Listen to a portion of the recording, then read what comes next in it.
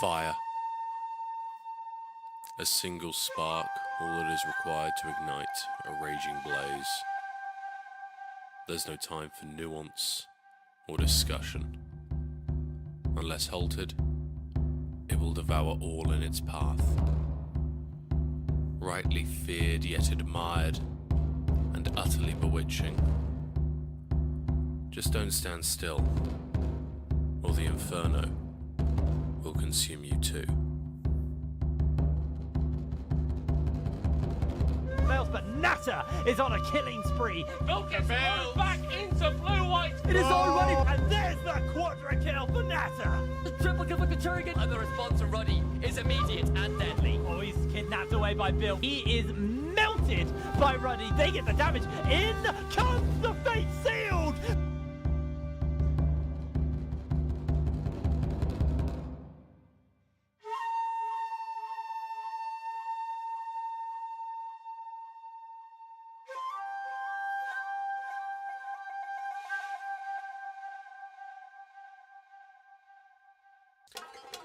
Ruddy set the NLC alight in the back half of the spring split. From an ember, they took over the league, only narrowly to fall to Lions Creed in the final.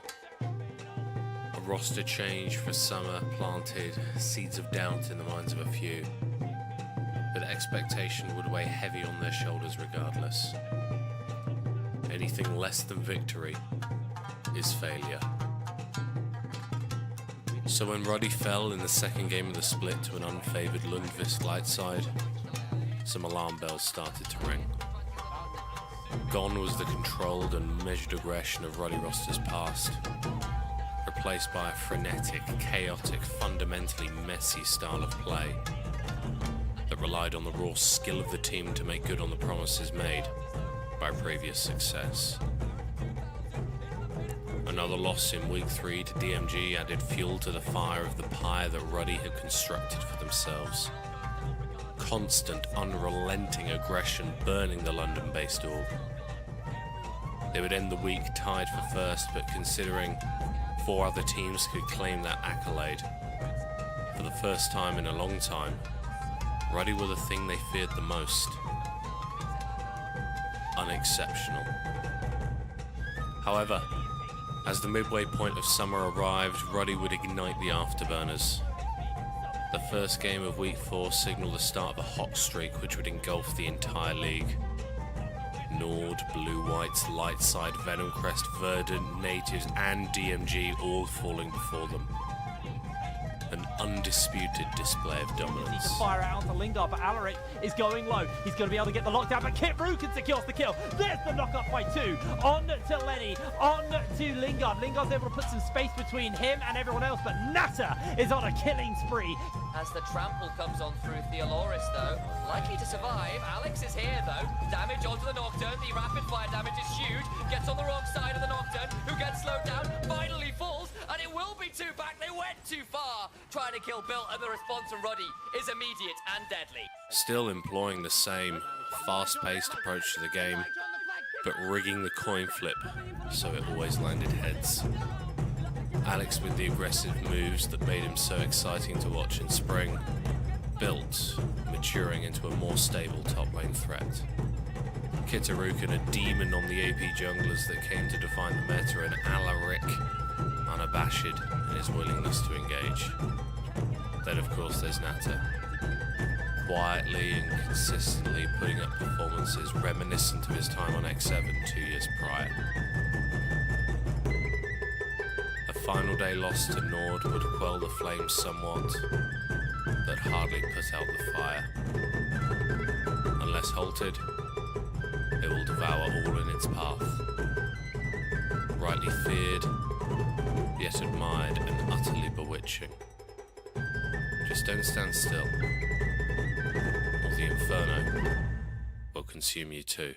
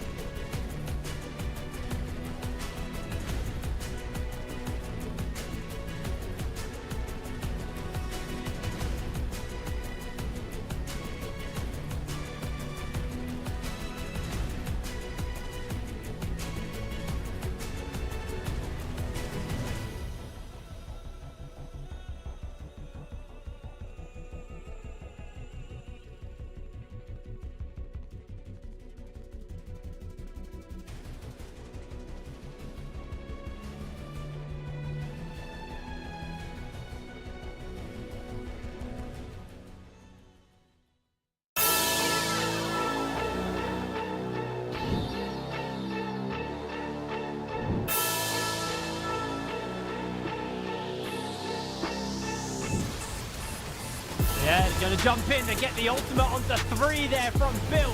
He's tanking towers. He's got like a double kill. Goes over to the side of Kit Rukin. That's gonna be the next one picked up by Alex as Fierce tries to jump in.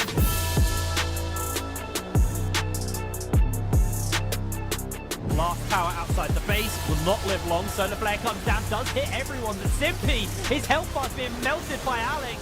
Look at the bullet time as well. Lenny will be cut down. Ruddy. That game number 3 looks to be a little bit of a mistake as Alaric jumps in forward, catching onto Lingard. They get the triple kill onto their MS. Taking them down for the quadra kill.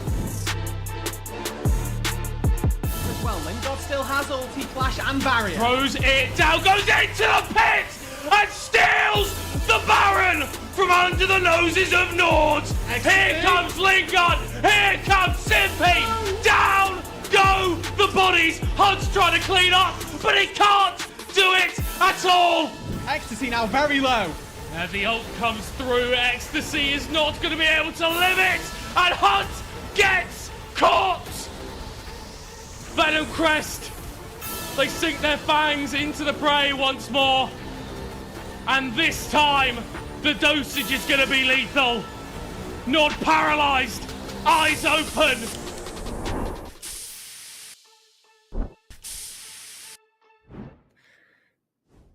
We've reached the top of the mountain. The throne awaits for the next king. Ruddy burned and consumed everyone during their path, while Venom Crest had to build their staircase brick by brick. Welcome to the finals for the Northern League of Legends Summer Split 2024. My name is Asherom, and I need the best of the best. So I need the guest, Kasang, also with Hip Brain. And there you go, Foxtrot for the desk. How are we doing, folks? Yeah, I'm good. Very good. I was surprised you came to me. You talk about the best of the best, and I was like, right, I guess I'll leave it. Whoa. Good thing we have Kasing here, though. How are you doing, Mr. Raymond? We haven't seen you on the NLC in a while. Yeah, I know you guys missed me a lot, being in usually the finals, but you know what? Here, I am actually at the finals, except with you guys. Haha. But I'm doing great. I felt a little bit of a pain inside of that laugh as well. So thank you so much for joining us. It will be lovely to have your input as well. And talking about joining in, we also have the caster, so we're going to be voicing the games today inside of the Rift. Well, it is Duckling and Veteran. One is really knowledgeable about the game, and the other one actually says he won an NLC Cup. I don't know. Veteran, do you want to talk about that? I'm a one-time NLC champion, right? I've stated this multiple times on broadcast. I was a part of Tricked when they won. Probably the biggest underdog story in all of NLC history, might I add. A roster that wasn't predicted to finish, beat both the academies, like Fnatic Academy and Excel. So yeah, I'm very proud of my goodness. You killed your color caster. Look at him. He's already defeated. You didn't even start today. I thought I was going to be casting a middle cop. Oh, that was an update. Sorry, Veteran. That was an update on the bracket, and sadly we couldn't get middle cut on finals. Just I apologize. Every day. I mean, I'm happy to be here. But life can be consuming. I understand. Sorry, man. Let's toss it back to the desk. Hey, good luck, Duckling.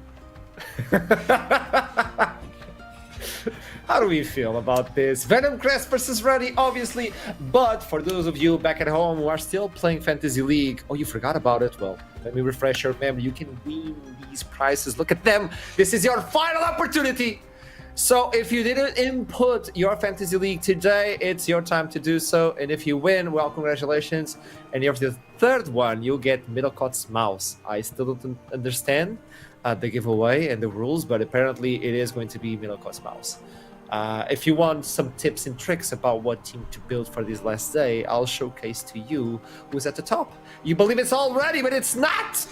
We got a switcheroo. Lenny and Fierce showed up out of nowhere. Welcome. After their game versus Nord, obviously they got a little bit of an attention. I was waiting for Simpy to be there as well, but we'll talk about Simpy later on into the show. Don't worry about that one. Now, let's talk about the real deal, folks. I'll let you all three just relax a little bit. We're now going to introduce the topic, Venom Crest versus Ruddy, or I would say Ruddy because they were the ones dominating the entire split. Yeah, this is this series, I'm gonna be real with you. I'm optimistic for Ruddy here. I think this is honestly we saw them play this very matchup at the beginning of the playoffs, and Venom Crest got wiped. I mean, they had like one game where I think it looked like it was maybe gonna be a Venom Crest win, and they fumbled the bag real bad there. I've predicted this to be a 3-0 for Ruddy once again. I'm surprised Venom Crest made it this far, and I mean, I don't really want to be digging in Venom Crest. I think that's mean, but I thought the two best teams in the league were Nord and Ruddy. Venom Crest, I have to admit, I'm very impressed that they've made it this far. I'm really happy for them, but I think once they get to this, I think this is like the hurdle they can't get over. Ruddy just look way too strong. I'm looking at you, folks. Yeah, tell me, Foxtrot.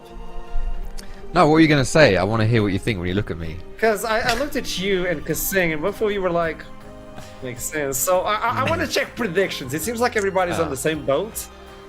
I thought you were going to call me handsome. My bad. You are really Yeah, handsome, 3-0 for Ruddy. That's it. That's it. I'm Jake and I both slammed that down. What's Kasing gone for? You're not doomed, mate. I've ruined my score. Okay, I was on 0 coming into the playoffs, and now I'm like plus 20 or something. It's terrible. I hate it. I've actually got some right. You've done all right here, but like, let's be real. You've been ass at predictions. Ass? What are you talking about? Bro, do you know how hard it is to get 0? Like a flat 0 after betting on every single game. That's more difficult than winning the whole bloody thing, which I did last split, by the way. So, what can I say? Onwards and upwards for me. But yeah, it seems you and I are pretty equal on this one, though. Because do you think it's a 3-1? What do you think is going to be that one game that Venom Crest can take? When Venom from Crest, you know, just win a lane and just snowball from the game, you know? It's just how it is, right? With Venom Crest, the way I see it is, right, when they have like a strong top side, I think when they do play for it and actually get like a meaningful lead, they actually do well, in my opinion. Unless they, you know, suddenly decide, you know what, let's not win. Let's just give them the win. We don't want it. But honestly, the fact that Venom Crest 3-0 Nord, and I kind of rewatched a bit of the replays of when they played, and honestly, they looked pretty clean. Like, I don't know, maybe it was just today, maybe they just ate something good, you know, like, you know what, guys, let's have my good cereal today, not the other cereal. You know what I'm saying? I like it. Do you have a good cereal? What are you talking about? You don't know about a good cereal. Is that cereal? Guys, you don't know the Special K. Special K. Mate, that's That's good. It was until, let me tell you, they made it too sugary, man. They've changed it. I swear have they? It used to be so nice when I was younger. Where are we going? Where are we going? That's why it's a special one, guys. A special cereal. We have a special match today. We have Venom Crest versus Nord. So let's introduce to you the teams. They have already fought before, and let's keep it in your minds that out of 6 games, only 1 has been won by Venom Crest so far. And it was that one that Kasing was talking. I don't know if it's going to happen yet again. I'm the only one predicting Venom Crest. I'm like, you know what? Go all in. I took a Foxtrot. Like I was like, I need to deliver the Foxtrot. So I believe in you, Fox. I'm loving the fact that we have only 4 player pictures out of the 10. We've done 4 out of 10. We're in the final, and we don't even have a pic. I don't know what anyone from Ruddy looks like. I have no idea. I know what Don I've Jake only looks like, seen but built once, and to be honest, I'm not sure that was not a paid actor. So I don't think it was him. I don't think it was him. I still believe the entire team of Ruddy is just ChatGPT premium mode. I'm just saying, I don't know. Find pro player picture. But let's talk about Ruddy and their path to greatness, how they got here and how chaotic they can be. Because when I look into this team, I feel they like thrive on chaos itself. How do you folks feel about Ruddy? I think they are the kings of chaos, and a lot of it just comes down to them being so skilled. You don't need organization. You don't need anything too fancy when you are simply 5 players just going crazy on the Rift. You know, like we can look at some of their stats as well, which I'm sure we'll do later on, and you can just see their damage stats, their kill participation, all these kind of things. Like they just go onto the Rift and they just bulldoze everyone. Like you don't need to really make it any kind of finesse, which I will say is a slight worry of mine moving into EMEA Masters, because they will not be able to just skill check everyone like they have done here on NLC. I do think though when it comes to Ruddy, it's chaos, but it's controlled chaos. I feel like it's not like they're just rolling down a hill randomly. It's not, you know, the cheese wheel chase. Like there's a game plan. They go in and it is chaos, and they do thrive on that, but there's always a level of control from Ruddy. And that was also the big thing that we were talking about, and I brought up multiple times throughout the season, was we didn't really see that much macro out of them.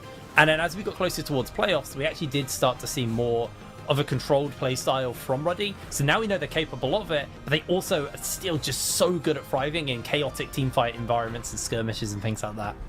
It's actually quite interesting that you mentioned about the whole controlled playstyle, because this is something I also noticed too. I literally watched like 2 random games of their regular split, and then I looked at their playoffs, and actually I felt like they understood, you know, the mid-prow, the vision control, understanding that there are steps to actually go forward. Like, I'm pretty sure that maybe Nata is the one calling for this, because obviously I played with Nata before, and honestly, long ago, you know what, he was a bit quiet, but I recently played with him in I think before the split even started, actually, because I was just, you know, having some fun, helping out my boy Don Jake, you know, just helping him with some scrims.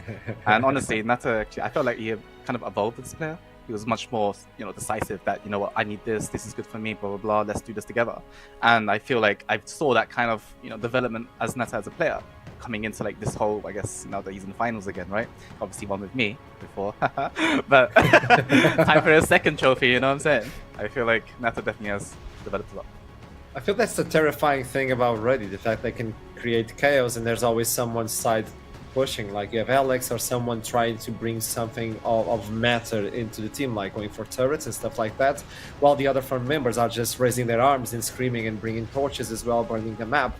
It's a weird chaos, but it's an interesting chaos, and if you don't know how to play versus that, what do you do? And one of those members, in my opinion, is like Iturukan at the beginning of the game, which is like the jungler that has been dominating as well. Look at this. Like, this is... What do you do with this? Bloody hell.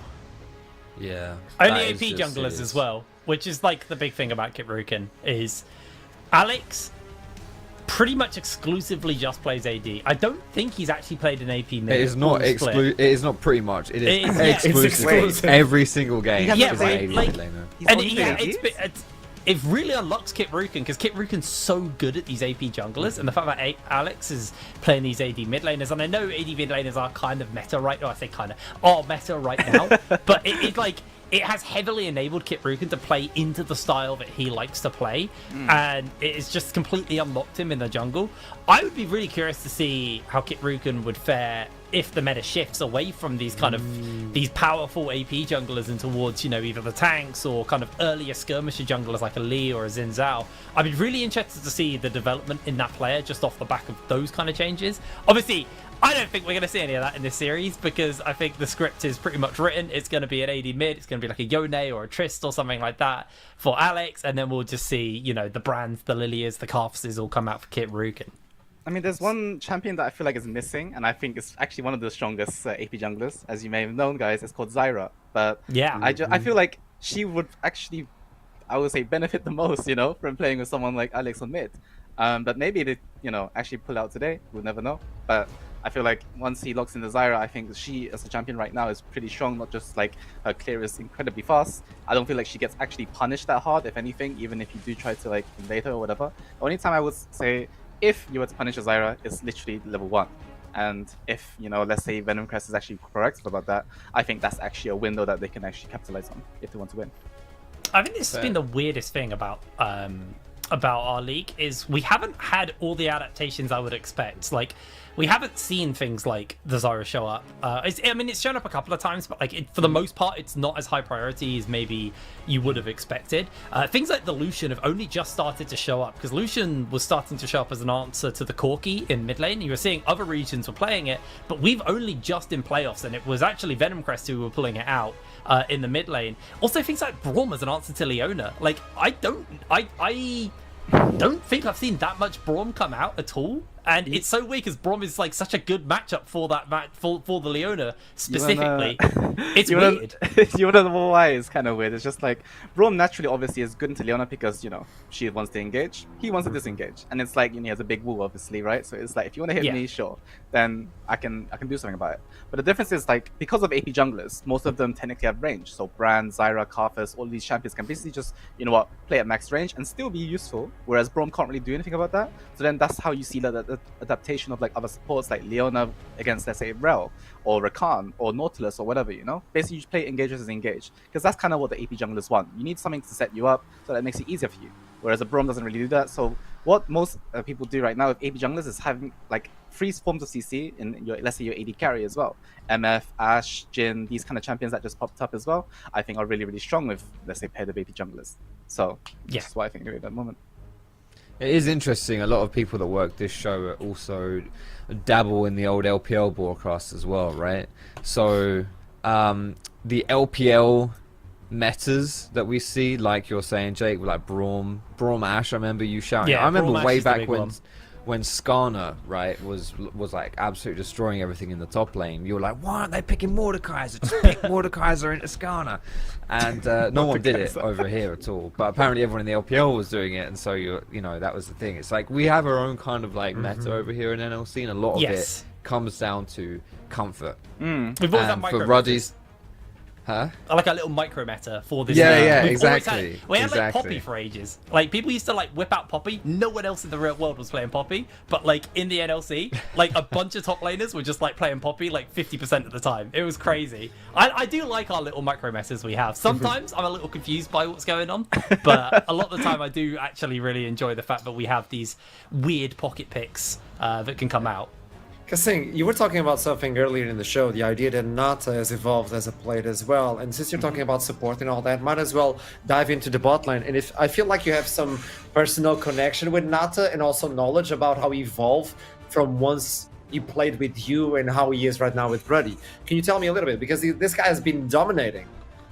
Yeah, I mean, honestly, one of the key things that I remember wanted to improve with Nata was basically our laning phase, because basically, you know, how every bot lane is, you all start from somewhere, right? In terms of, you know, he has his own knowledge of what should happen, I have my own knowledge of what should happen, but in the end, what should happen in bot lane is just having a compromise of understanding your matchup together.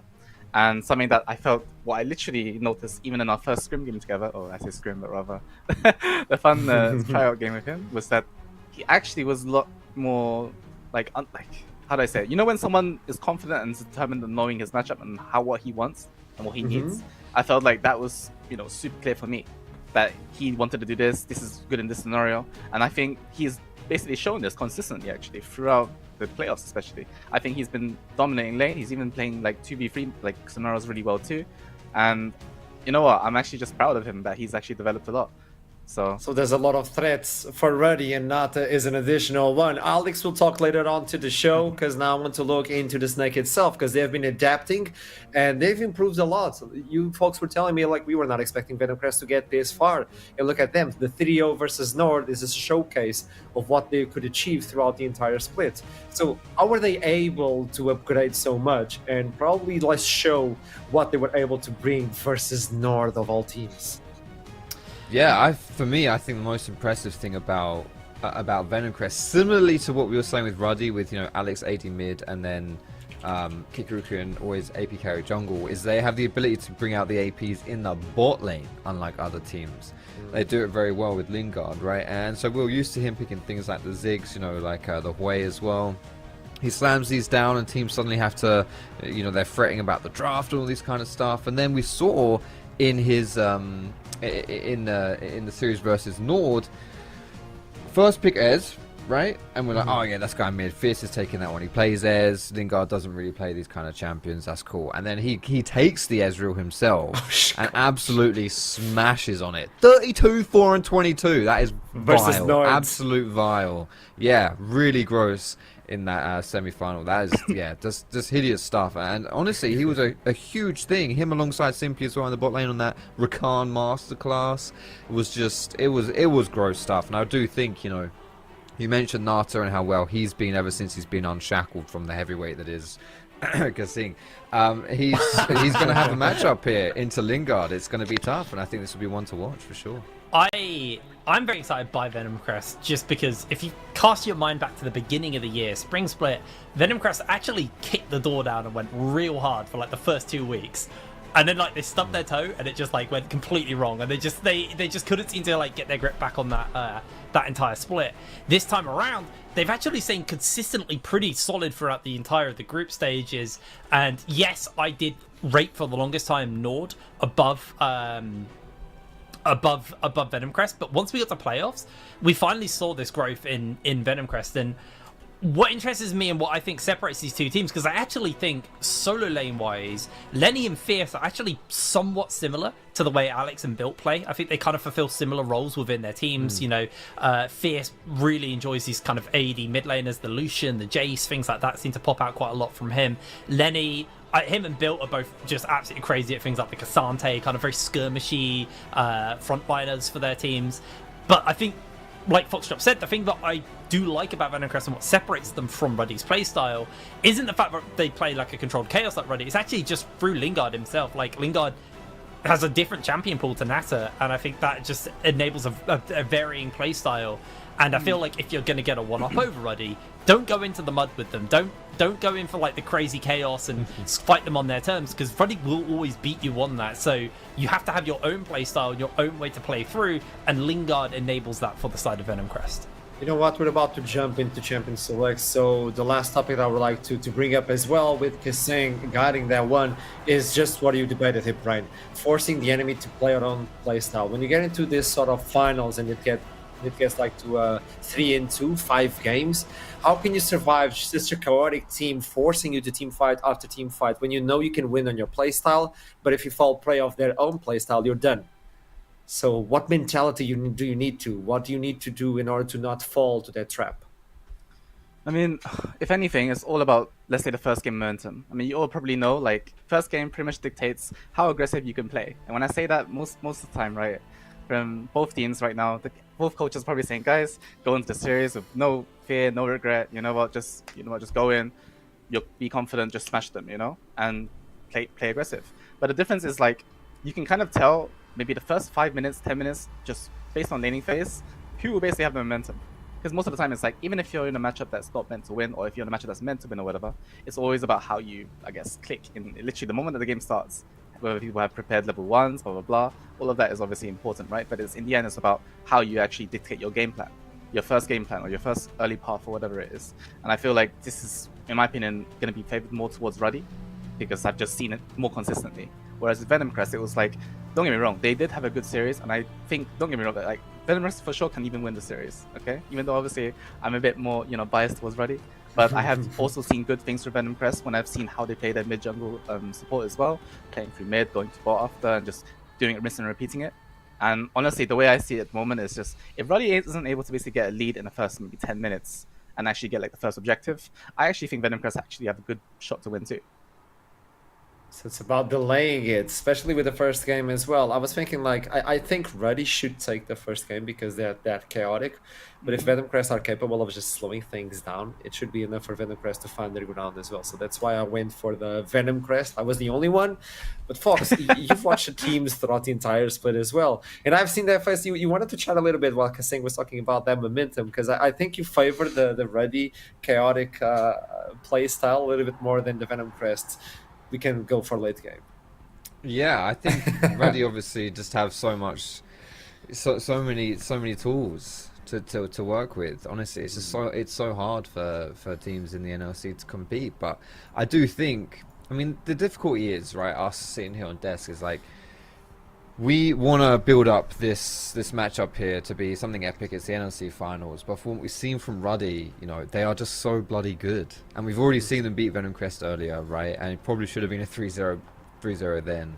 But I will say, to be honest, to Venom Crest's credit, they've already defied our expectations once, right? Yeah. 3-0 versus Nord. I don't think anyone really saw that coming.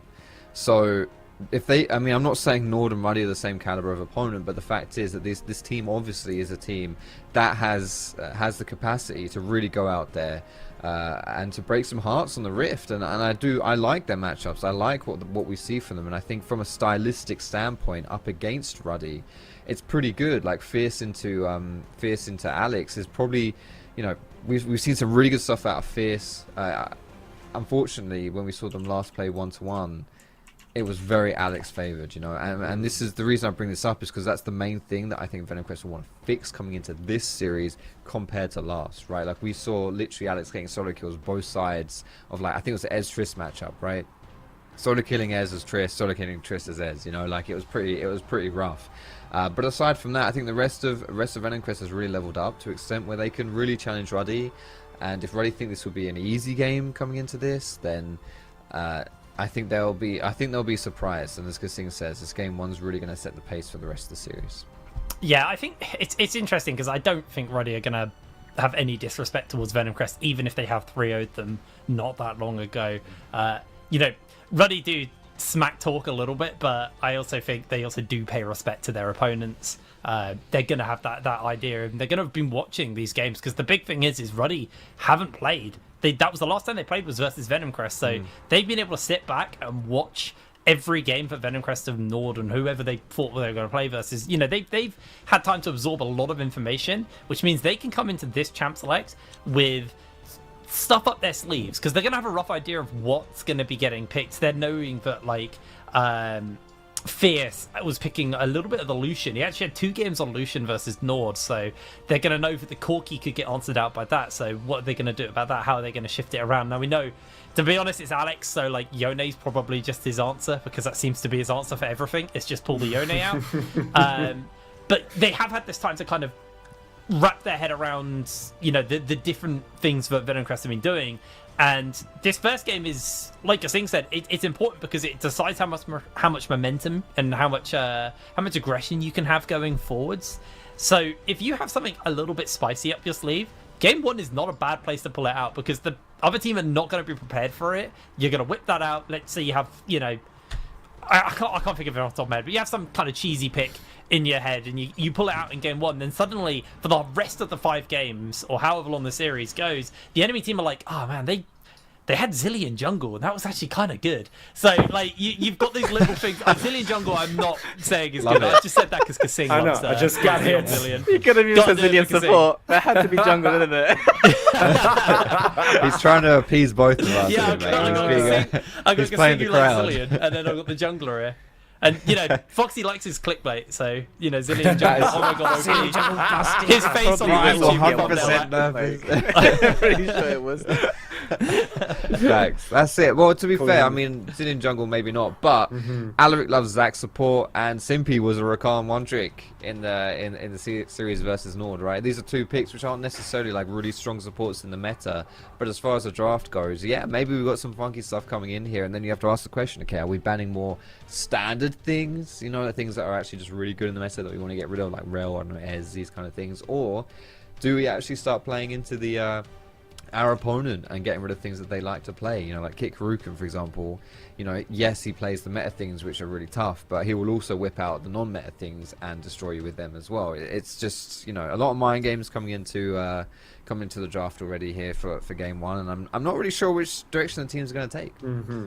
I mean, the funny part for me actually right now, because now that you mentioned it, right, with the whole Venom Crest, their game plan and pretty much what they want to look for, I feel like, based on all the drafts that I've seen, I say, okay, when I say this, guys, I'm not going to say he's actually, or can only play that, but their jungler, Mr. Theo Kakas or something, he plays a lot of utility junglers, okay? Not the DOG word, okay? Because obviously a lot of people like to say that word too. You just play for your team. It's basically just, there to help the team carry.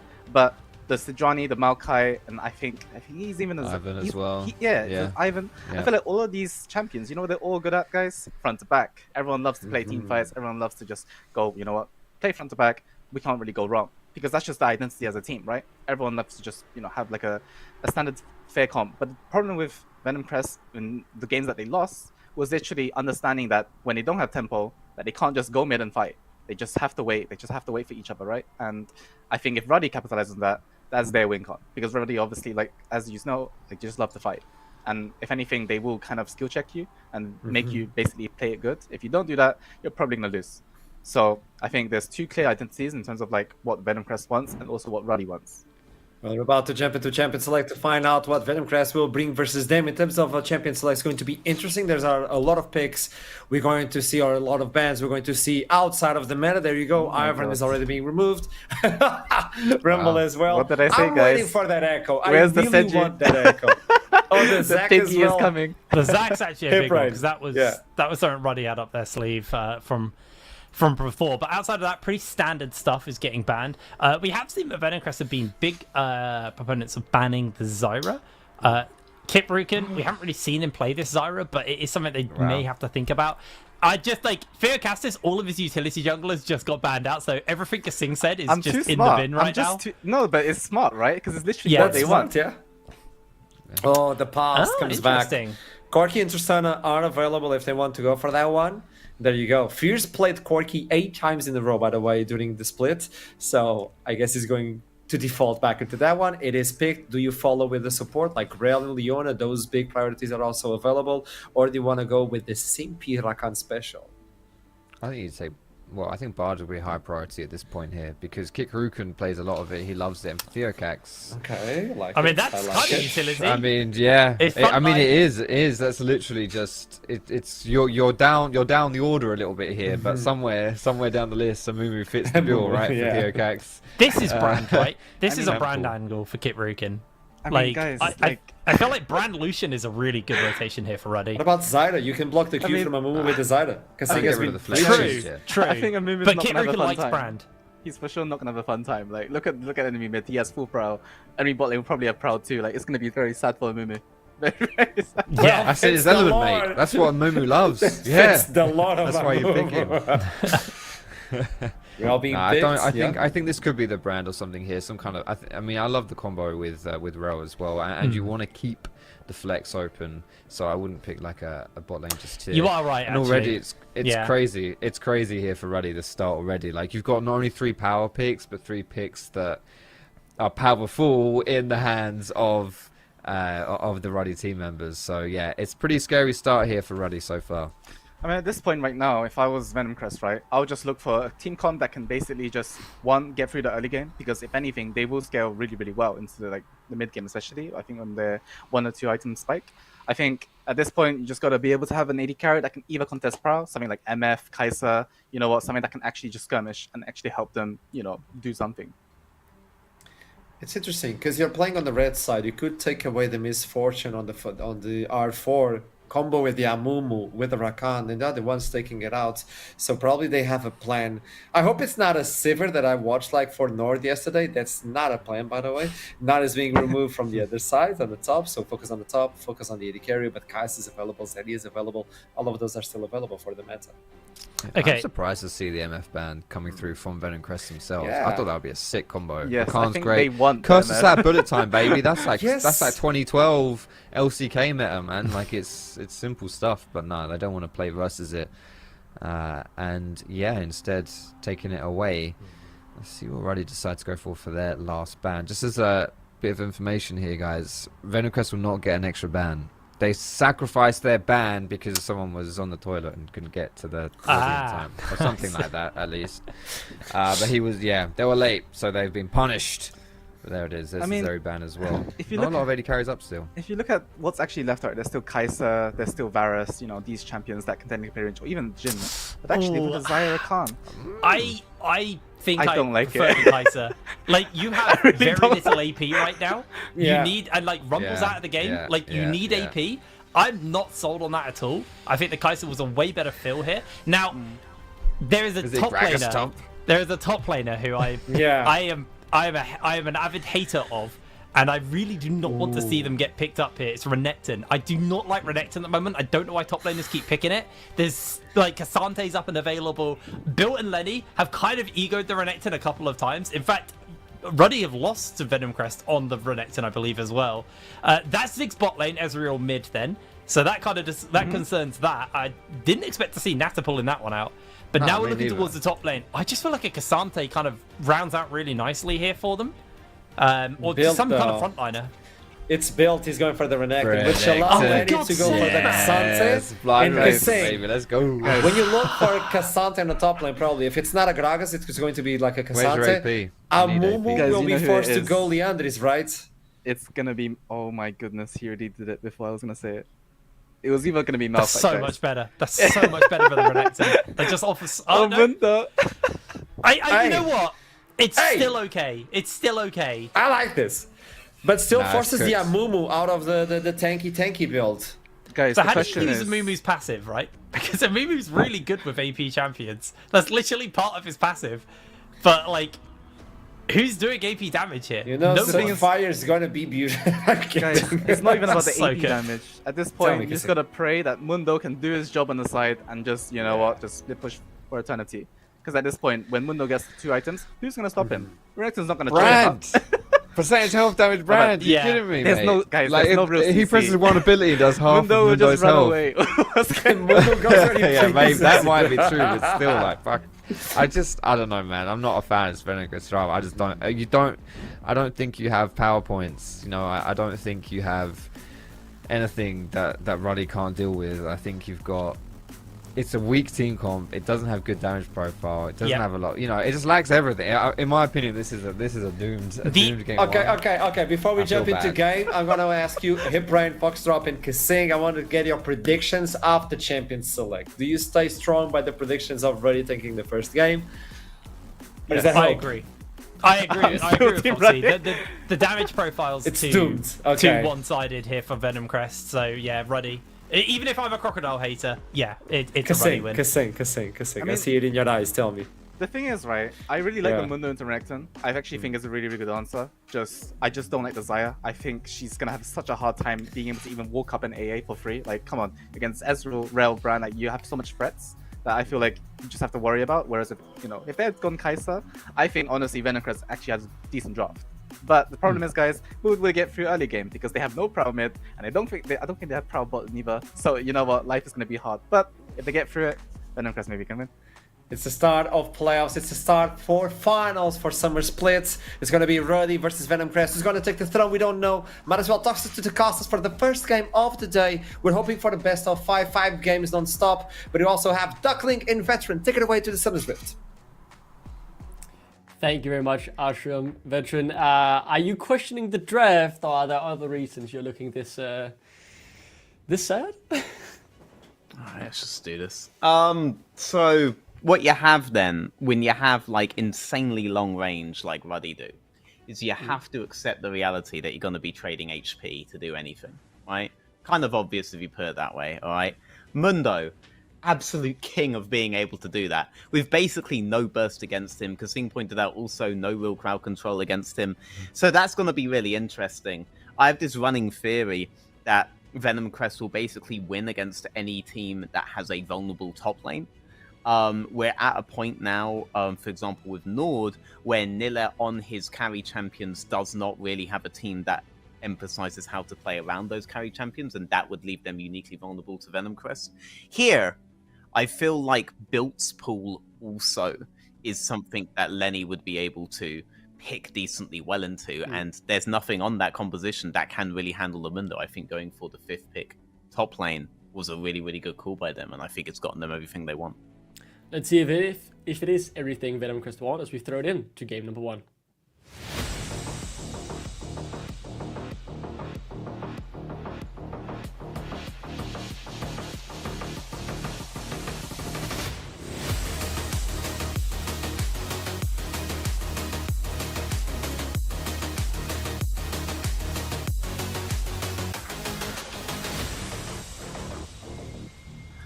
Welcome back, ladies and gentlemen, to the Rift for the first of potentially 5 games today. It's the grand final. Both of these organizations chasing their first championship title here in the NLC Division 1. Many of these players yet to add a trophy to their cabinet. Looking a bit like Tottenham Hotspur at the moment in terms of many of these players. Not much to talk about in terms of trophies, but that will change today for one of these teams.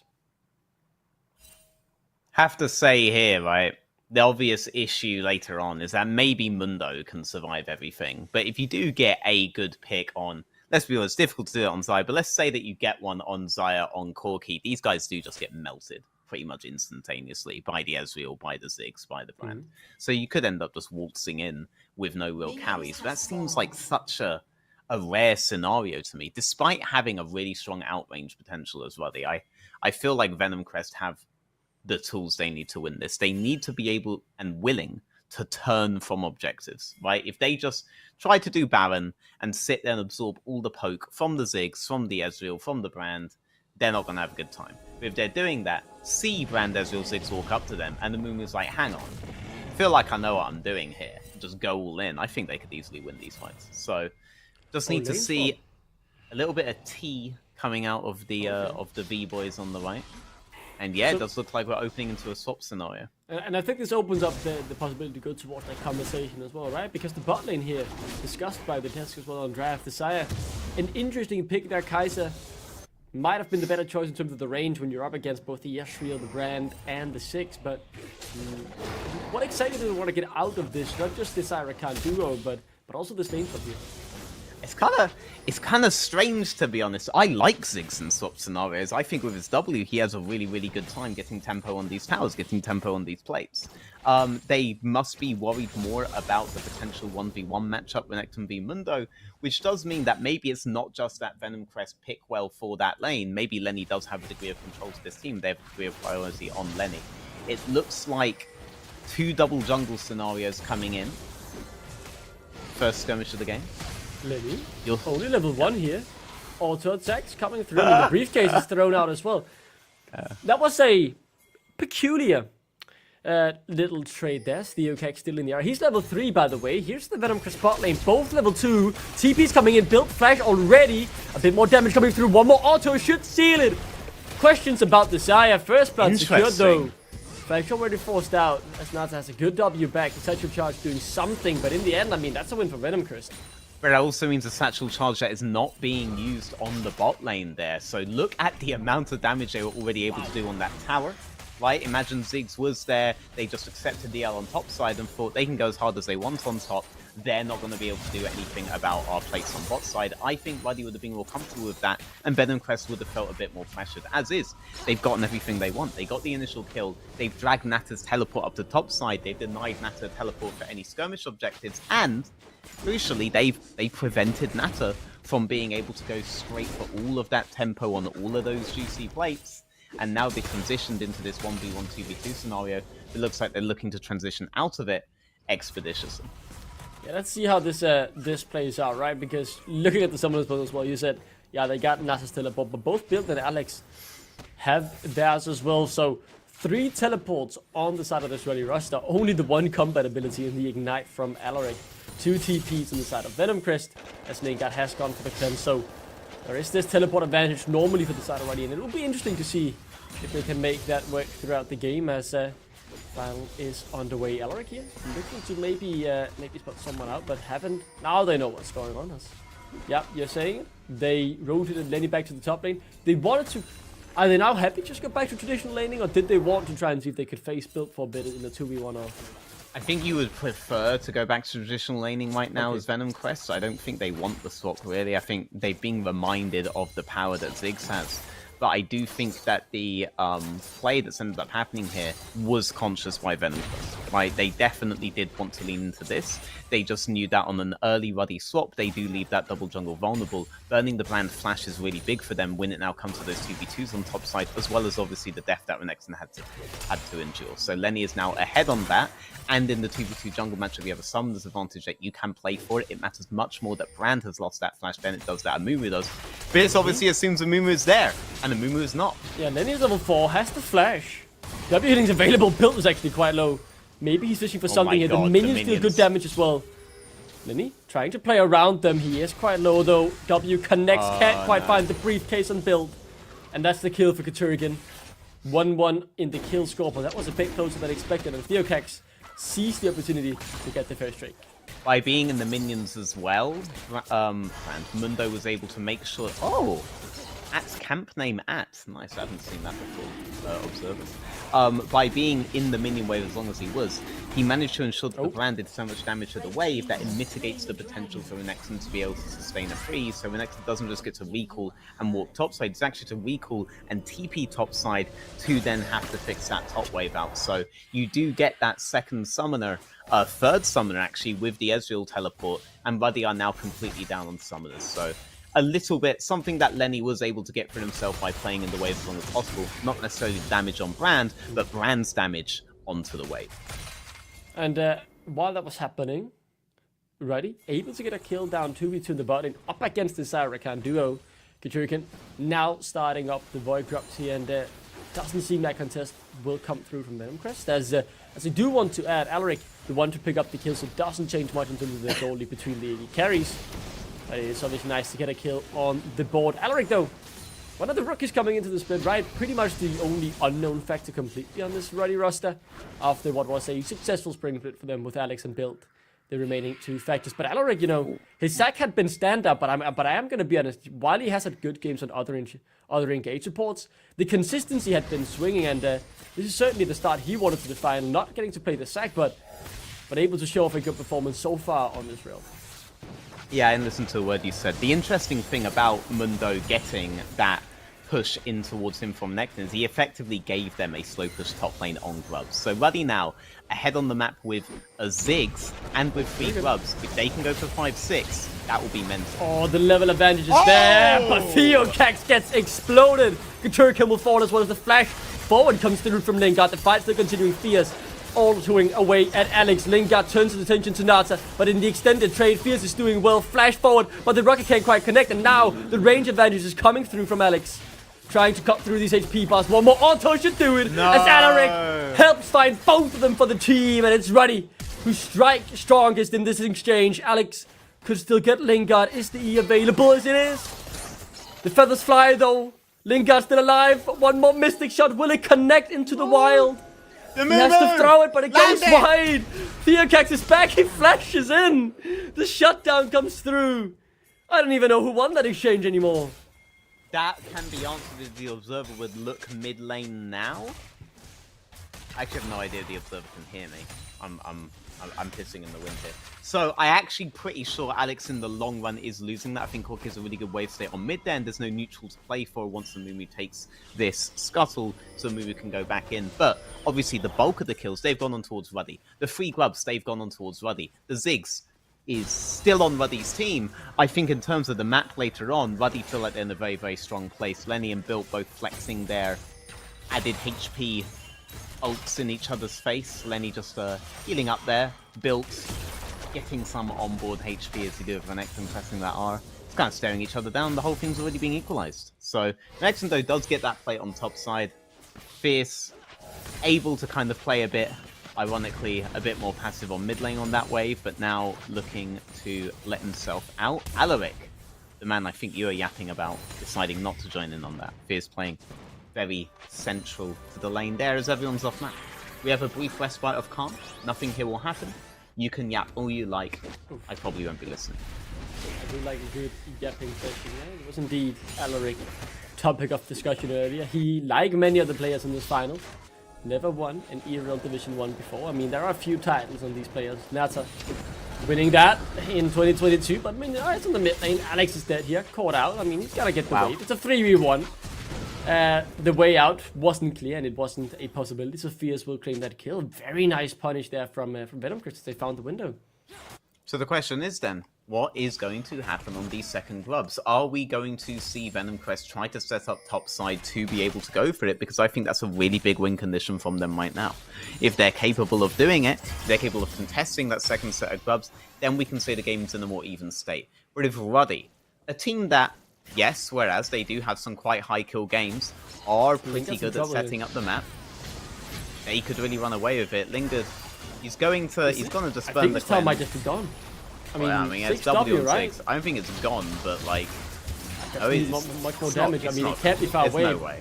They want to fight for it. Surely it's gone. Oh my god, that is so gross, man. With plates as well. That is disgusting. What a champion. They just turned the whole goal difference, by the way, between the AD carries. That's actually crazy. That is ridiculous, man. Do they even need those? I'm overrating these Grubs, man. Do they even need them if they just have Ziggs alive on every just fight? Bro. That's the just thing. 6. Yeah. This Ziggs is going to be a problem. Playing around the map's going to be a problem. The only way Venom Crest can solve that problem is by fighting. They can't allow extended sieges. They can't allow extended map trades. They can't allow those swaps that they went for level 1. They have to match Ruddy, except that they're essentially always de facto playing behind, and from matching Ruddy, just engage in them. Give them the 6 Grubs, don't give them the 6 Grubs. I feel like the map play, once we hit mid-late game, is going to be roughly equivalent. 6 Grubs, yep. Secured here for Ruddy. Yeah, I think but second Drake. Second Drake, yeah, that is, you know, trading these neutral objectives. Stats. But that's I genuinely, stats, right? I don't want to see 6 at turret. Just to see what Nata can do here. The damage as well with the auto attack to the passive. Yeah. It's so much. Ruddy quite clearly want to force this turret down. Katurikan and Alaric both in the area. as Lingard No, desperately trying to clear the I- wave. But I'm pretty certain, Nata, if he just stepped up, one big auto, summon some void grabs, he'll be able to get it down with a W in a few seconds. But, you know, playing it safe, doesn't want to overstep. Good damage on Lingard, though. And that might open up the opportunity to get it on this very next wave, because Lingard, no TP. I think he has recall here. As a big tempo enjoyer, I've abused this in competitive as well. And another big, like, if you remember back in 2018, actually, Vitality were really, really good about using Ziggs on bot lane as well, because they also were a team that enjoyed playing really, really hard with tempo. This is the great map champion if you have a smart team, and a bit of disrespect that you have to leverage on your opponents for it. Well, yeah, it's gone. What Ruddy are assuming here is that if Venom Crest do go for those fights, they're not going to attack them at the angles that they need to get the engage. They want to kite back with the Ziggs, kite back with the Ezreal, right? Pray that the brand is not mispositioning, and they can just kite back off of their tempo advantage, reset. They'll always have the map in their favor. So there's always a timer on Venom Crest. On every single one of these rotations, there is a timer on Venom Crest. They need to find engages, they need to find fights. They can't play slow. So yeah, talk about finding fights. It's Ruddy that's found this one. Simpy caught out clearing a control ward. Yeah, don't do that. Yeah, don't get caught like that. Yeah. Certainly wouldn't want that in a final, right? There's Theo Cax around the area. Nata, I mean, disgusting on the 6-man. That is absolutely horrific. The only one to have... split wonder. The Right one there, split Nata. wonder. Is that what Yeah, you this want guy. to crown Nata? Yeah? I mean, Well, I've maybe hold on. Flash I've called him this since day one NLC, this split. If he wins the split, though, is he still at one split wonders? Yes, because he wasn't in spring. Yeah, but I thought you were talking back to his X7 days, you know? That was also a one split wonder. He was also one split wonder in there as well. I'm pretty certain, right? 99% sure that if he wins the split, he will have a 100% win rate in the NLC in terms of winning championships. Yep. And that's obviously a very impressive statistic. Yeah. He is also the only one in this final that has actually won an ERL Division 1, Simpy. One of the veterans in this series, caught out once again. This time, though, the Rakan shows his abilities, able to get out to safety, right? So There's another AD carry that has a 100% win rate in singular splits in NLC. Okay. A man that you carried to his first trophy in boxing. Ben Voxley, very good AD carry, sadly not in our league anymore. Reverse sweeps twice. Do you know reverse sweep twice? Yeah, I mean, he is the monster of reverse sweeps. I could go into a long conversation about that. But as he isn't in this final, you know, a lack of Danes in this final is actually a real trouble for me. Before this Herald pops off, do you know where he is now? He's in the LVP as far as I'm aware. Is this Herald? Nope. Go into the He's in, oh yeah, he's in Matchgo. He's in Matchgo. Yes, they just had a perfect split over in Matchgo. And do you know where Lucky is? Oh, Lucky, yeah, he just NNO Prime. Yeah, he just in NNO. Yeah, they just got their first 5-game win against Koi. So your boys that you carried apparently back in the day. No, I didn't carry. I was a part of it, and a part of this final is about engages as Venom Crest continue to look for them. I knew you useless. I will say, I do have more NLC types than you know. Yeah. I've actually 100% split win rate as well, right? I only was on trick for one split, so just as good as win rate as Nata. Nata, though, looking to make that statistic more impressive here today, right? Ruddy, Venom Crest, both chasing their organization's first Division 1 title. Alex built in this exact scenario just last split, 4-3-1 to Kasing, who's on the desk now, and Lion's Creed. They were underdogs then. I think it's fair to say this time coming into the finals as favorites, one of the two team favorites coming into the whole split, I would say. Ruddy and Nord looking the two strongest on paper. Venom Crest, a pleasant surprise all the way through, but they went from fighting for playoffs to becoming one of our top teams just towards the latter half of the split, really starting to step up when it mattered most. Back-to-back finals for Ruddy. That is a level of consistency with that organization. Especially that it isn't just on a consistent lineup, but they did build the lineup here around the player who has become meta, right? Alex was very dependent on these AD champions last split. They tried to expand him in towards Orion and stuff, but there was always a degree of lack of comfort there. Alex, though, being able to be completely comfortable this time. Venom Crest have to engage. They can't have these slow fights. You see how much poke comes out. Only Lenny can really handle all of this poke. Lingard, buddy, you don't want to get hit once more there. Yeah, so let Lenny absorb, but Amumi needs to get in there. Yeah, Theo Cax and Simpy, those are the two guys I'm looking at to find the engage. Soul point here for Venom Crest.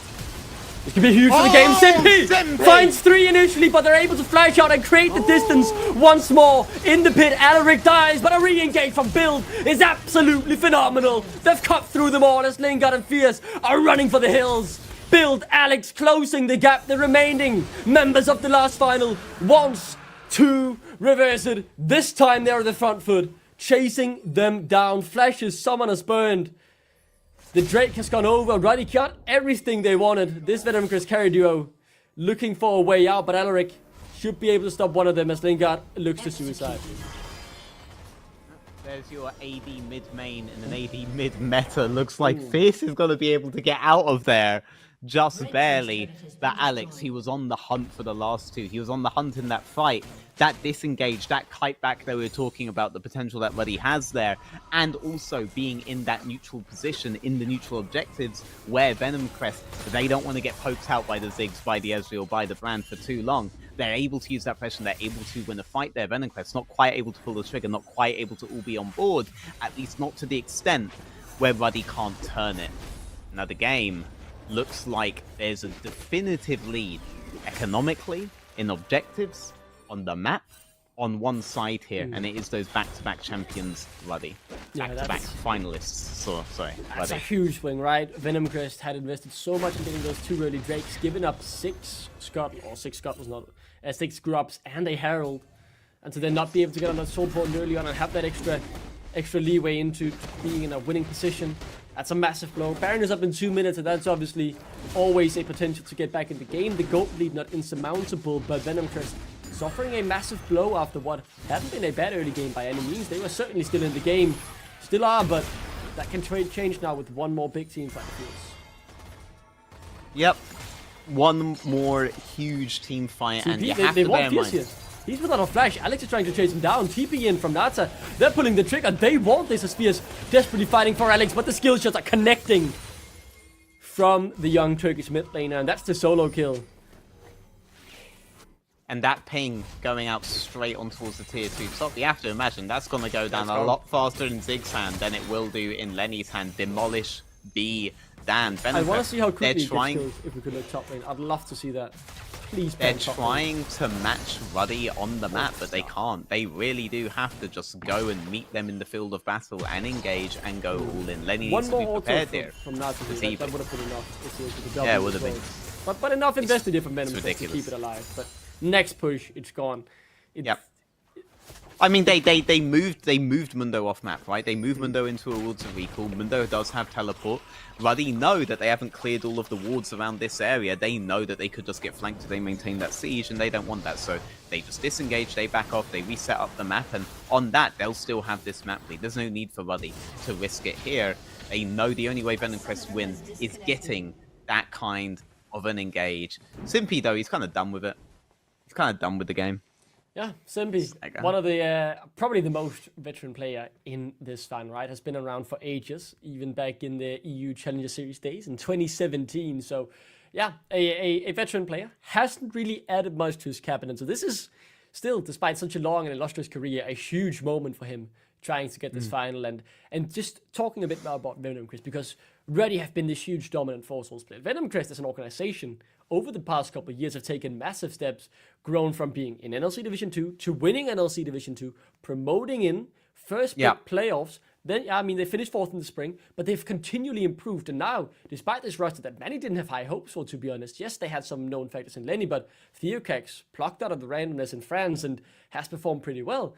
They're now battling for their first title, and this upward trajectory they've had in the past 2 years have been nothing but incredible to see from an organization that have, fought their hard way through the lower divisions of the NLC. They were also big underdogs last split as well, right? Ruddy have put up really strong lineups 2 splits in a row, but Venom Crest have pulled up really unexpectedly strong lineups 2 splits in a row that nobody was really saying, okay, this is looking to be a top team. The Venom Crest from last split, they were at the top of the standings for a long time.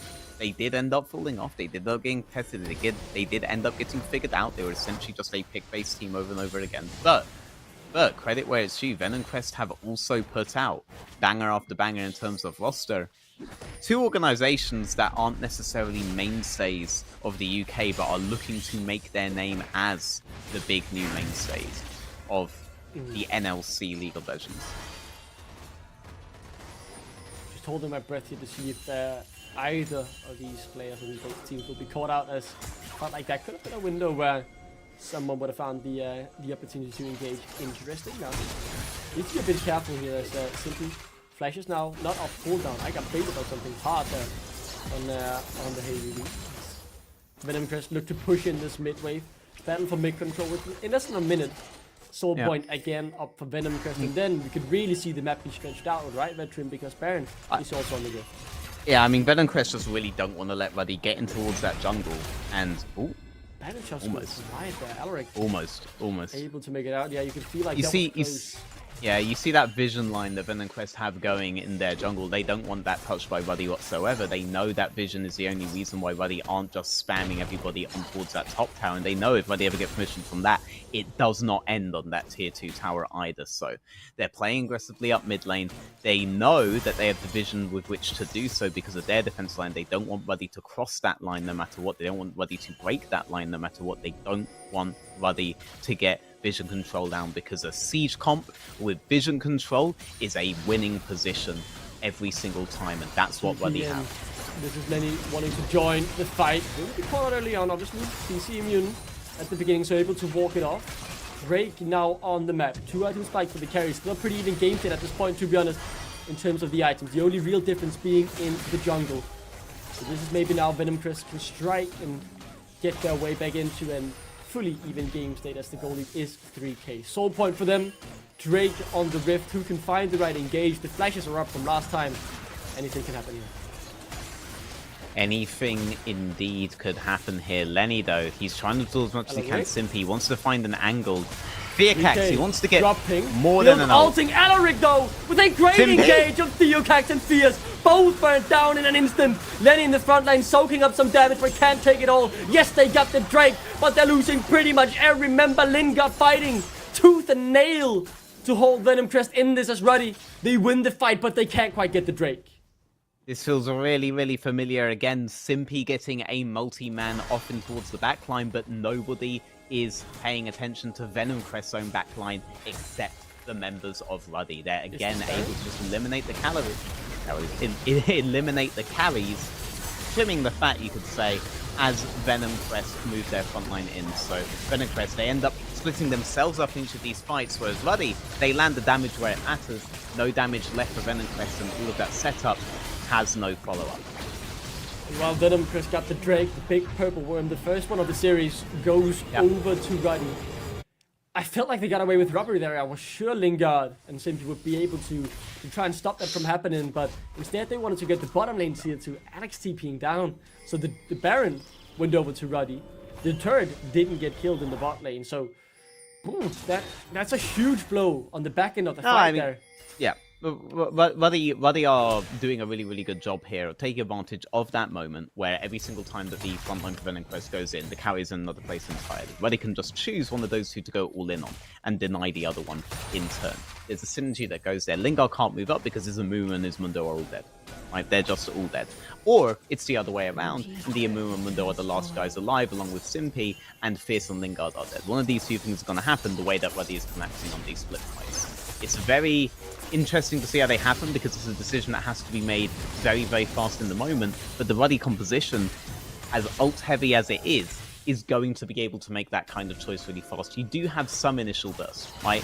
They're not a burst heavy team, but they are when that Zigzag comes down, when that Ezreal R comes down, and that Brand R comes down on top of it. That is very burst heavy, and they have just been ending these fights at the start through it. Pushing out towards the tier 2, these turrets will fall quickly. Theocax finds the engage, and it's on to Couture again, and Simpy. Nice follow-up, the charm is there, but they got what they wanted. They've stopped much of this engage, or much of this siege. TP's now towards the mid lane from Fierce. He wants the tier 1 in the mid lane. Yeah, the Brand by far the most vulnerable member of Ruddy, the one big low mobility carry on that side, but the Ezreal and the Ziggs, that's a much harder task for Theocax to be able to land on. Simpy's being able to do it, but only at the expense of splitting his team apart in those crucial fights. Alex 4-2-7 right now, with the one big bounty on Ruddy. Having a really good game here, having a really good split, having a really good season to be honest. Like, yes, the playoffs, there was a little bit of a collapse at the very, very final hurdle last time, but this game, he's off to a great start. This finals, he's off to a great start. This is a man looking to win his first NLC championship. What a year, right? For not just Ruddy as an organization, breaking that 4th place curse, but remember where they were just a few weeks into the spring split. They were pretty much down and out, discounted, the roster wasn't going to plan. Alex and Build, they showed their potential, but they were too inconsistent. Had a good game every now and then, but multiple bad performances followed. And when Wolverine came in, things started to turn. They barely scraped into playoffs with a beautiful miracle run. Running all the way to the final as underdogs. Simply couldn't beat Lionsgroup, the powerhouse of the NLC is Simply. Now caught out. The Rakanto slippery and able to get out. But Ruddy, they regrouped, they rebuilt, and Alex and Build still having those great performances. Still, every now and then, the inconsistency shows, but they are way more consistent than they were before. Like, the steps they've taken throughout both spring and summer have been absolutely incredible. And Ruddy coming in as favorites, not just for the split, but also this final. They can really feel like this is their title to win, their championship to take, the first one in their organization's history. That indeed is true. A lot to play for, but it's been a very slow victory from this point, despite how fast the Ziggs can take these towers. That top tower took a while to get down, that bot tower still isn't down yet, and the map has remained fairly static, and this is with Ruddy grabbing those Barons, right? So there is signs of life here. The threat that Venom Crest have there is clearly present, not necessarily in high amounts of kills, but in the threat that Ruddy are feeling and the incapability of Ruddy to commit to their map-based playstyle and try to eliminate all of these structures. We've been in this phase of the game for a while, even though it's never really felt like Ruddy has been losing out at any point. They just can't quite commit to that ending, and look at that take. Finds Kiturigan. Theokex though pretty much gets bursted by Alex on the side of the fight. The True Triple Barrage goes wide. This is the soul potentially. But Venom Crest and really Theokex is solo. No flash as well. The Drake now started up by Ruddy. They know exactly where Theokex is. It seems like Venom Crest are tucking the tail between their legs. And giving up that soul point here. Or not giving up a soul point, but not getting the soul this time around. They'll have to wait 5 more minutes at the least. At least, and what are they getting on the other side? Absolutely nothing. Maybe a blue buff stolen away. Yeah, Theokex trying to get some HP back from his own jungle, but this is not a Venom Quest that is primed to do and engage on Ruddy, and they just lost one big focal point that was allowing them to do so. Alex, he doesn't like how calm Venom Quests are being about the map right now, so he decided to pressure them really hard on that bot lane and potentially get that tier 2 on bot lane they've been angling for this whole time. As Mundo very far behind on the top side there. Venom Crest, once again, I've said this before, but they do need to engage. They're almost never going to be a spot in this game where they don't need to find and engage. They're in that position again. It's fairly dire straits. That bot tower is down. Alex is off map. Ruddy is off map. And Ruddy is like, we got the tower. We got the objective. Venom Crest didn't get what they want. Yeah, we're not getting that big decisive teamfight victory, but we are still getting victories. Let's do it again. Yeah, and we talked about it before, right? A very slow game here in terms of what we've come to expect from Ruddy. The chaos, and we saw it in the first game as well against Venom Crest in their upper bracket final. I think it was a 23-minute game. Kills all around, about a kill a minute, but again, the final, right? They've stumbled at this hurdle before. Not many serial winners on either of these teams who are used to just taking championship after championship. The only one to have won an ERL Division 1 is Nata. Many of these players have been in this position before, but have fallen short, so the pressure could get to one of them on both sides, to be honest. Must you constantly call all the NLC players here losers? I just say they're not serial winners. That doesn't mean they're losers. They know how to win games and championships. Not quite as Ruddy. Turn their attention to the Baron. Lenny TPing in here. Simpy could find the engage. Theokex no flash, but the bandage shot still quite a long range. Baron down to 8k. They want to keep it aggro, but they haven't fully committed to it. Alex now on the flank as well. As Fierce is pushing up the mid lane. Seems like the Baron will be reset. Yeah, the Baron will be reset. That's kind of a win for Venom Crest. Ruddy. He's keeping it aggro. Kiturigan forced to go gold here. This could be very bad for Ruddy. As the Drake, Baron Run secured. Theokex turns his attention onto Kiturigan, but Lingard caught out. Good flash away to buy the space. Alex and Build cutting through the carries of Venom Crest. Build falls as Fierce barely survives. The Qs and Mystic shots flying through them from Alex. He will not lose the final again. He wants his redemption, but Theokex and Lenny on the back end taking down Alaric. Lenny, he's untouched. He's full HP. This Mundo can't be stopped. The bandage toss, the CC chain. Fear It's oh so good. Alex, though, still alive as Fierce is back. It's the ace for Venom Crest and the Baron. That 3-2 split happened at the start of the fight once again. Venom Crest, they were split out. Their carries were vulnerable. Ruddy went straight on top of those carries. They were able to eliminate Lingard. They got Fierce out of the fight. But Lenny, amidst all of that chaos, wasn't just untouched.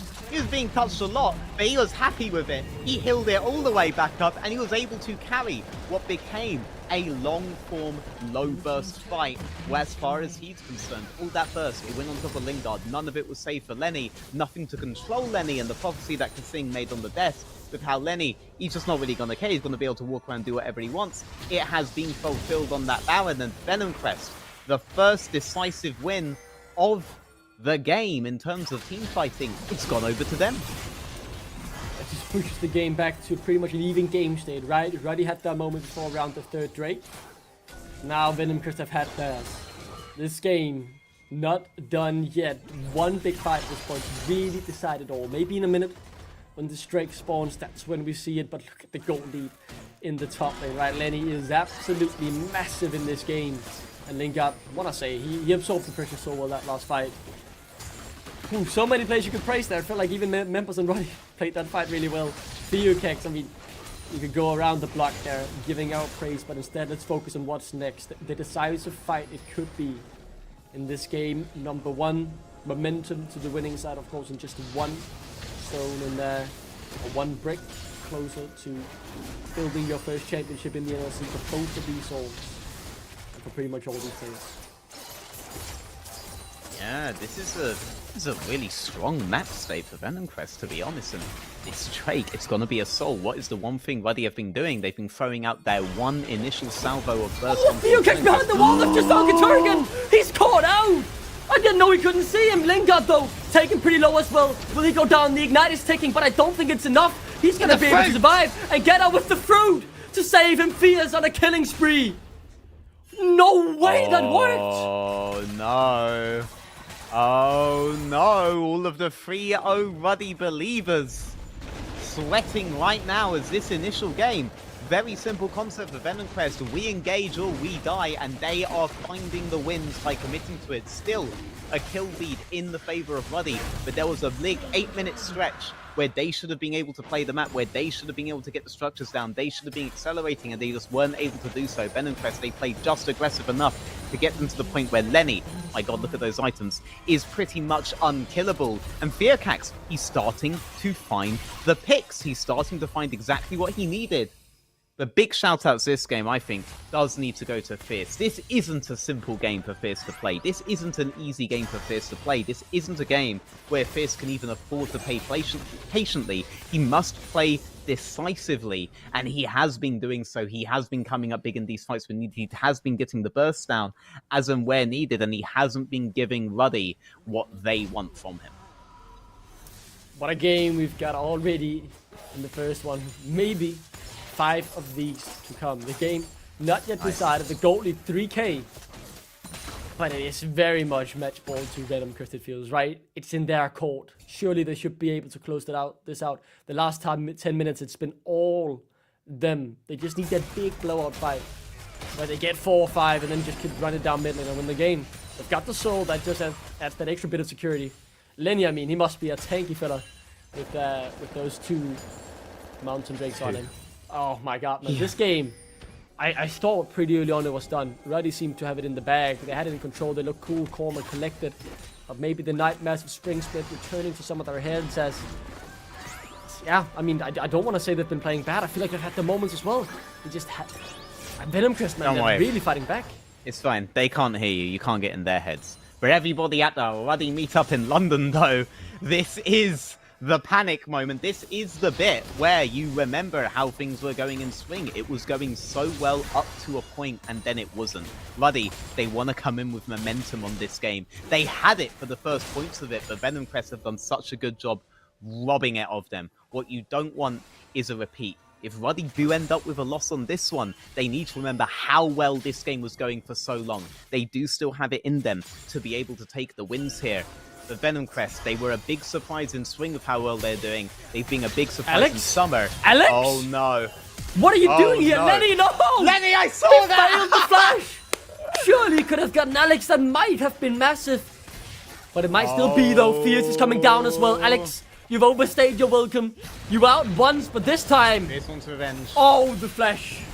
Yep. He's out. Gonna be out. He's gonna make it out. Fierce wanted some revenge there. Remember, Alex was absolutely having his way with Fierce on the side lanes and in lane at multiple points in this game. But the tables have really turned. What was previously a blue line moving further and further into Venom Crest has turned into a red line encompassing the map. Look at that vision coverage. Look at all of the minions. Look at all the lanes. This is owned by Venom Crest, and they're gonna take the Baron in their domain unless Ruddy do something about it. Ruddy do want to do something here. Alex has TP'd in. The Baron dropping quite quickly. I think it's just secured here. The engage is already going on, but they can't kill Lenny. They can't kill Simbi. Katurkan caught, taken down. This might just be it. As Alex, try as you might, but here comes Fierce to try and get him down. 3 members survive from Ruddy. This might not be game unless the 2 carries fall here. Katurkan's down. The TP's coming in. Alex, what do you have to say about the scenario? The flash forward, but they're not playing it. No, he's caught. Flash forward as well. They've gotten them all. This will be game. The nightmares are returning to Ruddy's faces as they lose the first game again. Ruddy, what happened as Fierce, man? Venom Crest. The decisive play from Fierce there, going all in, trusting his teammate and Lenny to do the TP flank. The coordination with these 2 solo lanes was there. The coordination with the 5 members of Venom Crest were there. They're able to claim game 1 against Ruddy. A game they were behind for large swaths of this game. It looked so over for them. But with the confidence they have in each members, they've pulled out yet another surprise, another Venom Crest surprise to end game 1. That feels like a massive statement. The fact that they won that game, especially after the first 20 minutes, Ruddy were pretty much in control while the goalie hadn't ballooned into anything insurmountable. They were able to play some good fights. Ruddy, they just seemed cool, calm, and collected. They were taking the neutral objectives. They were getting the gold from the standing towers, and that could be very pivotal in the series. It feels that game, not just a victory, but a statement victory at that. To be able to hold on for the pressure for that long, very impressive. The desk will talk more about it after this break, as I could happily take 5 games of this because that first one was a banger.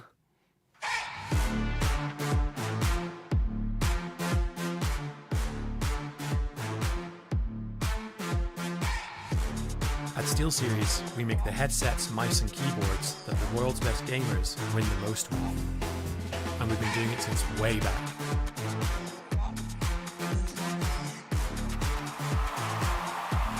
It's up to you how far you go, but whatever you do, go for glory.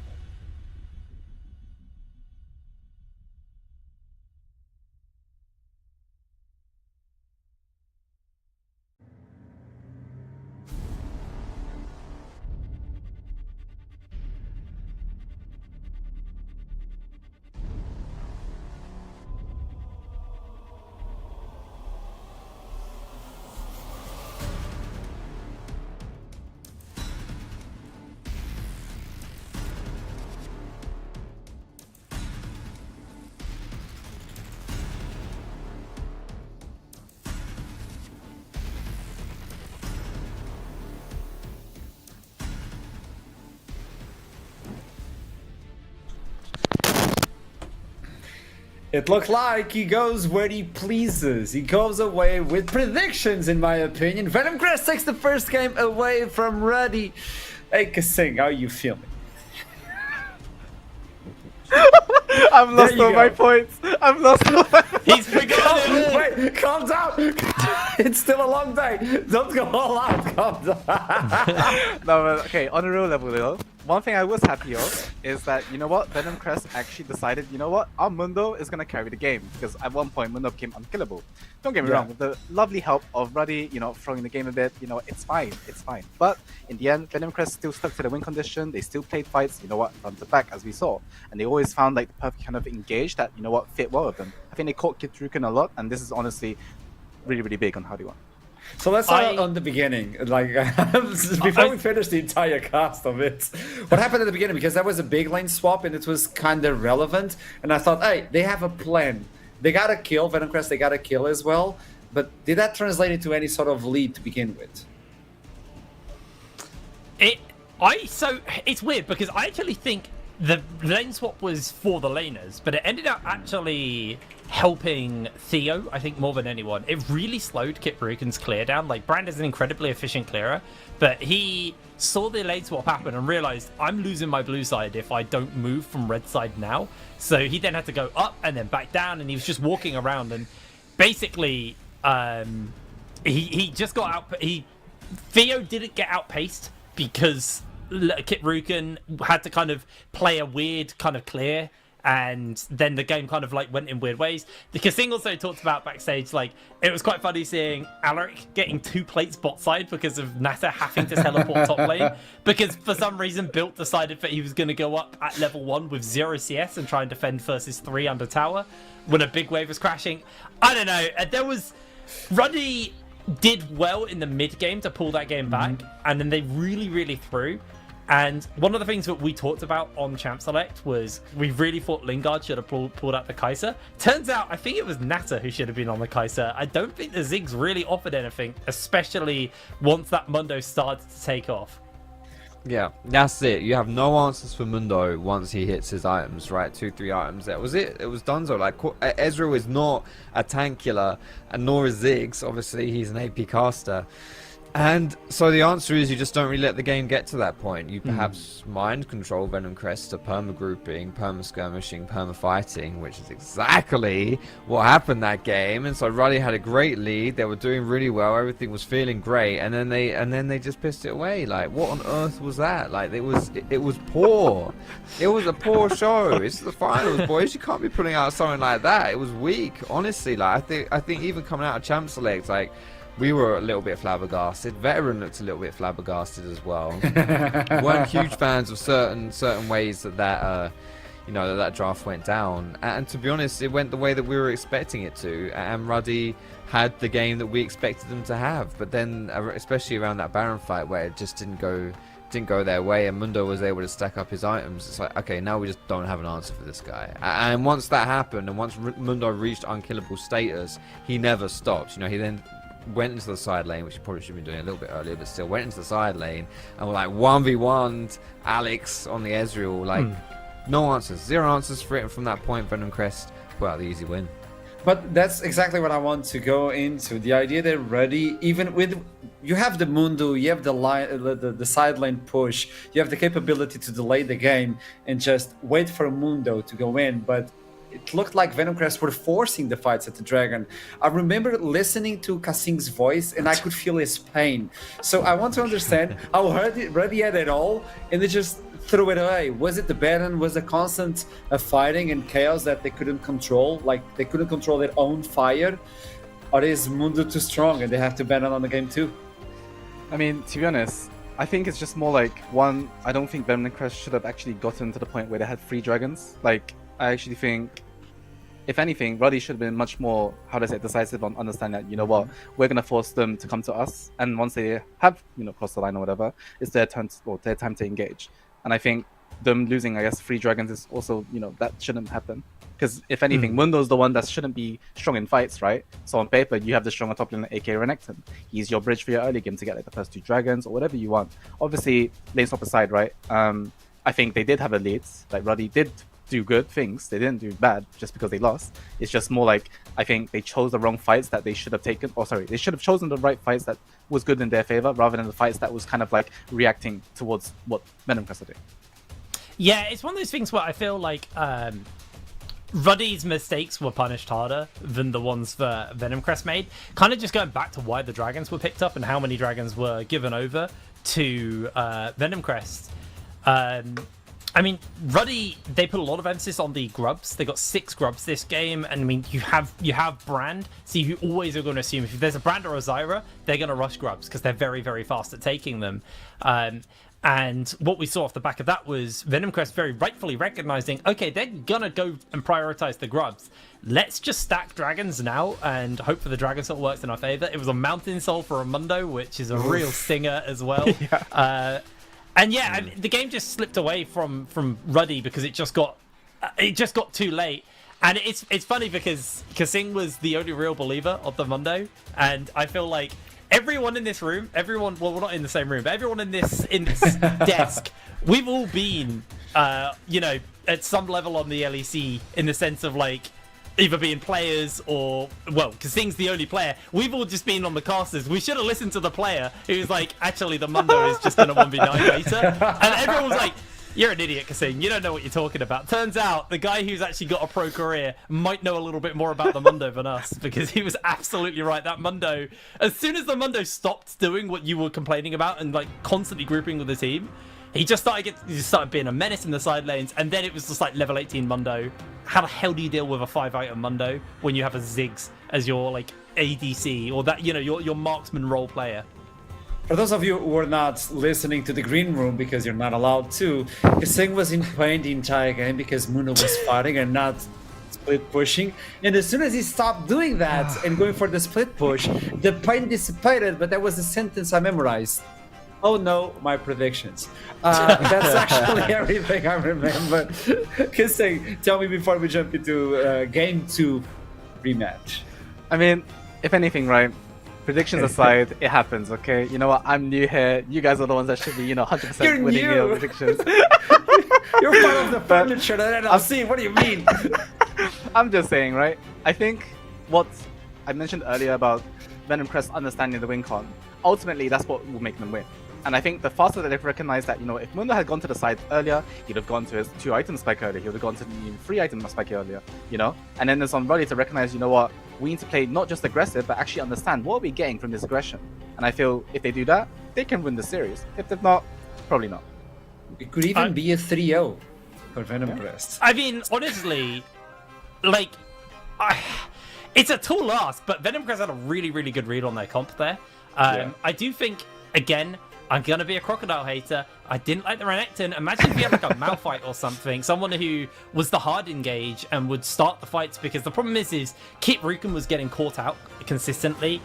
There was, I say consistently, at the end of the game, he was getting caught out and being blown apart from his team. If you had like a different top laner, I think there's a world where you could have hard engaged on before Ruddy basically kind of just got split by the Mundo just like menacingly walking towards the team, and they all have to peel away from him because you can't stand near him. So I think going into Game 2, we need to see the adaptation come from Ruddy. Whether they ban the Mundo, I don't know if I want to see a Mundo ban, strictly because I think there's too much good stuff already in the meta. Banning the Mundo just then enables something else to be open, something like a Rumble or a Zyra, or any of the really kind of strong picks right now.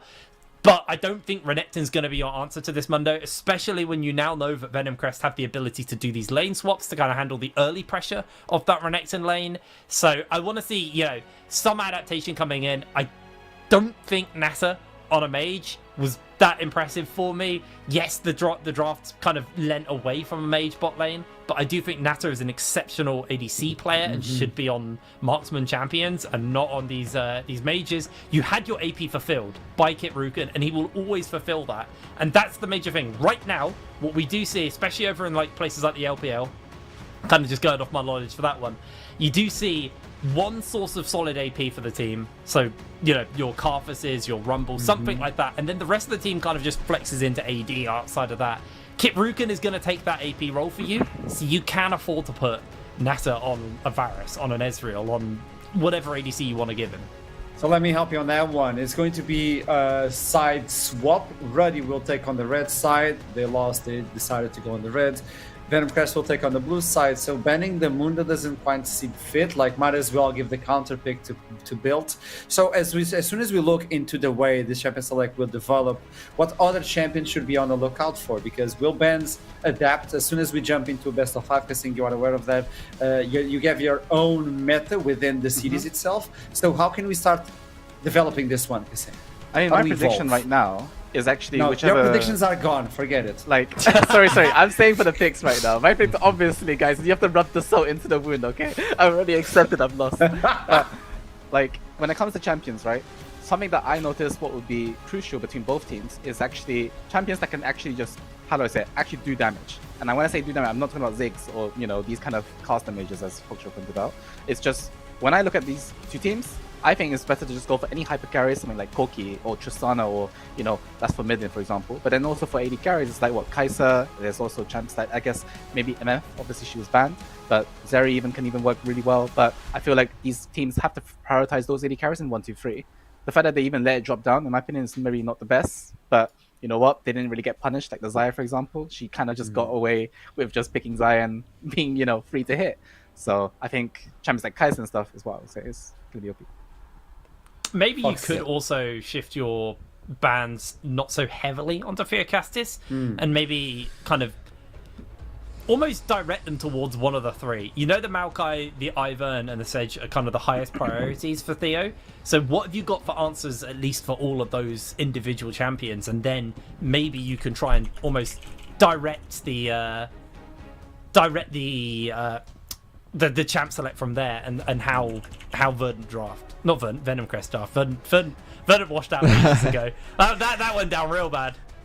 This is the thing with the draft, though. I actually quite like Ruddy's approach personally, because if you look at the other players on the team, like, it's quite hard to ban them out, right? Like, if you're trying to ban out Fierce, his champion pool is quite wide, it's quite diverse, and Lenny will happily play carry tops as well as tank tops. Lingard, of course, not only plays ADC as a, you know, bot ADC player, but will pick the mages as well. And obviously Simpy, we've seen he's now Rakan one trick apparently. So yeah, like he can. Like, my point being, like, Theocax seems to have more of an exploitable kind of focus, more of a narrow focus in his champion pool. So it seems to make more sense to actually go for that and to put him off of comfort. And to be perfectly honest, like, honestly, when you looked at that first game, I do think, like, he was not useful. He was not useful for a long point of that game. We even saw, like, 30 minutes in, like, he was flashing out of team fights because he couldn't get in properly because he's playing a Mumu, which just wasn't great in the situation. So I think it's a decent strategy. You know, you really push him down to that on that comfort level and force him to do something that actually, you know, you feel like you can deal with. I wouldn't be too surprised. I know we swapped sides, so it's going to change a little bit, but a little bit of a bit of a salty run back here from Ruddy, maybe tweaking a few things. Specifically, I'd like to see Nata not on that Ziggs, but I wouldn't be surprised if we see somewhat similar drafts here as in game one. So far, it's the same champions. We're just waiting for the last one from Ruddy. Will they adapt to what happened in the previous game, or will they fall on the same? Oh, Ezreal is now the first man. So what do you take as the B1? Relying on the core key. I mean, there's Tristana, there's Koki. Sorry, go on. Yeah. I'd like to see Alex locking the Lucian here. We did start seeing more and more people. It was actually Fierce who's been counterpicking the Corki with it. It's such a good matchup. I do not like the Tristana Corki matchup. I think I'm just not a fan of her side of that matchup. But this is interesting. Nah, there's no way. That might be built. Guys, I'm not gonna lie. That might be a top exactly. But it's a denial from Theo. If they do, they have locked it in. You put that top lane for built. You can then pick like the Zyra or the Brand once again. Because as much as Kit Rukin was getting caught a lot in that game, I don't think the fact he was on Brand was the issue. Unless they are just gonna look at pick like a Gwen for built as like a final pick. And then you have like a bunch of melee, and you can enable them with the Sejuani. There is a world where they could go down that road as well. I mean, at this point, right? I think young counterpick into Koki is really good for, like, well, not just good, but like it fits what Alexis wants to do, right? He's obviously really good at his melees as well. He loves to play the skirmish matchups, and I think anything that I guess Ruddy picked right now is just anything that's going to go in. So champs like, you know, Leona, or I guess even Nautilus and stuff, right? I think Nata and Alert, I think right now, no, honestly, I'll go for Kai'Sa and Rakan or something, these kind of champions. I'll free pick Kai'Sa and just win the draw from here. Because I think that's literally what Rod needs to do. But you know what? What do I know? I'm not in the finals. Okay, it's locked in. You were in the finals not too long ago, though, Cassim, weren't you? So, but things have changed a little bit. We know what ADCs permanently in the mid lane here, and APs in the jungle. I think this is interesting. Honestly, this Sejuani really has me thrown. I think it's smart taking it away from Theo, but it's not really in Ruddy's wheelhouse, to be honest. I think Sejuani jungle with Yone mid is a fantastic combo for sure. But is it really what Kit Rukan wants to do? So here comes the Leona. I remember seeing Kasing had a sick Leona game, didn't you? Last week? Maybe Alec's been taking notes on that, and he can pull out something equally impressive this time around. I've seen a Zoni as Leona back in the day for Kasing. MVP. Yeah, I know. Wow, let's go. I've been following. Okay, it's going to be Rakan's wife to be removed from this one. Ziggs as well. I was like, okay, Nata needs an AP or build needs to bring something into the top side if Sejuani is not going to be a flex. Yeah. I aside from the Yone, I'm looking at a personality like Crisis for Ready so far with that Sejuani. If they bring something as an AP for Nata. Just do Kai'Sa, mate. It has. 100% slam that down. Don't even think twice. No one picks it, guys. Well played to everyone. That's all I'm gonna say. Yeah. But then again, we were pretty one-sided on the draft coming into game one. We weren't really saying it was a Ruddy. That was a throw of the century. That's all I'm gonna say. Yeah. Oh my goodness. Let's not even think about that. That's the ice cream man. Let me just mute my mic. He's gonna go get a 99. Well, Wow. ice cream man, Oh bro, my in God. the Kai'Sa. Guys, you see what's got Surprising. Oh my god, Ruddy are gonna win. They're gonna win. They actually Can we be quick? He's moving. No, He's this moving is- on. Yeah, Let's wrap he's this up. gonna boys. sober. The thing is, this draft makes a lot of sense, right? Because one, Kai'Sa's obviously, she can go AP damage, right? Oh my goodness. No. Oh! Forget what I said. So guys, I don't know that anything. allows Oh, no, Vanguard hold to on. bring in the Kai'Sa. It's No, fine, guys. it's actually so washed. It's okay. Why did they do this? Zeri is still fine, guys. Explain. Zeri does a lot of hybrid, to be You have to fair. remember, Yeah. Zeri does actually do quite a lot of AP damage. I think it's like 60%, 60-40 if you include your ulti. But also the fact that their comp literally wants to be front to back as well, right? And you can have Yone flank, but I also feel like when I look at Venom Crest's comp more, I actually like it a lot more. I think Amumu is a good pick into Sejuani. Even though Yone is technically a counter pick into Corki, it's not like he just, goes up and just kills him or whatever, right? You still have to get through, I guess, the Rakan and the Amumu. Whereas the Kai'Sa, in this case, why I feel like Kai'Sa is good for right now for both teams, is just she forces the enemies to have to do something. Otherwise, she's going to keep poking you down. She's going to be able to kind of dictate the fight. So, Hitbrain's favorite champion is picked. A deep burning fire of hatred is inside my heart right now. But at least good for Ruddy. This now means that they can move away, unless this is actually the Sejuani top lane, they can move away from that and then, I mean, right now, what do they really want top lane? I mean, they've got engaged in this team with Leona and Mundo. Sejuani. Mundo just fulfills the tank role. Bill is literally just taking the better side of this matchup once again. No, this time around. The moment that Mundo's been locked in, I'm now on Ruddy's side. I was really starting to get a bit nervous with the fact they picked the Zeri over the Kai'Sa, but after what we saw last game, I have to believe the words Kissing said. I think Mundo just goes where he pleases, and I got that's a big my question. I'm gonna throw it Fox or Kaseng. You pick it, Hitbrain just talk, so let's see how it works. With the Amumu, you have the AP on Kai'Sa, you can bring it up. So Amumu could go full tank and Renekton could go for the Blade of the Ring King. Obviously, you have to be on the duty to stop the sides push. But you have the Blade on Renekton, which is... It's chaos if you play versus Mundo. Mundo doesn't like that. If you empower the W when they auto attack and the reset, that's half his HP gone. So there's a way for the Renekton to play versus the Mundo if Amumu goes for full tank, correct? You can take a quick shot. I wish I shared your optimism, to be honest. I think that maybe outside the first 5 levels, Renekton can bring the pain to Mundo, but Mundo has that great little safety mechanism where he has that hard CC counter, right? So you can't actually empower W him and then combo him.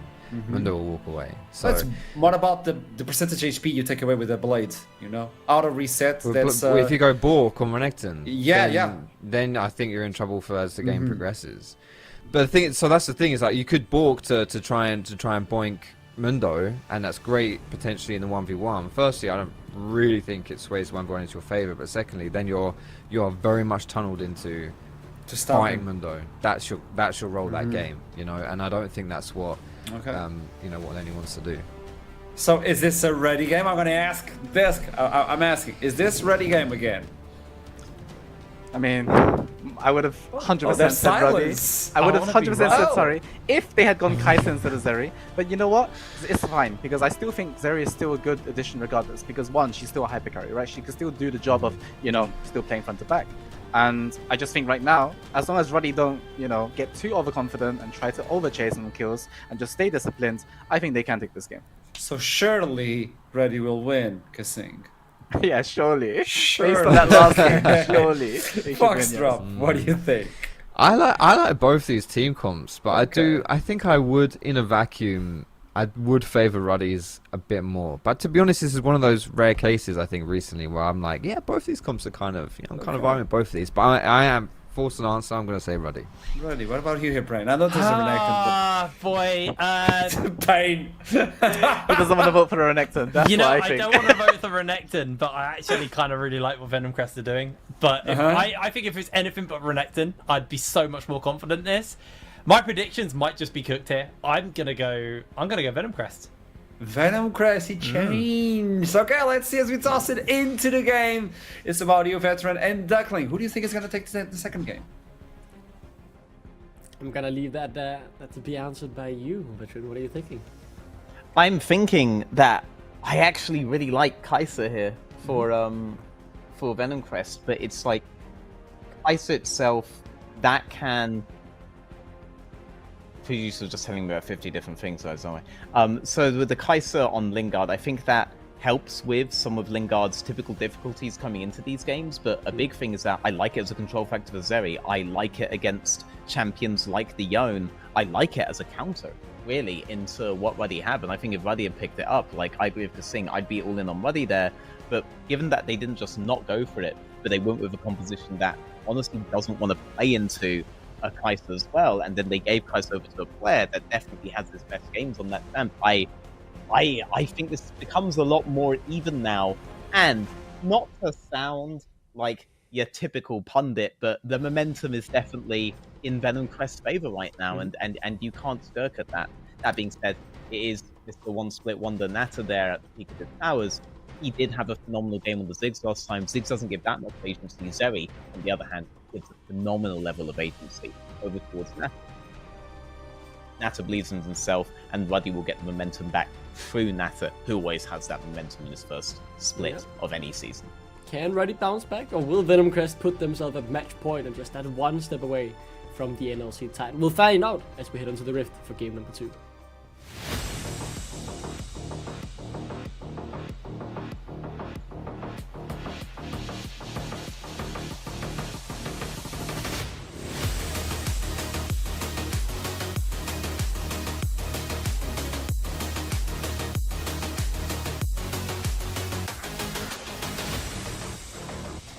And here we are, ladies and gentlemen. We've hit the Rift for game number 2.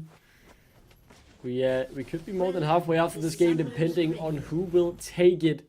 I do very much agree with the Kai'Sa analysis, but I am also interested to take a look at the top lane matchup, right? We saw the Mundo just last game be such a nuisance, and a really big reason that Venom Crest were able to come out on top. And this time, the matchup is on the other side of the other team, is probably the right way to say it, built now on the Mundo and Lenny instead, piloting that Renekton, and how important could that end up being? The Renekton itself? I'm more so thinking the fact that the matchup changed and not just... Yeah. Well, I mean, it's not in the same position as before, where the Mundo... Actually, honestly, there isn't... I mean, I do like Corki going in towards the Mundo. to be honest. I think the amount of shred that Corki is able to output these days, and the amount of hybrid damage that Kai'Sa is able to output, I think these could be valuable tools in towards a Mundo.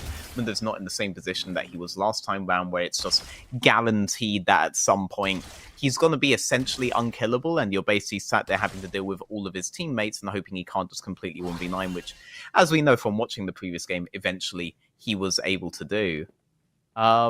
But we'll see, really. Like, I think it's more about the context of the picks that Mundo is into that mattered the most, rather than the matchup itself. There are ways to handle the Mundo. That being said, if Ruddy feel confident taking the Mundo, if they're like, wow, that looked like a banger, we should be using that stuff, then by all means, please go do so. I think Simpy being on the Khan again, which is a very comfortable champ for him, and Lingard being on Kai'Sa, which is a very comfortable champ for him, is going to have much more of an impact. They're going to have good synergy together.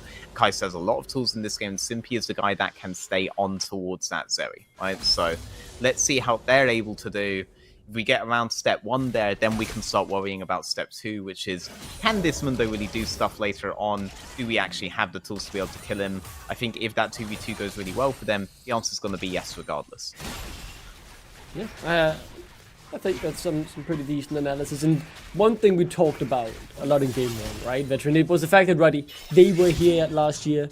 They came out on the wrong side of the coin, losing the final, but we haven't really discussed, obviously Venom Crest as an organization have won the NLC Division 2, so they're doing pretty good in terms of finals, but it's the first time in a Division 1 final, and there is someone who knows what it feels like to lose on that side of Venom Crest as well. Lingard has actually finished first in a GLL regular season, but came up short in playoffs, finishing second. Add to that a second place in the PG Nationals as well. He's tried to lose in multiple different ERLs. He's been so close to the crown, but so far it has evaded him. And add to that, right, he's been to EMEA Masters multiple times, but not quite made it off play, and he's failed a qualification into LVP from the LVP second division as well. So this is someone who, despite having a pretty long career and a somewhat successful one, you could say, with good results, he just has never quite reached the top of the mountain and been able to crown himself king of an ERL. Until now, as you like to point out. Oh, that's a great catch! Phenomenal! As Lingard, the uncrowned, at least gets a little bit crowned there for claiming the first blood. Yeah. First kill of the game goes to Lingard. Someone did predict 3-0 Venom Crest, didn't they? Who was that? No one predicted that today. But some people did predict a 3-0 result, which obviously was probably meant to be in Ruddy's favor, but with the way this is going, that's not the likely outcome. That was a good catch, and we might see another one here. Theocax is rooted up. Alex, does he have the damage? E-forward could be available, but instead, good flash up to safety there. Yeah, I mean, it's a nice Theocax up towards top side, which means that... I mean, Lenny could be in trouble here. Alaric and Kiturikan are on their way. Lenny has the flash, but the slice and dice is not available for 5 more seconds. The flash has to be used, I'm sure of it. But the death still sealed as built.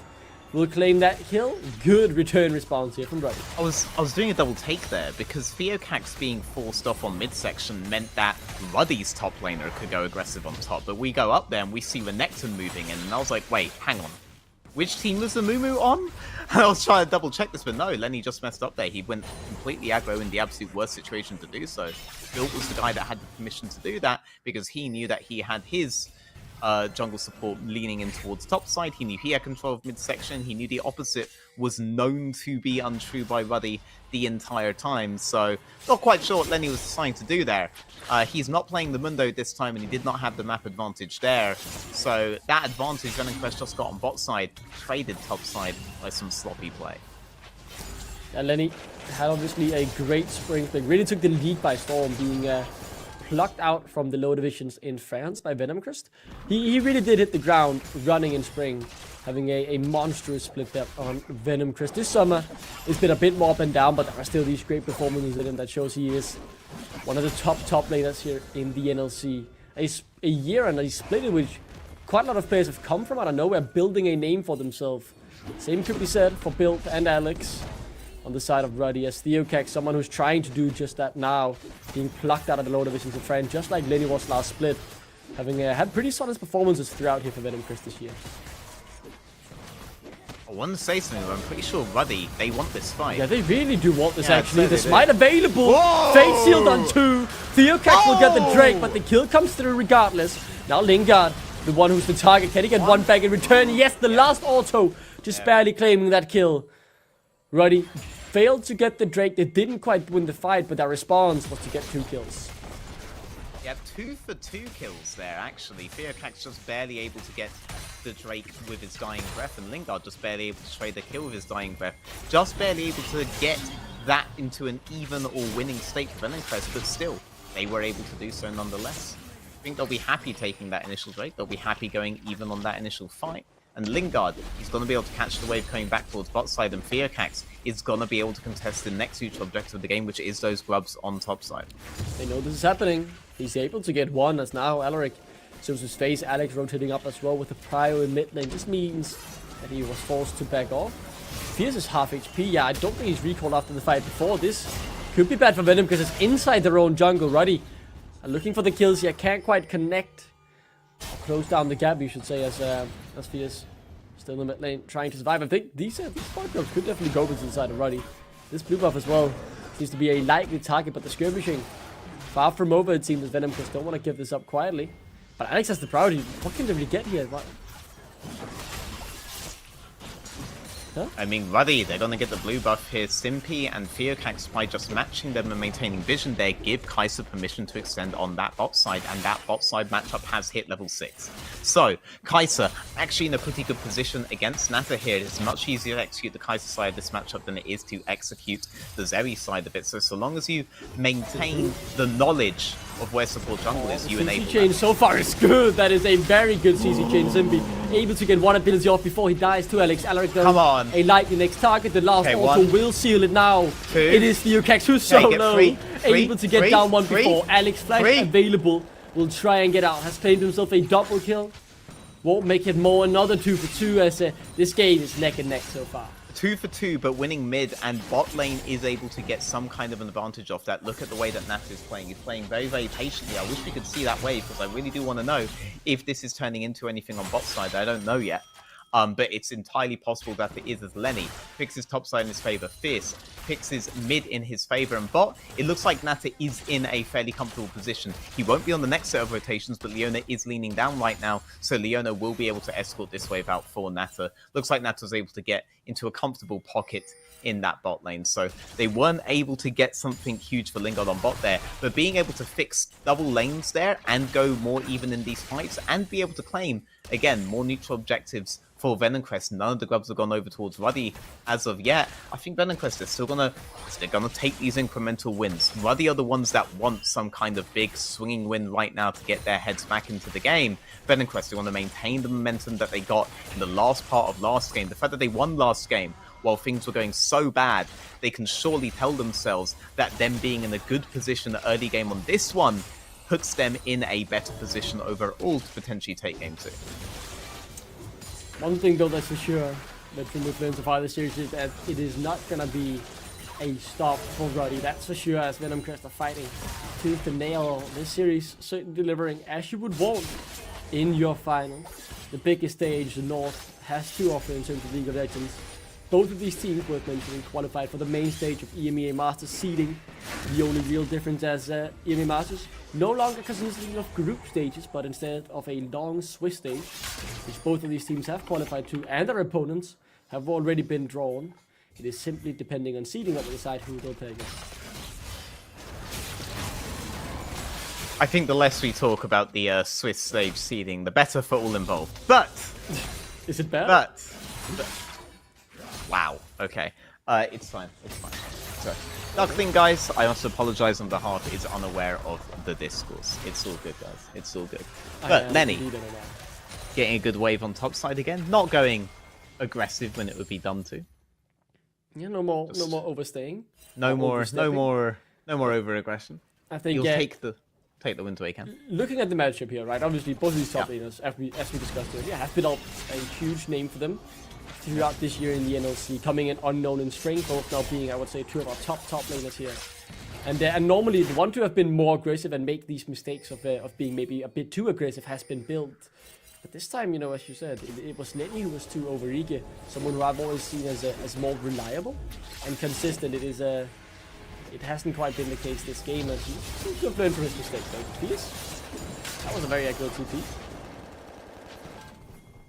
was aggro TP, but he already has his support jungle playing shallow there. They want to contest this mix, at least to make sure it's a reset, because what is coming up, it is a fart break, right? And many players still enjoy contesting that if they can. Venom Crest, they want a decisive win. The UCAX could get in the pit, So but the bandage toss goes wide. The Chemtrack Drake secured, and with that, Venom Crest give up the hope of getting any kills in return. Instead, they'll turn their attention towards the mid lane, as Alex is quite far away, so they want to slow down their way of getting there. I think this just will just be a play for Fierce. It is worth mentioning, right? Early on, DeoKix took that one Void Grub. That hasn't been taken anymore since. Like, this will likely be a very low Void Grub game. Only 3, I think, will spawn with the time we have left before the Herald comes. Yep, but 4 grubs is still something that you can work with. I also want to point out Lenny proxied Mundo topside while all of that was happening and has gotten 3 plates. Alex For 0 so far. could have been in trouble, but the W went wide for Simpy. Yep, definitely diminishes Alex's ability to just go straight all in. Fierce can take a bad trade, just can't necessarily take a straight all in from Alex if led of any kind of CC whatsoever. Look at Lenny's build here, right? Yep. He's gone for the bit of the ring. He discussed on the desk as well. Would it be the right decision? Was it meaning that he would only have to be in that 1v1 and he would have diminishing returns in the team fights instead? Because he spent this much gold on an item that is mainly meant for this 1v1. The answers we will now find out as this game continues to unfold. Ruddy, however, investing heavily in the bot side of these Void Grubs, will be taken up top. So a tower for Void Grubs, I assume here, or will they try and get the tower back? Venom Crest in the top side. I do think that honestly it's in Ruddy's best interest to just maintain the swap scenario as is. I think they are actually ahead right now. Nata does seem to be pressing on towards that tier 1 on bot side. Venom Crest, they're happy to continue on top there, but I actually don't think they're doing as well as they think they are. Crucially, I do want to point out, Ruddy are emphasizing the solo plates and the solo XP on towards Nata. That's absolutely going to count for something. Bill is going to be able to catch it. There's so much HP present on top side right now. It's a big porker and it's a big what is Mundo? Actually, is he a certain species or? Oh, that's a good question. I'd be happy to give you an answer if I read the lore, but sadly I do not. You have a life, don't you? I did actually buy the book about the lore, but I've read it out to a Wow, I friend who take has that no back. life and wanted to read it. And I haven't seen it for a year now, so who knows what happened to that book. Rest in peace. Tales from Runeterra. The Herald, though. Rest in peace. To go back to the grand final, how we're sitting, just a reminder. The Herald has spawned. And it will be taken down instantly by Ruddy. 2 for 2 so far in this series of getting Heralds. 0 for 1 in terms of winning games, but maybe that'll change here. Maybe. The Herald is going to be a pretty big play for them, though, and Nata, with solo plates on bot side, able to catch up somewhat economically towards the Kai'Sa. Still 400 gold behind, but no significant lead on Venom Crest yet. This Herald could therefore still give Ruddy a major advantage going into the game. Both sides kind of meeting each other very evenly right now. And we're still really waiting for that one huge contest to happen, right? And it took a while for that to start happening last game. Even though last kill was a relatively high kill game compared to this one, there was still like that really long 7-minute period where the game very, very much slowed down. We didn't see anything big until like second, maybe even third Baron. I believe it was second Baron. Feels like this game's kind of begun that way. We've got a couple of skirmishes, but nothing too decisive. Nata, he's not dumb. He's not going to keep walking up there, eat the passive, and actually try to challenge the Kai'Sa while she still has her R and all abilities up. He's going to back off there, but, you know, with his terrain scaling, he's going to be able to jump into any kind of a fight, any kind of a point. But obviously, Kai'Sa can do similar, depending on the setup of the team. Kai'Sa's a real passenger AD carry. Huh? Both very mobile AD carries, I think it's fair to say. Kai'Sa is as mobile as her opponents are. That's how I like to think. That's true, but I mean, the E movement will certainly add a little bit extra spice to the mix. As we fit that 15-minute mark, I should say, a very slow game. This is very non-Ruddy. They discussed it on the desk as well, heading into the first game, right? Ruddy were all about. I want to call it control chaos, where you know they're able to just push their luck at every chance. They know exactly when their windows are, and they push that to the maximum. Once that snowball starts rolling, they just keep pushing until they will win the game within 25 minutes. I actually been the do. case so far. I actually do think they're very macro heavy, by the way. I do want to say, I think they're very macro heavy. They just have high kill games. Let's see here, though. Talking about kills, this will certainly be you. another one. I don't think Lenny has a way out of this. Yeah, the ultimate yet to be used by Build. Could come in at any second. There, the kill is claimed. And I think it's a discussion you're opening up, right? It's not that Ruddy aren't macro anymore. It's just that on the surface level, when you only look into it, it just seems like they just constantly fight. Obviously, they have reason behind that fight. And that's why I wanted to call it control players, because they know exactly what they're doing, but at the first glance, it very much looks. Ruddy just don't typically give up neutrals. They're on timings for these neutrals, and they're happy to take those neutral skirmishes. And when Ruddy have a advantage economically, they're not scared to push that advantage into further things.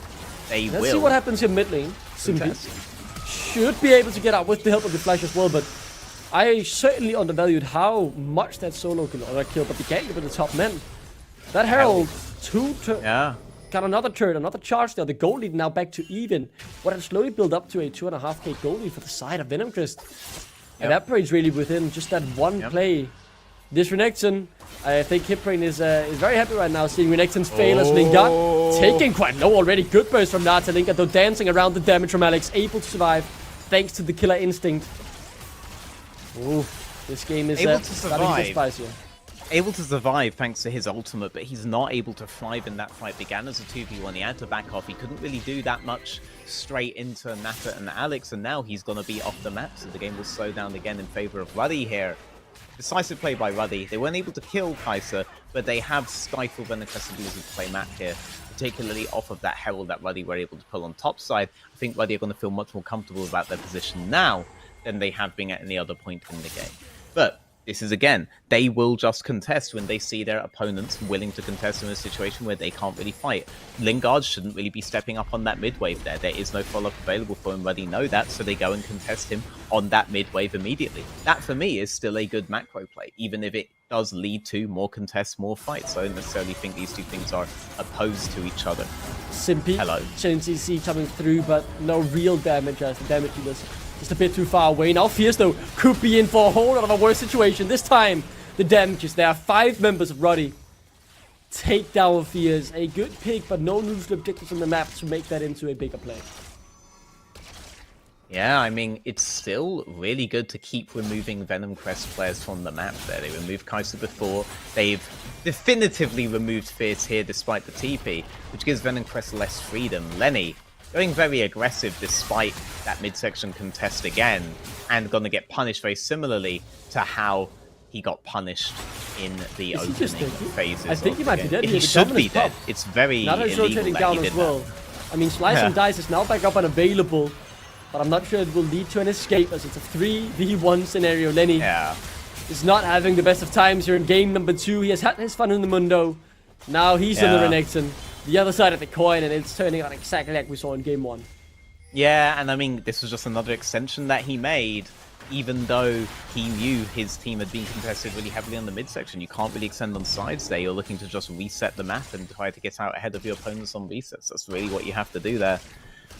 He just gave his life to proc a demolish on bot tower, and he got summarily punished for it. Hopefully it's the last time you see that from Venom Crest, because that means that if Ruddy are able to successfully contest Venom Crest on only one part of the map, they know that if Lenny is a part of the second part of the map, they can always extend that play elsewhere. And hopefully that's not the consistent story of this game, because Lenny, I think he got voted on as MVP for game 1 there. He doesn't want to move from that into being the potential liability of his team in game 2, which is honestly what he has been so far.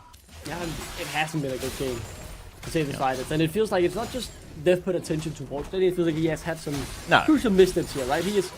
He's made his own situation worse, which isn't the position you want to be in. It is clear that while these players can thrive under pressure, they can also sometimes maybe crumble a little bit and make some mistakes. It is in terms of you know, some of these players have had some final appearances, but not many wins in terms of finals. The Theocax finds Alaric. Now though, Theocax is locked up. Turn on Nata though! That's found the target. The Flash is able to get him out. Both summoners use. It's 1 kill now, as they want more. Lenny has rotated up, but they can't quite find it. Could have been so much more had Nata died, but the Flash, the cleanse, coming in clutch. Oh my lord, yeah, Nata getting the move there from the fight as well. So lucky to be alive. That combo from Theocax on Simpy from Lingard really coming in clutch there. You're able to see the amount of damage that they have and the ability of Kazul to follow up very simply onto any of these kinds of plays. So good composition there. Venom Crest, they will immediately look to force Ruddy off of that Baron or the other way around. I can't actually quite tell what happened there. People are just looking at Baron, but Venom Crest able to get the mid tower down immediately. That's a really good objective to get. And now the next big contest is going to be that Cloud Drake. Lily build, what is happening down here? Can he find the solo Oh my kill? god! The anti-heal, the build just for this matchup, but it is still so close. Slivers of health as they both are able to make it out. Cloud Drake. Not as now on the map, as you say, the Drake soul point for Venom Crest. Yep. Ultimates on cooldowns though. That's the fight. Recent in our memory still, where Alaric died. It seems like it is Ruddy that wants to start it up. Yeah, it started by Katorikan, but he might be able to back off with him. No, he's back on it. Cooldown, Theocax, Curse of the Sad Mummy. Not there. The Grand Entrance isn't there either for Simpy. There comes the Solar Flare. Doesn't find anyone initially. Can Alex find the engage? The Fang Shield! He finds 3! That is exactly what they wanted, but they haven't quite killed the carry yet. Now the re-engage. Lingard trying to do what he can alongside Fierce. Theocax in the pit, but he can't steal the Drake. But instead, a brilliant Curse of the Sad Mummy. Nata though, Lightning cracks the damage. Close, but not enough to fight. Goes over to Venom Crest. They all make it out. And a sliver HP, but right to get the Drake. Inches, but those inches are turning into miles. Venom Crest, they were able to make it out the fight. Built is putting on a...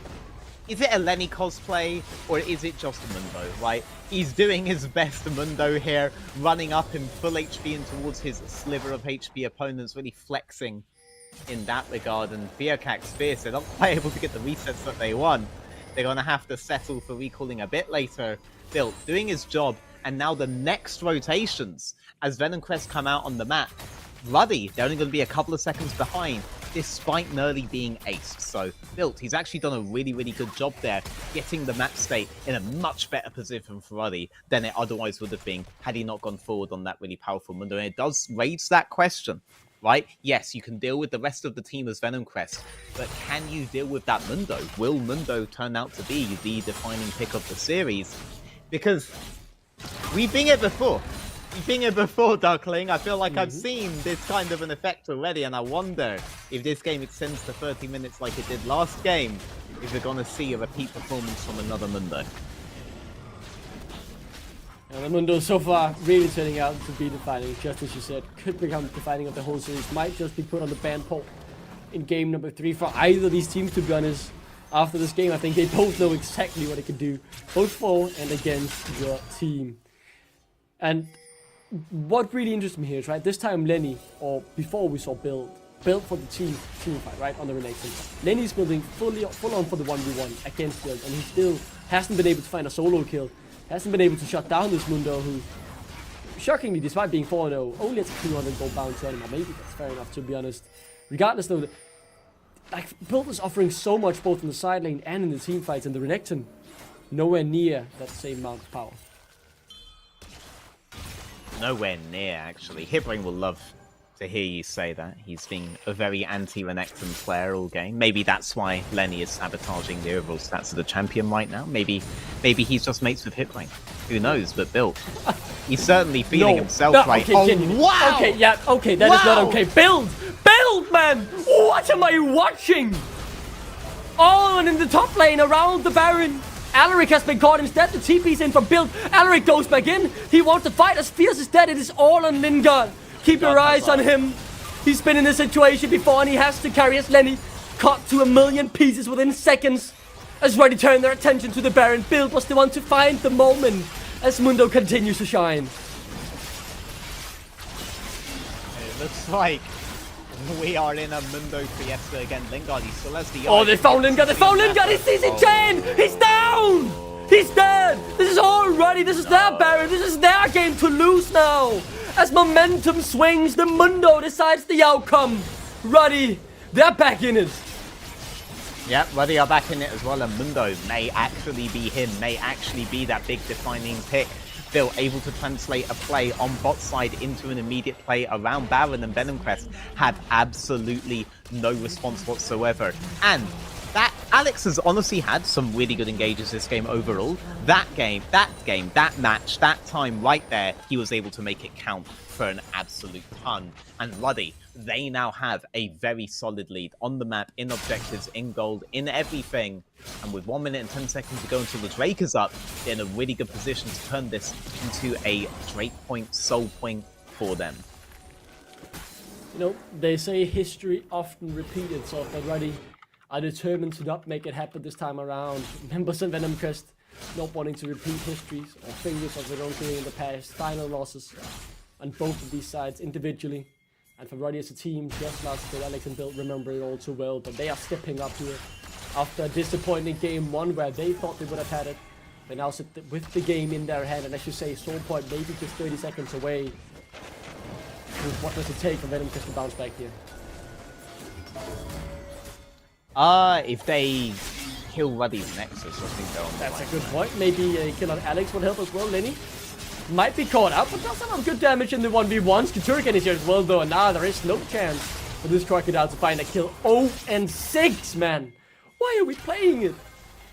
Note that they're not even vaguely attempting to do the same thing for Mundo, because I think they know what happens if they try.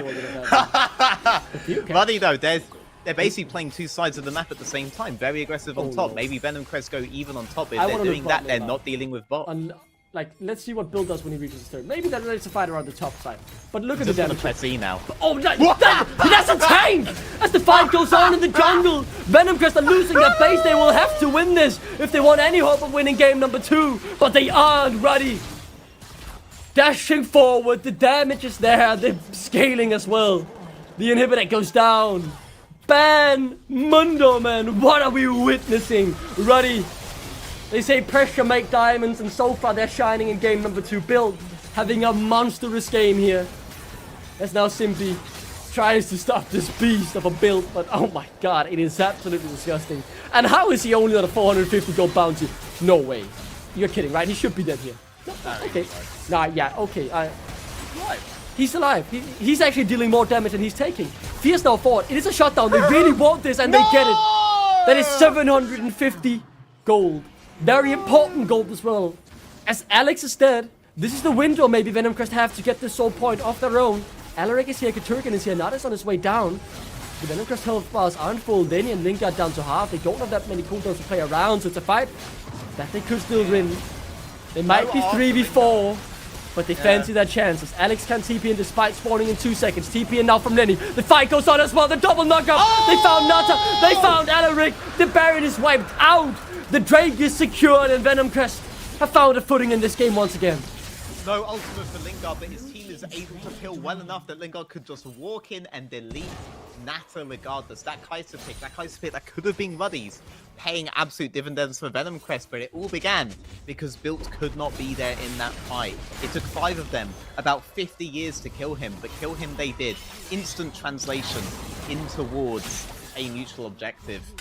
Looks to me like, you know, Ruddy, they got caught slipping. So much of Ruddy's power is just in this singular Mundo pick. I imagine this is the last Mundo pick we see of the entire series, by the way. I was saying it's not series. It has to be. The turret damage was disgusting as well. This is just, he's a split pusher as well.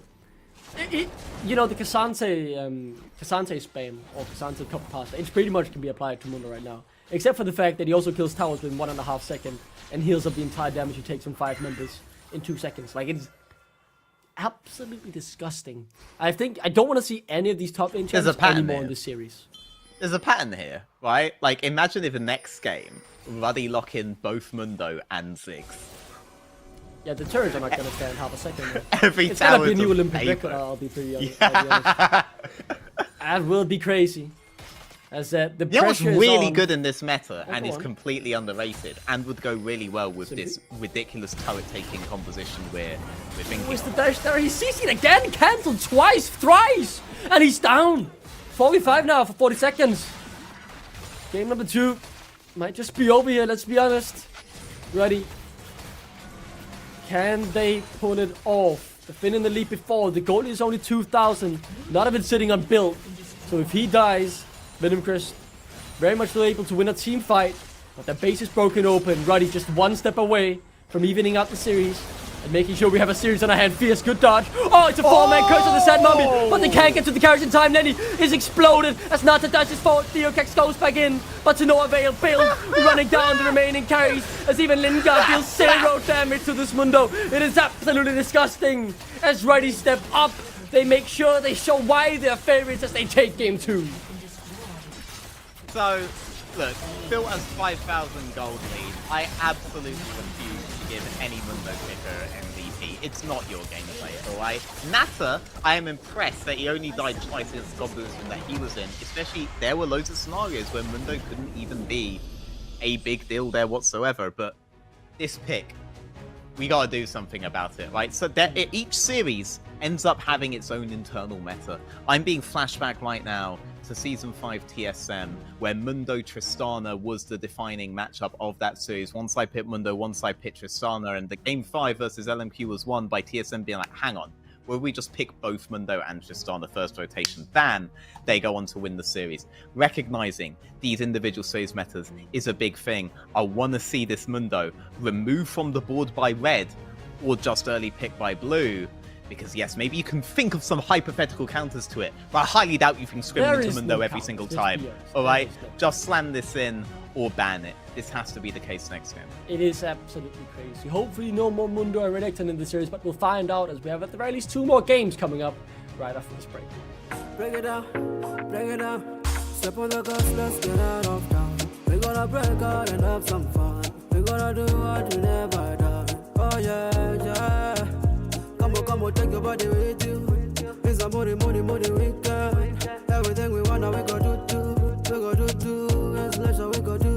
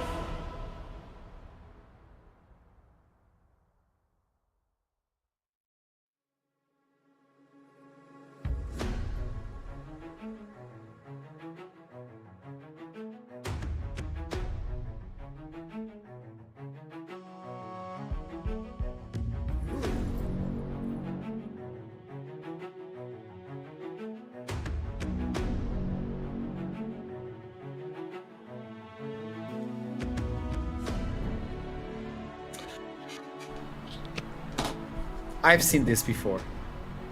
I've seen this before. Whoever picks Mundo is gonna win in the series. I don't like this timeline. I'm kidding. Well, Ruddy are going to tie up on a 1-1. So at this point, we need to understand how Ruddy actually dominated the game. You started something, Kasing, and maybe I'm going to bring it up. I'm going to reveal it to everyone. Ruddy played Mundo better than Venom Crest did. Why is that? I think it's just the fact that everyone on the team understood that, you know what, we have a Mundo, we're gonna let him do his thing on side, make him, you know, actually pressure so that enemies have to respond to him, and then you can actually force objectives. And they did this pretty well. Yeah, I also think there's a major issue with the Mundo. And here it is. It's not the Mundo. It's the Renekton. Stop picking Renekton. It is not working.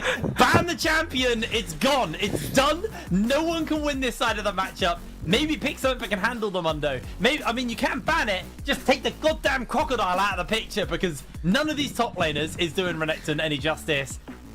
I've said my piece. I'm done. That was great. You said your piece. Ironically, there was a lot of hate in that, not a lot of peace at all. Yeah, and here's the thing, right? Here's the thing. Mundo's been last picked both these games, right?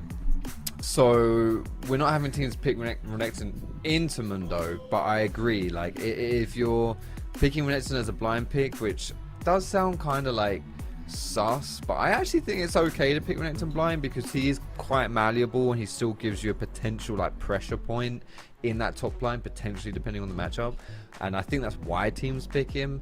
But yeah, like obviously something's not working here, right, between Renekton and Mundo. We even saw in this game specifically, Renekton tried to itemize to beat Mundo, to deal with Mundo in the side lane with that Blade Throwing King into Black Cleaver, and it just did not work. And so at that point, when you've built Glass Cannon Renekton, you can't team fight unless you can get a flank, get a backline, and one ding these guys in the backside. You want to rewind that for a second there, buddy? I got passionate. These guys just that's the plan in team fights, right? And the thing is, that doesn't happen either. So yeah, there's something that needs to be done. If I'm not gonna lie, for this series, if you can't secure the Mundo because it's quite a new novel thing, just ban it away. And I've already said too much, so I'll leave it at that. Foxy saying the words I wish I could say about the Renekton. Redacted. But it's also the idea that the jungler protected the Mundo. It looked like Theocax could have protected the Renekton as well if you're going to build that way. I'm not justified the Renekton. Come down here, pray. We're way too close to each other, so you might attack me. You might break the fourth wall because we're all in the same studio, by the way. Yeah. No, we are all in the same studio. We're just making it look like we're at our own places because Kasing. Let's go for the high five.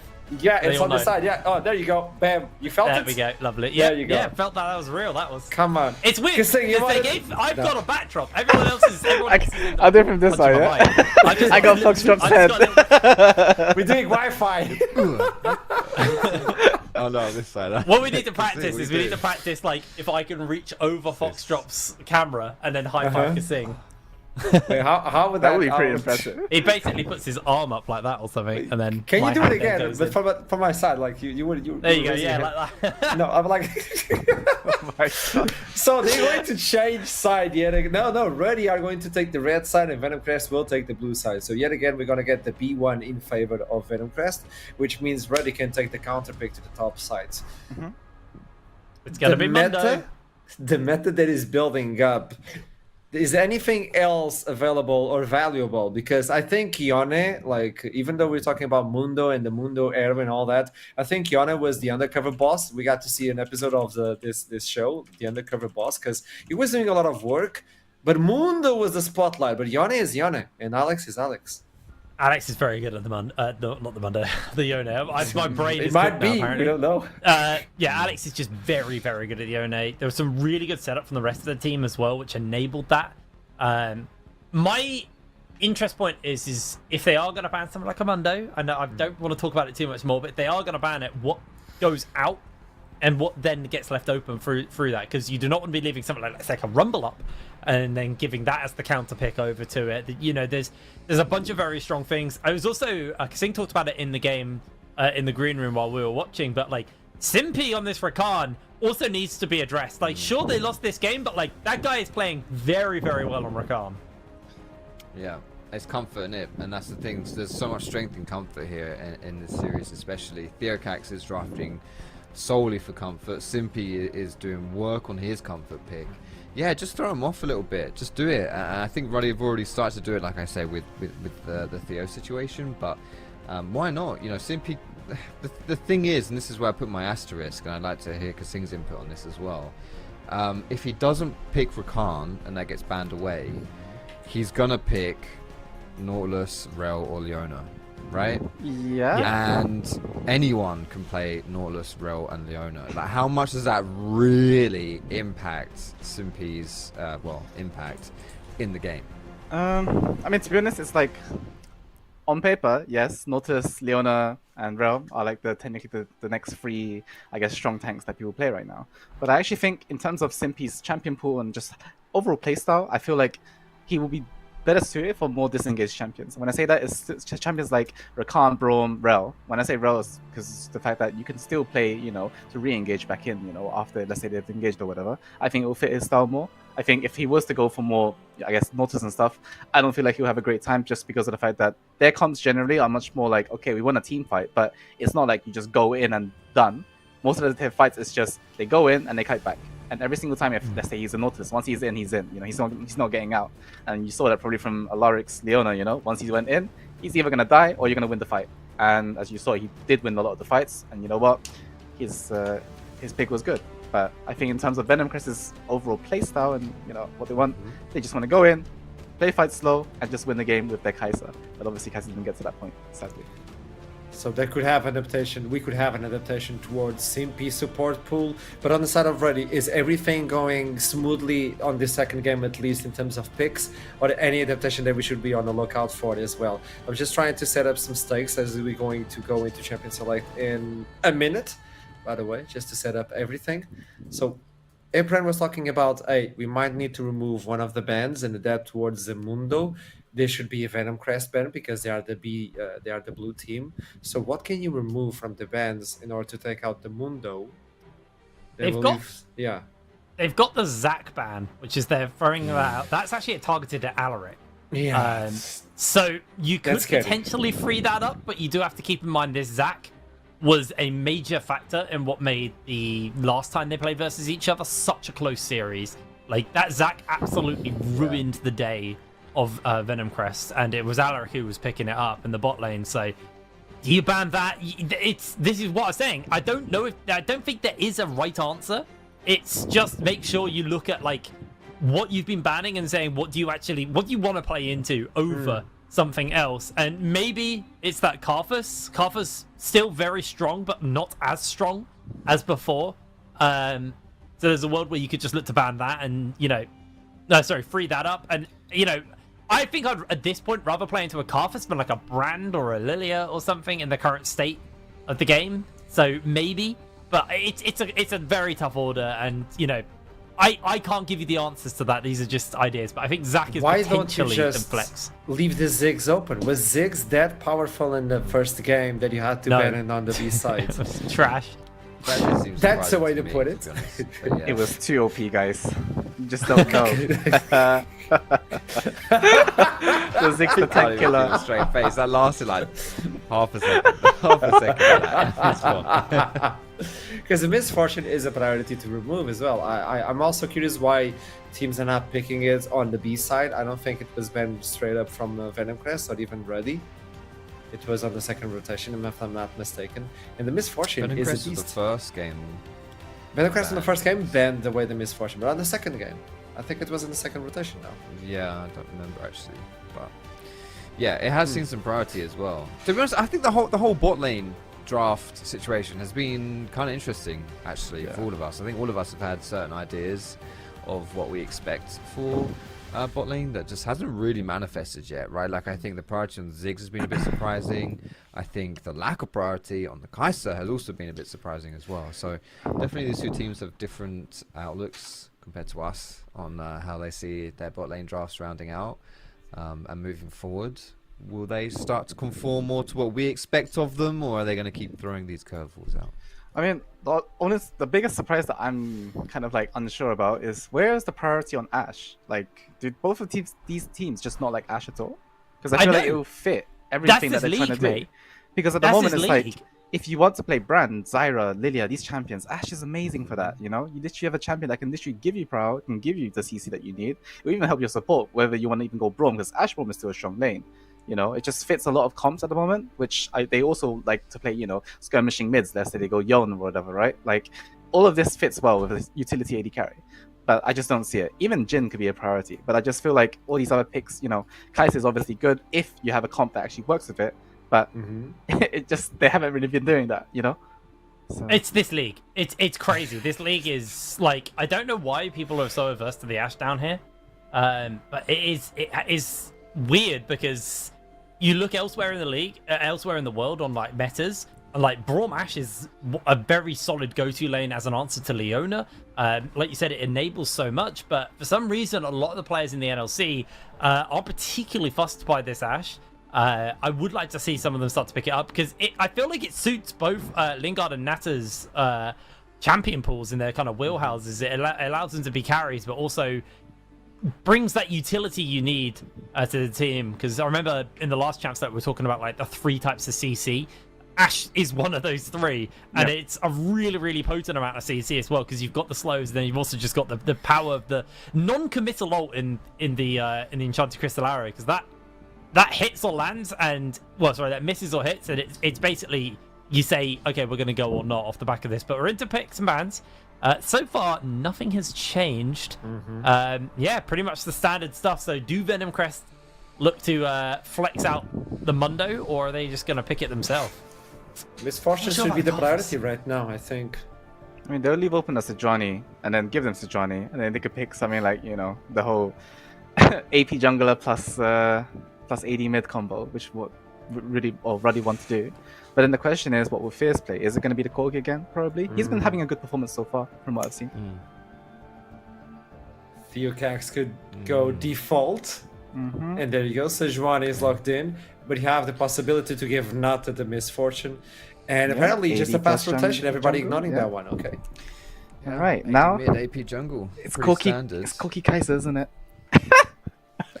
Dude, how many times have we or said? Rakan. Oh, yeah, Corki let's Rakan, go no? Kai'Sa, Sam. It's Corki Rakan. GG. It's the Corki. You're halfway I can just there. close my eyes. There's a You guys see what we Rakan pick. for Simpy. Kai'Sa Yeah. Rakan. He Do thinks it. it's the Rakan. He's not looking. Guys, which one is it? Oh, nothing yet. Wait, they picked Nothing, Mundo nothing Kasing. No, kidding. It is Rakan. Rakan. Oh It's Rakan. no! What a I wanted surprise! to- Back to comfort. This is the thing which is interesting about how Mundo's been like the biggest impact, I guess I'd say, in this series. He's not a champion you pick early. Let's be real. So it's I think this is the point of the draft now where you start maybe thinking a little bit about it here. I'm not surprised for Ruddy though to ban away APs that can play bot. I would not be surprised to see like a Ziggs go here as well, because you know Venom Crest, they've got that AD mid and Corki. Lingard will almost guaranteed not be playing that. Not a flex. So they'll stick an AP in bot side, right, most likely. And Ruddy want to limit that, especially when it's Lingard, and Lingard can do those things. Malphite ban coming through though instead. Okay. Maybe that's like a consolate, or like, not consolation, what's the word? Insurance policy type thing, where if Venom Crest can't get a great like AP bot, there goes the Ziggs, then at least Ruddy can't play Malphite into it, right? So surely you maybe take the Venom Crest Mundo is though. thinking ahead. Wouldn't they just look for Surely. Seraphine? Isn't Lingard a Seraphine player, if I remember? Like, if I was to look for AP options. There is a world. There's also another champion who I don't know if it's going to show up because it's not actually. Does it begin with a K and end with a Kai'Sa? No. This is actually one of. There it is. Oh. There's the Kai'Sa. That's a great takeaway, because Is it? Lingard's forced to basically pick Zeri here. I think Lingard has to slam Zeri in, because like you say Seraphine, Lingard hasn't played Seraphine at all this split regular season or. There's a fruity fresh pick in here though. Oh, the Aesop. Dragon. You got the Aesop or okay. the Smolder. Like those are two fruity picks that he the does. Smolder. That, like you could pull out. Lingard hasn't played the Aesop, by the way. But I just know that if you're looking for an AP bot laner, that is another AP bot laner who has been getting played in the league. I think this is a fine pick, and again, if you do find yourself obviously up versus something like the Renekton, it can handle that lane a lot better. Now moving over to Venom Crest. One of the It dragons. is the dragon. No. Oh, I just wanted to show See, you the this is dragon. So disappointed. So disappointed. Yeah, I think it's really smart, honestly, for Venom Crest to ban that Malphite, because I think they realise, like, crap, Hui's going down here, probably Ziggs as well. Then they get the first pick, which they can take away the Kai'Sa, who's heavy magic damage. We don't want to play Malphite into that. So have you just not seen the top lane? yeah, so there it is. Vayne is getting slammed down instead for Ruddy. Dylan, Is it 3 Tank Vayne? ADCs. Dylan, we have by to the pick way. Vayne. Oh my god. 3 ADCs versus 2. That's just. I mean, you just beat them at the meta. This is the current meta. Whoever has more AD carries, guys, will win the Yeah, game. there And you is. know what? There's 3 on Ruddies. Hey, hold on. Ziggs is half an AD carry. They got 2.5 on the side of Venom Crest. Ziggs. Where's No, Ziggs? no Nard. Ziggs. Okay, No, Nard. other Yeah, Yordle. yeah. My brain, like, it is very. Oh, hot. no, okay, I am okay. He's what gonna throw did the I bombs say? at them. Ziggs. I You just- said Ziggs. Right, I'm just gonna Okay, turn my camera off. You guys Bringing finish it this up for me. back, bringing it back into the Champion Select. It is completed from what we've seen. What are the winning conditions for both teams? Let's start by you, kissing. Hiprain is gone. So tell me, where do you It's a believe void. the winning conditions rely on both teams? Because they have 3 AD carries, but tell. The thing is, right, I actually haven't seen much Vayne top, like, apart from in solo queue, right? So Really? like, just in solo queue, you know? So, I mean, I don't know how Thankfully. good build is on Vayne, but on paper, they have Prowl mid, I think, and I think they also have Prowl bot. So, on paper, they should be the ones with the momentum. Okay, Fox. I personally don't really like. I don't really like the Vayne top at all because into Gnar it seems strange. Like it's usually like you beat melee champions with it. Gnar's not really like that, so I feel like that's interesting. You're also not lacking a carry or anything like that you want to put in there. So I think that's odd, but I'm not really a huge fan of Venom Crest's comp either. I'd say I think I'm leaning more towards Venom Crest though. I quite like it. Okay. I think they've got a nice kind of front to back, pretty simple team comp to play. Hiprain, even though they have Ziggs on top, so who do you think is gonna win? Literally everything I say is wrong. Like champions, predictions. It's just it's So tell eternal me, sadness. and There's we'll know nothing. who's gonna win. Who do you think is gonna win? Light side win. I don't know at this point. So with Light that in mind, side? it seems like Oh, Blue wow. White is going to take this game, even though they're not playing. Venom Crest versus Red. This is going to be the 3rd game. This is the best of 5. Keep that in mind to take control of the throne of the Northern League of Legends Championship. Not take control of the cast, Duckling, and Veteran. You guess them. There is one thing that that Hiprain has been right in today, and it's that Renekton sucks. Screw Renekton, that's such a bad champion. I don't care. Vayne no. has been picked. Vayne Yeah, top you got has very been excited picked. about that in the green. Do you want to elaborate on why it is so perfect in this game, Veteran?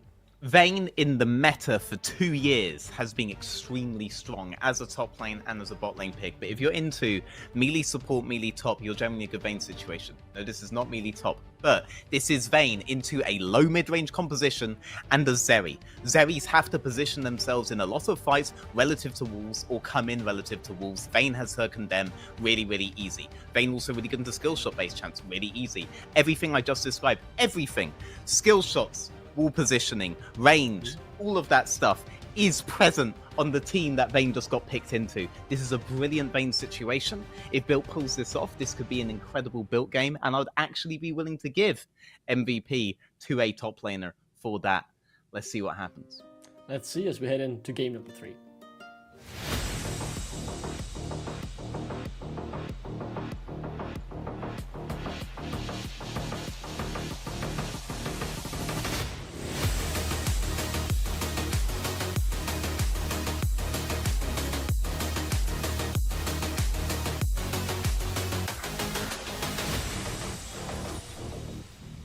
And on to the Rift we go for game number 3. Not the final one. At least one more after this, maybe even 2. So far this series has delivered on all fronts. Not just wins for both teams, but also in close fashion, both games being decided by some better play, but also Mundo. And this time Mundo's removed, so anything can happen.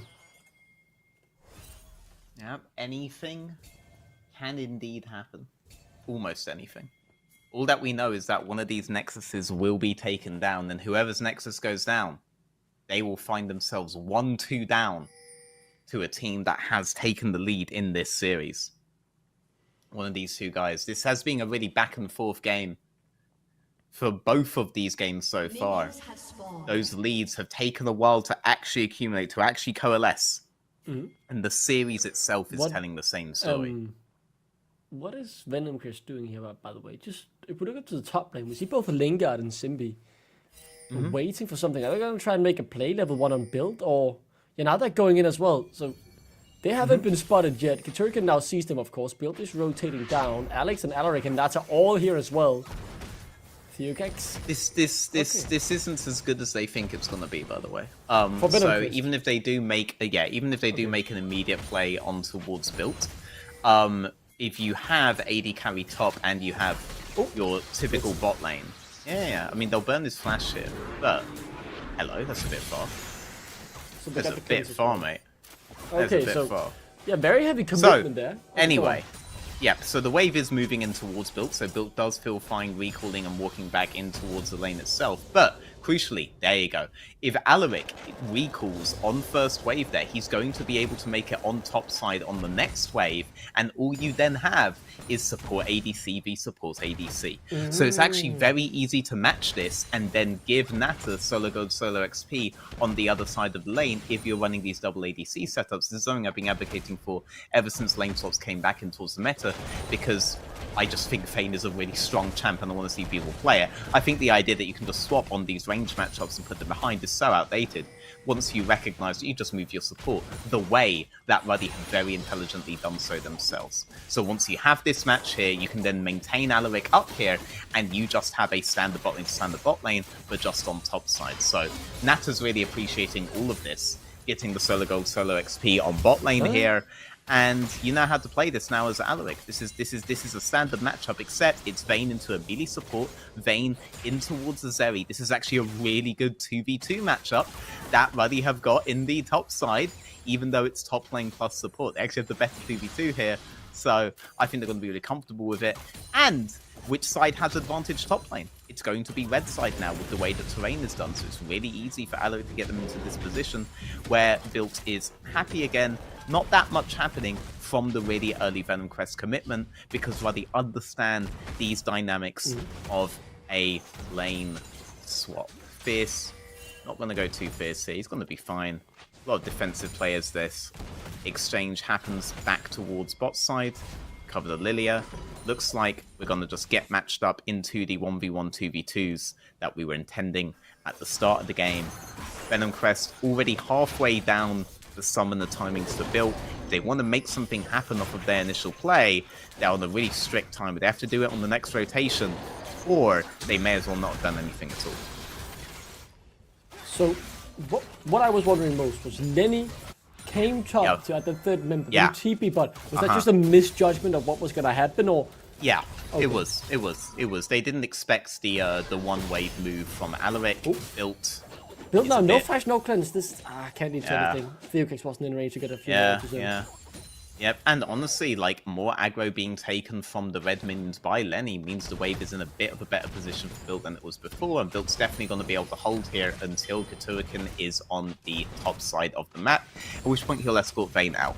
And yeah, you pointed out how Gnar took the grouped play on top side from Venom Crest that didn't turn into anything, and that's put him significantly behind Built here. So if that play was done with the intention of getting Built behind, they don't understand the dynamics of these swaps, and at the same time they've just put their own top lane significantly far behind. This isn't even one of Vayne's better matchups on the top lane. Turkan's up here. Still no sums, by the way. Q connection 2v2, but Built is chain CC. One more auto. This will be first blood for Lenny. And I mean, you want the escort on top lane by the Lilia, but the Lilia went for the two camps on top side instead of maybe playing for escort top lane and retreating into the two camps with the Tristana priority defending bot side entrances. Now pays a visit to the mid lane. Alex has the flash. No? W shoots them. No, it's on cooldown. It's on cooldown. He's dead here. I thought for sure he would W you out, but I saw it was on cooldown. I don't know when it was used, but it was on a 3-second cooldown. He must have went in for a trade before, and no, disaster for the two. That is very, very bad. It really sucks because they have really intelligent movements in the early phase to counter what Venom Crest are trying to do, but now the individual execution, they're going a bit too aggressive. They're not quite in the swing of things that we're used to from Ruddy, but let's bear in mind, they have had some messy games. I still do believe they're macro-oriented games, but the games are still quite messy, so Hopefully, though, these solo lane performances by both Bill and Alex aren't going to turn into any more than what's occurred already. I do still think Turkan maybe could have just escorted topside out before going back to his camps, because his camps weren't quite at risk, and you do need to have those lanes doing well early, and Bill didn't really have a say in when he would be exposed on top lane there, but you did have a say about how you played about that as Turkan, so a lot to work on those opening salvos. But have these games been decided by the opening salvos so far, Duckling? No, they have not been. So I do think we're still in this for the long haul. The composition is still strong from Ruddy. The individual mechanics and displays are still strong from Ruddy overall, especially once you get towards these team fights. So still everything to play for in Game 3 of the NLC Grand Finals. And mistakes have been made. I think that's really crucial, right? The pressure can certainly be felt. It is, history on the line here for both of these teams. Ready? Here, just last split for Venom Crest, though. I think like it is so insane how this organization within the past 2 years have gone from joining Division 2 to having a decent first split there to then winning it, playoffs first split in NLC Div 1, and now in a final, having won a game. Very much still up for grabs if they take this title. It will be one of the quickest rises, I will say, through the NLC ecosystem. And yeah, that's a sign of a strong org that has continued to take the steps in the right direction. And yeah, very, very impressed by them if they manage to pull this through. Oh, Simpy. Able to get out. You do get a bit worried, right? He has been caught out once so far in the Rakan this series, but is obviously normally able to get out as the Rakan. Very slippery for champion. When do you think Ruddy will realise Simpy's just slammed Rakan in all 3 games? The thing is, I think they realized, but with so many strong picks being in the West and things needing to be banned, it's more so do they think it's the reason they're losing, or? Yeah. Alright, let's see here. I mean, they constantly spot the Rakan for sure, so they should be aware it has been locked in 3 games in a row. A familiar face all throughout. Simpy, a familiar face in the ERL scene, having played competitive for so many years now, still yet to have that first big trophy in his cabinet. I may be arguing if NLC is a big trophy, but obviously we are, right? We're the best ERL in the world, veteran. You watch all the ERLs, you know, we're on the level of LPL, LCK, right? Did you just say you watch all the ERLs? And then I say, yeah, and then I LPL, the thing is, then I thought bigger scope. I LCK. realized we're not just the best ERL, we're the best league in the world. But LPL, LCK aren't ERLs. How would I know if we're that good? No, but the thing is, right? I actually know. Hold on, he's dead. Yeah, Alex is dead. Yeah, Thank Alex you for is dying dead. fast enough that I can continue my sentence without to remind the audience what we're talking about. Thank you, Alex. Are we a top League of Legends league in the world then? Because You I know think what we are, are? right? Because I people don't really understand this. I have watched LCKCL lately. Oh. And we're better than that, of course. Honestly, yes, by the way. Like, top ERLs are better, for sure. Let's see here though. Good to see Alaric. A nice way to get up, but the slow from the exhaust is massive. Now though, the flash forced out. Good trade back damage from Nuts. And he wants Simpy! That is absolutely brilliantly executed. And they could get even more here. Oh no! Flash forward from Lingard though stops it from happening, but it's a play in favor of Ruddy. And it's Venom Crest to pull the trigger. Yeah, and it looks like you're getting a lot of focus fire from those 3 minions onto that 1 melee as well. So I think the wave is actually not in a bad position for Nata either. Able to nab those kills. Actually, I even got 1 of those kills. But able to secure the double deaths on enemy bot lane and probably coming back to a decentish lane for himself. Gonna need an escort regardless at a point. But I think Ruddy will take that for sure. Again, the opening salvo is going quite even. Yes, 2 additional kills for Venom Crest. Yes, that gold lead does look quite scary. But honestly, Ruddy have a lot to work with off of that now. And they do have a win condition opening up in this game 3. And tense game so far. Both teams have made some mistakes here and really tried to push their luck in there. And yeah, capitalize on their opponent's mistakes. 3 Void Grubs have gone down, 3 more will spawn soon. The first Drake has gone over to Ruddy, next one up in a minute's time. The top side has slowed down in terms of action, and we've looked more towards the bottom side, right? And if there's anyone who knows what it takes to win the NLC, well, it's Nuts, and he has performed well so far. He is a very consistent carry, and he has been on a team that has had, generally a very strong split and can look phenomenal at times. He's always been the consistent player who's been able to... I can't remember a bad Nuts again, that's what I'm trying to say here. I get you, Josh. I get you. Somewhat. Yeah, he's so consistent, right? Yeah, I mean, in my opinion, it's okay. This is a difficult one to call. I think it's really consistent within the singular split. And then there's always something that happens whenever we get into split 2, right? The performances stop really being so consistent. They really do stop being there. But I think within an individual split, I feel like he sprints. He sprints, but he does the 400 meters, you know? But he doesn't do the marathon. He does the sprint for a lot longer than most, but he doesn't quite do the marathon. But all you need is that 400 meters in the summer split of the ERLs. He's moving up to Lingard as we speak. I do favor this matchup. I know a lot of AD carries, for some weird reason, believe that Zeri is going to be better off in the matchup versus Kai'Sa, but I think Zeri is so much more dependent on specific fundamentals that Kai'Sa can honestly just ignore entirely. A comparison I like to make is the state of action games in the past versus state of action games now. Action games used to be all about, you know, spacing, you could say skill shots, all this kind of stuff. And action games now are all about states, parries, blah, blah, blah. Engage from Venom Crest focuses on Nata and also Alaric as Kiturikan now comes in with a sleep. This could be bad though, there is no summoners on Lingard. First kill claim, but Nata falls on the end, TP's in as well. As Alex joins the fight, he wants something here to get back into the game, but he doesn't get the reset until Kiturikan cleans it up. The engage, the auto attacks, everything is there for Ruddy. Alex gets out, everyone escapes except for Nata. A massive win here for Ruddy as they claim 3 but only lose 1. And right there you can see the comparison I was talking about. Lingard playing the old action game, trying to get his good spacing and trying to hit his skill shots in. Now is available, final hour has been popped. This is a death. This is a death. Flash is available for both of these, so they just just get out. Yep. Thanks to no vision on the brush. But yeah, you see Lingard there on the Zeri, trying to hit all of his, trying to get his spacing proper, trying to hit all his skill shots, trying to get everything there. Whereas with Kai'Sa, oh, I can get my passive now. Press R, proc passive, GG, the end. The modern action game player over there. Why bother with spacing? You can just hit parry or dodge. Job done. And after that win, are you old enough to get that? No. No, you're not. After that win, God. After that win in the bot lane, they also managed to take that tier, or their second Drake off the game. So obviously early Drake stacking is in their favor. 6 grubs worth mentioning for Venom Crest. So when they push, you can really feel it. But in terms of the consistent Nata competition here, but I feel like it's in these games where someone like Alex and Bill have made a few mistakes early.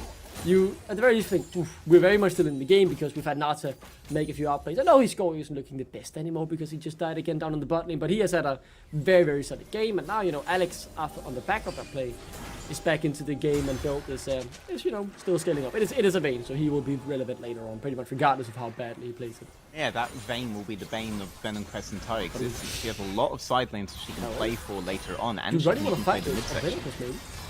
What do you do? If they had ultimate up on Build, which they will soon, honestly, if they delay this fight for just a little bit longer, then this is a good scenario. Almost up in 10 seconds. Yeah. All the ultimates are back from ready, so they're buying time. Alaric goes in. The ultimate's not ready yet. In a few more seconds, it will be. As they back off, now simply looking for the re-engage. He finds 3. That is massive. Build there. Nata next on the menu. Flashes away to buy the space, but a double kill already claimed for Lingard. The lilting lullabies come through, but to no avail. Triple kill for the Prince. Oh my god, what an engage by Simbi. Wow. Again, do you think they'll realize at some point Cynthia slammed the Rakan in 3 games in a row? Like, I know there are a lot of powerful picks right now, but I do wonder how strong Simpy is if you get him off of the Rakan. Does he have this much impact? Because even in that game 1 where teamfights weren't going that well for them until the 32-minute mark when Mundo scaled in, that Simpy was landing these 3-man ultimates, these 4-man ultimates. He was landing all of this, even the composition was the best. And he's continuing to do that in game 3 where the drafts are a bit more even. And despite the fact that Ruddy, they had an advantage of build coming in, they had their cooldowns coming up on the ultimates, they weren't able to close it because Simpy is able to counter. And now Venom Crest, 6 scrubs, Herald, 8 kills, 2k gold lead. They're looking to extend all of that.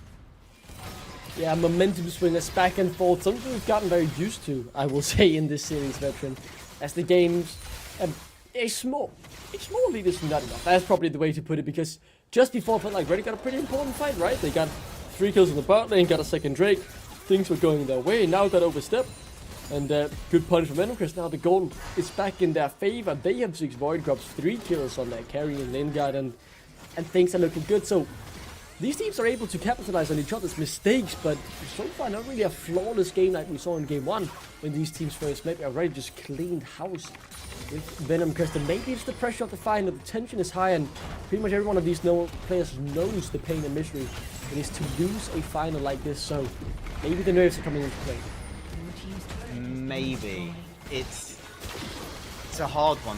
Oh wow, this is a really good help. Because like there was an advantage Ruddy were just about to start getting on the side lanes, but Venom Crest responded there by just slamming themselves straight through mid. I don't know if they're making plays off of it. Yeah. I think he might just be dead. He doesn't have a flash. Yeah, he's just dead. Alex needs to back off as well. He needs to just recall under that tier 1 or solid snake his way back to tier 2. This is a Venom Crest map. This is looking like a Venom Crest game 3 so far. This is an earlier advantage than we've seen. Map-wise, fight-wise, than in any of the other games. This could be one of the most decisive games of the series so far. And it's in Venom Crest's favor. For people like me who predicted a 3-2, that's looking good, so long as Ruddy bring it back in game 4. This feels like it is the big decider in the series, right? Game number 3 when it's 1-1. This feels we'll get the momentum coming into what could be a do-or-die game. Lenny too far forward here. Good response from Ruddy as they force the flash out of him, and within a moment's notice, you know this game could have exploded. 70 minutes on the clock. No big neutral objectives of 30 more seconds, but Lenny is slowly snarring out, but he does have a flash. 4 members of Ruddy, and it seems like they are not willing to commit to this. Venom Crest should be able to get one. Katurkan though survives. This is 2 kills for Ruddy. How do they get away with this, losing absolutely nothing, because that wasn't perfectly executed? Yep, and not only did they get that 4-man on top side, that 4 versus 2 on top side, but Tristana was belting bot side the whole time. Look at where Corky is there. He's only just getting past Creek. So tempo that entire time was in Ruddy's favor. That was a no-risk play on top side, because no matter what, Ruddy would have a winning map. Drakena on the map as well. This is the soul point for Ruddy. Fears us to recall. Yes, the TP to rejoin, but then he could also join in. But look where Ruddy is on the map. They're running towards this objective they wanted. Yep. They know this will put them on that soul point and get them that step closer, really boosting their chances of winning the game. The gold is pretty much dead. Even execution is what matters. And under the highest amount of pressure this league can offer. They could be Alex top. So they're giving it up. Yeah. So they're trading it to try and push top.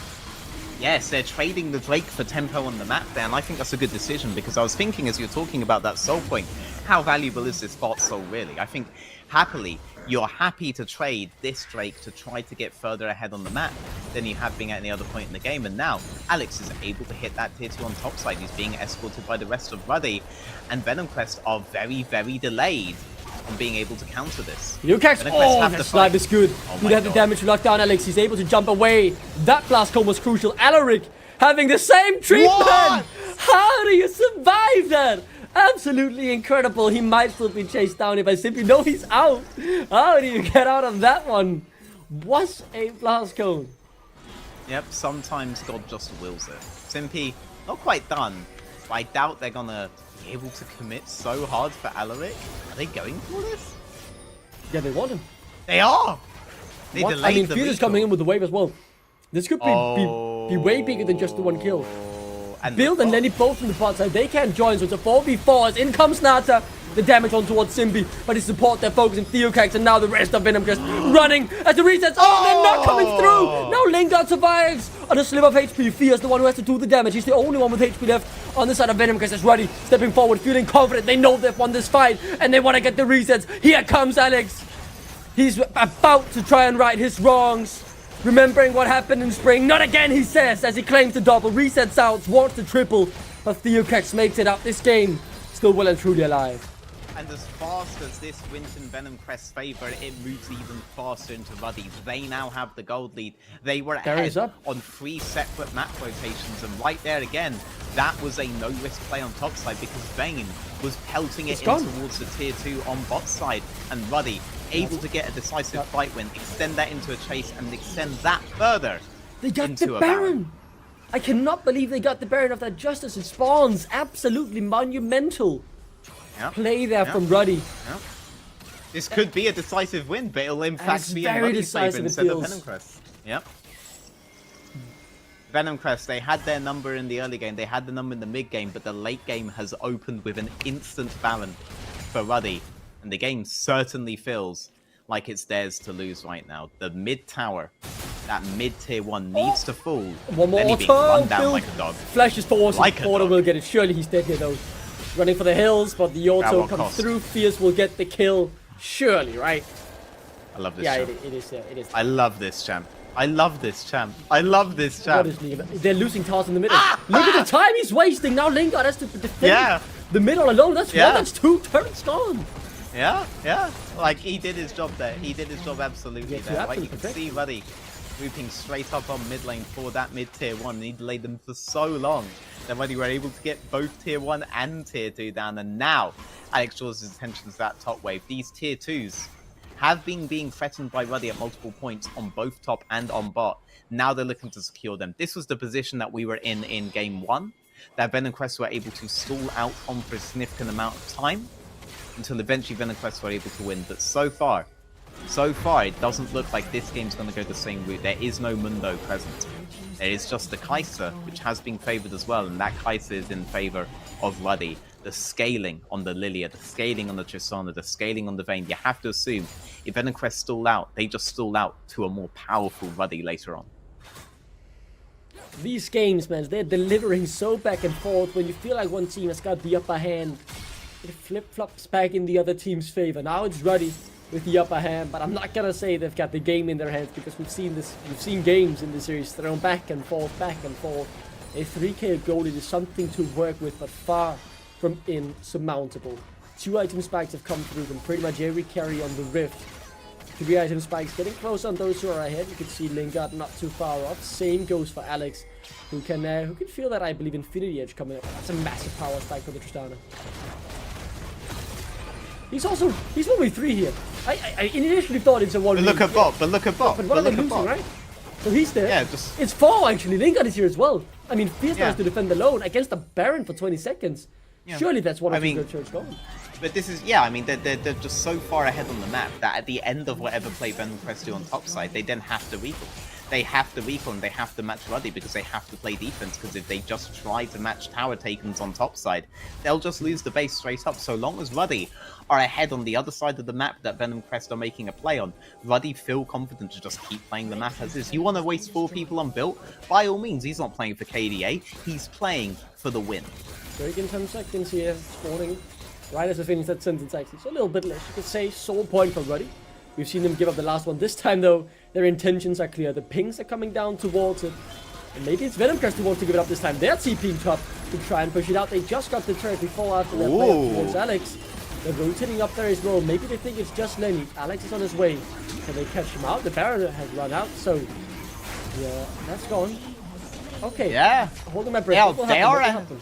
At this exact moment, they are ahead on the map, but, you know, they think they're Ruddy. The real Ruddy might have something to say about that. All critical cooldowns are up, with the sole exception of Alex's ultimate. Oh, they're able Ruddy, to they shoot probably it. feel confident about fighting their way through this, about fighting their way through whatever Venom Crest tried to do to extend the lead here. But Ruddy, they are in the position where they do have to hunt for that kill. Is that Hunter Killer, that W from Kai'Sa? Preyseeker? I don't know. Doesn't she have like a hunt thing on her thing? You're thinking Killer Instinct, maybe? Maybe, in which case she has nothing to do with hunt. I don't know. I mean, Killer Instinct, right? Hunt You're was looking for a knocked kill, out You're in pretty third. much hunting, right? Pretty much. Yeah. True.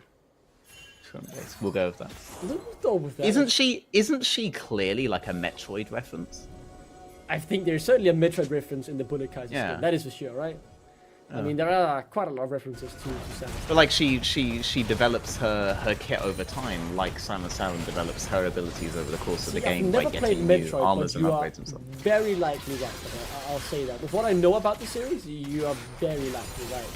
And you can also take your helmet on and off, right? So put up Zero Suit Samus in there as we jump back into the game. Remember, 25 minutes, and this could be decided any minute. Yes, we still need the next neutral objective to be up, but we've seen picks around the map before, and simply still looking for them. Indeed. But Ruddy, once again, they're playing through all 3 lanes. They haven't taken the fight, but they have taken the map back in their favor. If they make a play, if Venom Crest make a play on top of built right now, Tristana's just going to respond on bot side. If Tristan is allowed to get this next wave through without Venom Crest making a decisive play, then Venom Crest are not really going to have any good singular options for the remainder of this map rotation. I'm saying that I'm watching Vayne literally just press B as we speak, but whatever. I'm just going to keep yapping anyway. No one knows the significance of that. It's fine. Just keep yapping, keep yapping. I do want to see when the Baron is up. We can't go see it on the timer, but I do believe it's the Great.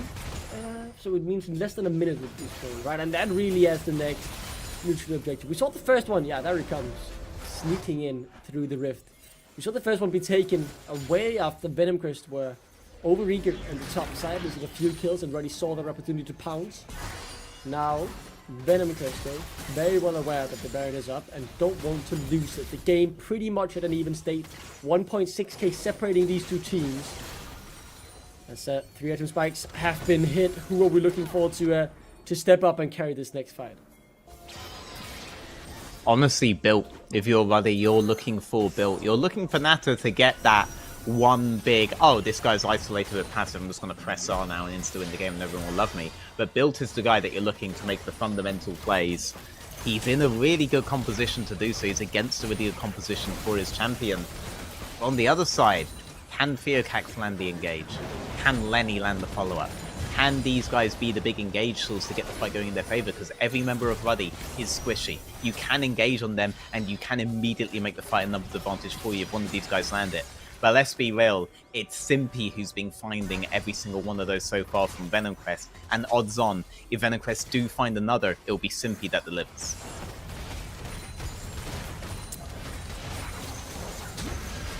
Big fight coming up. You have to feel that both teams position around the Baron. Yes, they're taking care of the side lanes. Red buff being claimed as well, so they have that red buff of every single member on the Rift.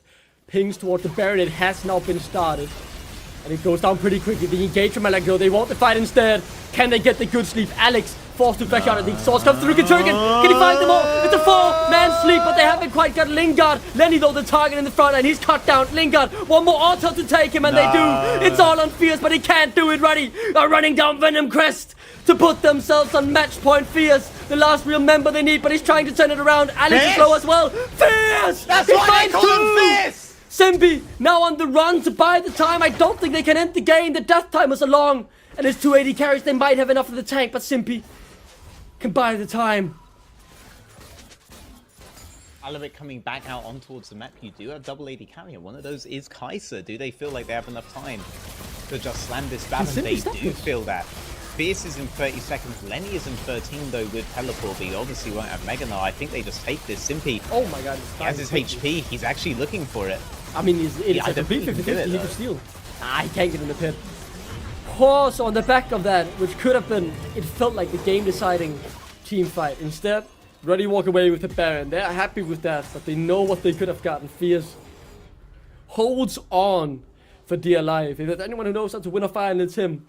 But there's a big difference between Hitpoint Master 2nd Division and playing in the NLC finals. But regardless, he steps up. I thought he was going to try hitting that for a second there. Yeah, like Nata was like 100, 200 HP right there. So, oh wait, Drake is done, right? Yeah, this is the soul. Yeah, already, but I don't think they're gonna get it. They're gonna go for the game, Alex. He has the Baron in his side. He has the wave with him. Can they stop the recalls for 8 seconds? Then he should be able to TP back in to the base. But Fierce is all. He's not. They shouldn't be able to control the game unless Alaric stops all the recalls. And it seems like that's what they're doing at the moment. They're forced to run back. The TP now coming through from Lenny. They can't stop that, but they can break open the base in 2 different lanes. All to give over the soul build. Now rooted up. Should be taken down here. Doesn't have the flash of the last fight. Lingard in the front line wanting to hold on. The sleep is on 3. It's phenomenal. As in comes Nata. He tries to clean them up and he will do just that. Ruddy will move up to match point here. You have to feel as Fierce will have to make another miracle happen alongside Simpy. But Alaric says no. Ruddy are on match point and 1 step away from crowning themselves champions of the NLC. This is the Ruddy we know, the map-based Ruddy, the Ruddy that's willing to give you Drakes to take the map back over and over again, the Ruddy that, whenever they were put on the back first, bloodlessly took back control of the map. Control, control, control, all the way into a Nexus explosion, and now a 2-1, Ruddy are in control of the series. That was certainly League of Legends. Let's leave it at that, right? I need a break. I need to get some water there for my throat because what 3 bangers so far. Not much else to say. Hopefully 5 as Venom Crest have their backs against the wall already. Are that one step away from crowning themselves champions of the NLC for the first time in the organization's history. Can they do it? We'll find out right after this break.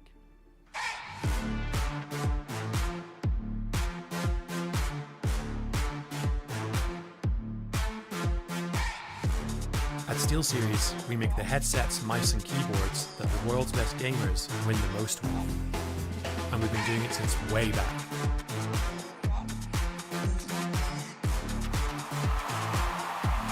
It's up to you how far you go, but whatever you do, go for glory.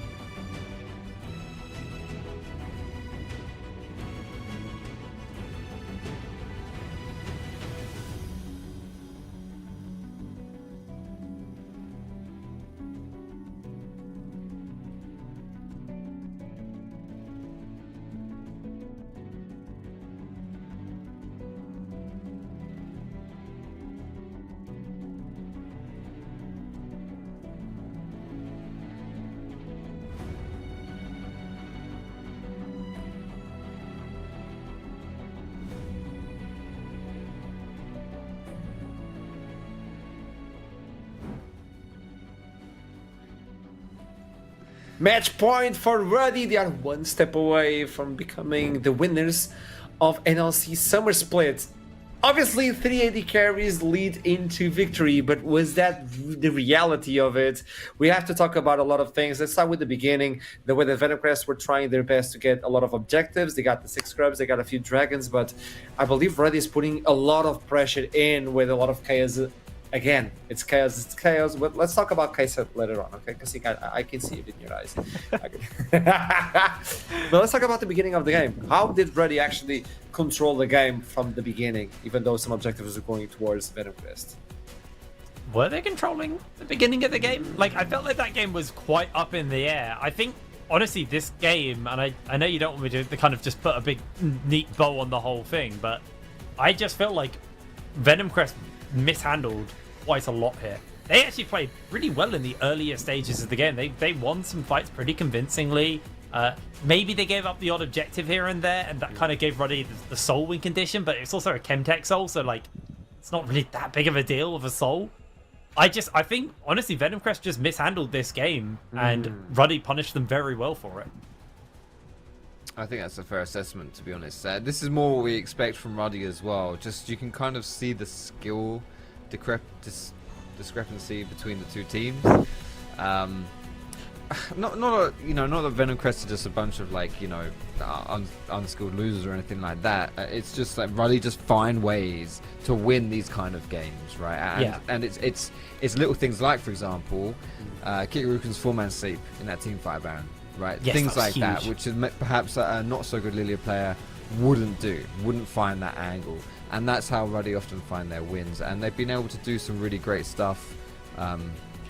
All split long doing that kind of thing, and to be fair to Venom Crest's credit, I think they were honestly quite good. I think they played a pretty solid game overall. Like it wasn't, it was a pretty. I think if this wasn't Ruddy, they would win this game basically.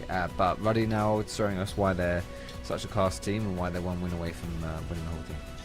There's actually been a bit of a development from what I've watched from, let's say, the first game to this game now. I think people are much more comfortable actually playing the fights in a correct way. And as you notice, even from the early to mid game, even the early skirmishes, I felt like they were playing with confidence on the Ruddy side, for example. And I just felt like, there were some fights that they had gone in too quick, and they got punished for it, which is normal, right? If you obviously pull the trigger too fast, you probably aren't going to get any follow-up. But at one point, obviously, guys, I know I'm going to say it again, the Kaiser just got to the point where she can just come in, Lilia did her sleep, like she got the follow-up from Rel, Kaiser just comes in, cleans up, everyone's happy. But this is what I believe fits how Ruddy wants to play, they love to brawl, they love to scrap. Kaiser's perfect jump for that, because she can always follow up. So it seems like we're It was definitely a redemption arc for Kit Rukin, because I don't think he's been playing that great this series at all. And that 5-man sleep that forced the cleanse out of the Zeri at the Baron Pit was a really, really defining moment. I don't really want to get overly mean, but I do want to kind of hit on the fact that I don't think Ruddy have really been on form this series. This isn't the Ruddy we're used to. I was very confident in my 3-0 prediction for Ruddy, and Venom Crest won, game 1? They looked very, very good in game 1. I don't think Venom Crest have even looked that amazing right now. Like, they've been making a lot of mistakes, and we were saying at the beginning of the day that Ruddy are a team who thrive in the chaos, but I feel like all of these games have been not even chaotic. They've just been kind of messy across the board, and I want to see a game where Ruddy kind of shore up in this last game, well, potentially last game, and kind of prove to us why they were at the top of the league, because we were so confident in them, and they were consistently amazing all split. And I do think the last 3 games from Ruddy have probably been the weakest of the split, and I think it's fair. You can excuse it to a degree because it is the finals. This is a team who have been so consistently good, so the pressure is very much on them right now. On the side of Venom Crest, the expectations are nowhere near as high as they are for Ruddy, so I'm sure that pressure's probably got to Ruddy, and that's probably why we're seeing this kind of play style from them. But this isn't the Ruddy I remember. I remember a very, very solid and very, very capable team. So I'm excited to see what this next game looks like, because we know there's more potential in Ruddy. And this is it, though. What I want to kind of zoom out a little bit and think about, because I agree fully. I don't think Ruddy's looked particularly strong this series, and I also don't think they looked particularly strong in the previous series they played, which was also against Venom Crest in that 4-game series. And with that in mind, we saw Ruddy all throughout the regular season extremely dominant, had a 7-game win streak at one point. We're like our best team in the NLC by far. We thought they were fantastic, brilliant stuff. And now they've reached playoffs. Have they just forgotten how to play League of Legends? Or actually, should we be giving Venom Crest more credit than we kind of are right here? Because actually, it's all been Venom Crest, right? It's the only team they played outside the regular season. And now suddenly they look a little shaky. Maybe actually Venom Crest are just pushing their buttons a little bit. They actually kind of know how to get into Ruddy a tad and actually meet them in the certain ways that Ruddy otherwise have been uncontested. And I think I would chalk a lot of that up to what Venom Crest are able to do, specifically actually in team fights and with their objective set up as well.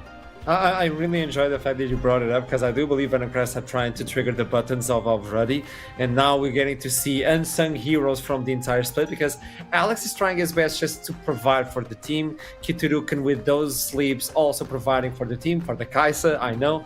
Like all of those things are being enabled from people that usually were the carries, and now they're taking a step back, allowing the rest of the team to just step up because it seems like Venom Crest is pulling them. And one of those folks is Simpy with Rakan.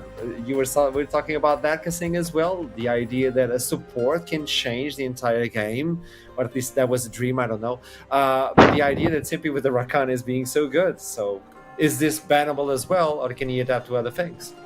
I think it's just more about one. Obviously, Simpy's best and current comfort is Rakan. And you can tell, right, just by the way he's playing the fights, playing even in the laning phase, it's like he is confident at knowing, what to do in his role. And I feel like at this point, if people need to realize, how do we punish this? Yes, you can obviously ban. But secondly, I think it's just more about we need to start punishing, I think Ruddy obviously liked to brawl, but it's like you can create slow pushes, you can create conditions to make it good for you to fight. And I feel like this is kind of missing at the moment. Maybe this is where it comes down to, maybe Ruddy aren't playing as proactive, or maybe it's Venom Crest actually adapting faster. Because on one hand, I feel like from the games that I've seen from Venom Crest today, actually, they're not even looking that bad. And when I say not that bad, it's like they're actually able to still step up to Ruddy and still contest them on objectives that they want to just, I guess, think, oh, you know what, they're just going to roll over and die. But actually, no, Venom Crest are there. They are there to fight as well. And yeah, I think Simpy for sure has been showing like a exemplar performance from Rakan. They've been playing very well. I would almost put an argument in for Simpy being one of the top players in this entire series. Even if the scoreline hasn't fully reflected that, they have been consistently very, very good.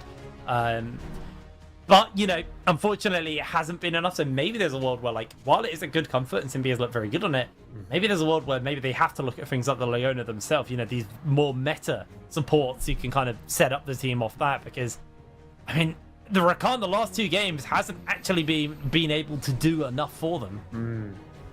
And now they're going to switch sides, by the way. Game 4, Ruddy will take on the blue. Venom Crest finally going on to the red, so we will be able to see a few counter picks.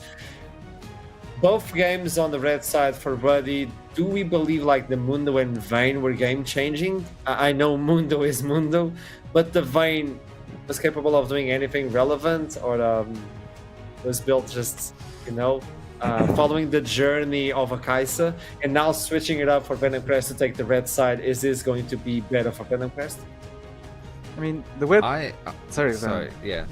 No, because I wanted to pick your brain, so the fact that the brain's already turning, let it go. That's fine. I hear what you're saying. Turning brain is horrible. It's more like it's more like when you think about it more and more, right? It's like, sure, we can, I guess, still opt in for the same kind of win con, right, in terms of front to back. And you know what? Venom Crest have shown every game front to back is their style. So, Continue. Oh, okay, sorry. Don't worry, mate. That's that's planned. I just got cut off. But no. In terms of trying to break because things chatting bollocks. I'm just saying, in terms of team fight style, team compositions, I feel like they just need to stick to what they know. And when I say that, it's they need to still perform on their champions, right? Zeri, Kai'Sa, or just picking champions that just facilitate that, right? And I think, even though Ivan, Maokai, and technically Sejuani was open, but I feel like there's a lot of more room to work with, especially with the top picks. And obviously, I think even there's a world that they can even just pick Mundo. I'm not even joking. Because right now, I feel like both teams play very similar, but the thing is they're not punishing the lane phase enough. Standard ban so far, though, here. Potential solidifying game for Ruddy, championship game they're on here now. They're going back to the tried and true though here for blue side, which is that triple Theocax ban, which may mean we'll get another removal on the side of Venom Crest, which I think Ruddy will be quite satisfied with, to be honest. I do think he's been a little muted so far in this series, and to be fair, if you're eating 3 bans in the first phase of draft, then you have a decent excuse to do so. We've seen this Ezreal first pick come through for Ruddy here, which will probably, there it is, going to be it again. And I love this because I think, especially on Ruddy's side, this is such a threat in both Alex and Nata's hand that you've already, you've secured a power pick. It's great in your team. and it's a flex. Like it's just it's a triple wagon at this point. Or he had again, he played it 8 times in the regular split and he's going to fall back to that one, even though it's a decisive one. Amumu is going to follow it up, and the sleep is available for Kutirukan. Obviously, you pair it with the Rel, and that's an easy take for Ruddy. So I feel like they're really comfortable. They still have something that can flex. For Venom Crest, do you fall back into the Rakan again, or do you adapt? Oh. Wow. Well, they're actually taking their ADC this early here. Okay, it's not Kai'Sa, unfortunately for Kasing, who So you ban the Kai'Sa, surely. You ban the Kai'Sa. Yes, You I would absolutely imagine ban the so. Kai'Sa. Well, if they don't ban Kai'Sa, guys, then they're just very confident, ain't they? I'm just saying. Dude, I would hate to be on your team when we were losing, because you just seem to have like, I don't think you'd ever choose someone out or cuss someone out. You'd be so friendly, but I'd be like, I know he's talking rubbish. Yes. Well, Yeah. I guess we were just overconfident in that game, and maybe we should have played towards somewhere else. Yes, you could sing. I know what that means. I know what you're gonna say. I'm sorry, I just want to win, guys. I'm sorry. That's it, though. Oh, I you mean, there's a believe certain the amount of Kai'Sa. confidence, and Venom Crest, they feel confident. I mean, obviously, at this point, like, Ezreal is still a flex, right? But obviously, usually people just keep Ezreal mid just because you get prone to pretty much every matchup in terms of, like, even against other AD carries. My question is, which AD carry would Ruddy look for? Because Kai'Sa is open. Yes. Malphite has been the stable ban on the second rotation for Venom Crest, and they're going to leave this one open. Misfortune was ignored through the entire series. So what priority do you give now? Because probably you give the support. You want the counter pick on the Lenny. I was gonna mention Lulu, guys. No joke. Enchanter. I saw the angle. Yeah. But the question Okay. is, where's your front line, or what's your front line? Yeah.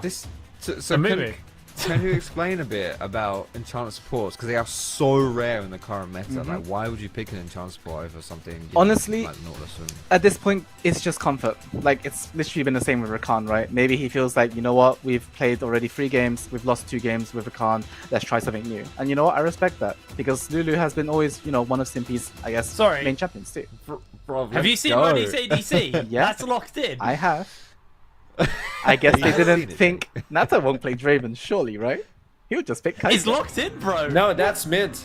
That's Draven mid. It has been used a Oh, lot yeah. of Nah. times. as well, yeah. Alex It's on such Draven an mid. AD Come on, carry. guys. Well, you're... Draven Oh, mid. mate, that's such an Alex pick, though, isn't it? A Yeah, like- psychopath. Yeah, look at champion Hitbrain's on a favorite champion psychopath. too, right next to it. Yeah, it's gotta be. That's gotta be. Karki won't have Yeah, fun. yeah. I'm just saying this out loud. I've seen the numbers. This is not good for Fierce. Even if you go for steel caps, let This it is, cook. this is a 19-minute game.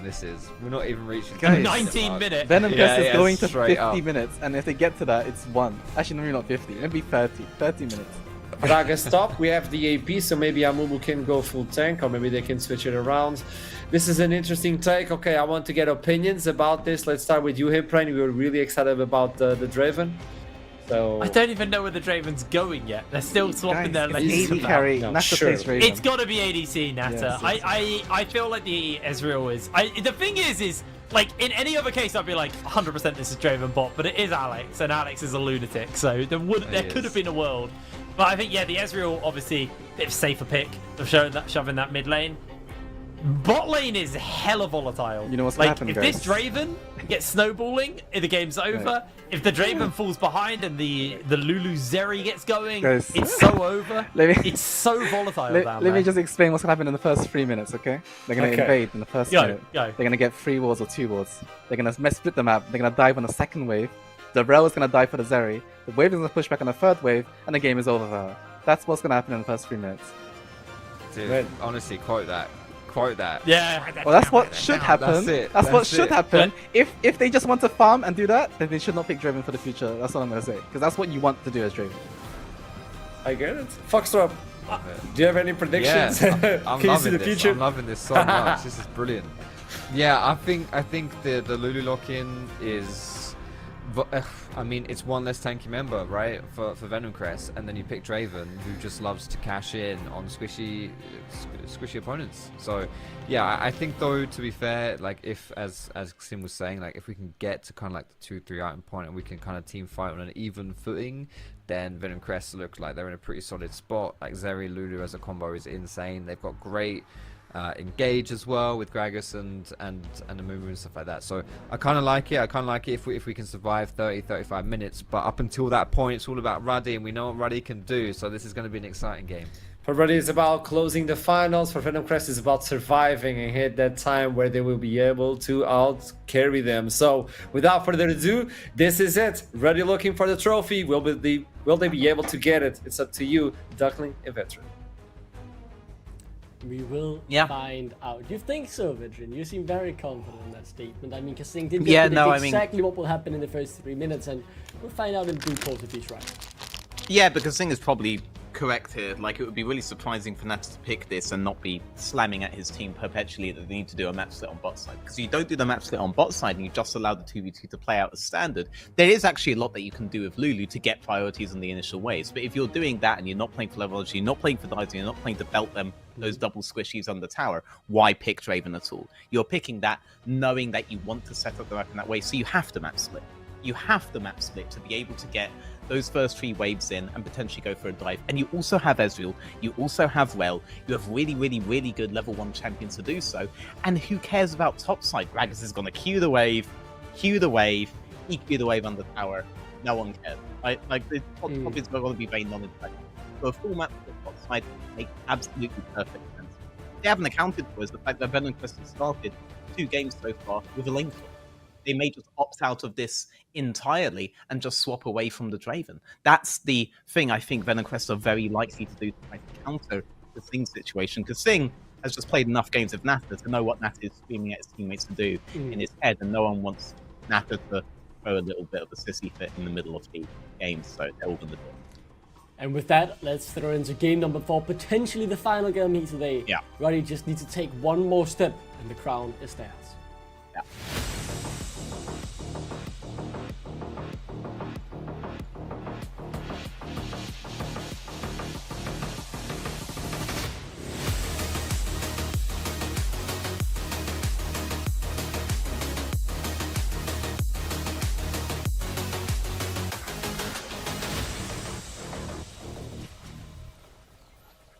What's going to be really funny is if Ruddy anticipate the lane swap from Venom Crest and we just see the full 4-on-4 on top side as if it's fucking old school Giants. But I've used my 1F slot. It's just going to be Venom Crest top side, clearly looking to do the same swap scenario. And yes, Ruddy and Kasing both unaware of that possibility. I'm really holding my breath here for the first 3 minutes. Will it happen, as Kasing described, or will the lane swap come through? Bro, Simpy is topside with Lingard. Yeah, of course. They're swapping. They can still... All I'm saying is I thought they still have time to go down, and they could still go bot lane, theoretically. I thought they were just holding the entrance. Regardless, though, if they stay top, let's see if they dive top lane instead. So I just want to say, I just couldn't let Kasing have the full big prediction. I know the response to this. There you go. Imagine they just go bot side now. That would be so strange. Nah. They're securing this for a straight swap. We've seen Venom Crest do swaps on all games. And they are obviously anticipating the match split scenario from the Draven and from the Wells. So yeah, they're starting instead in this straight top side.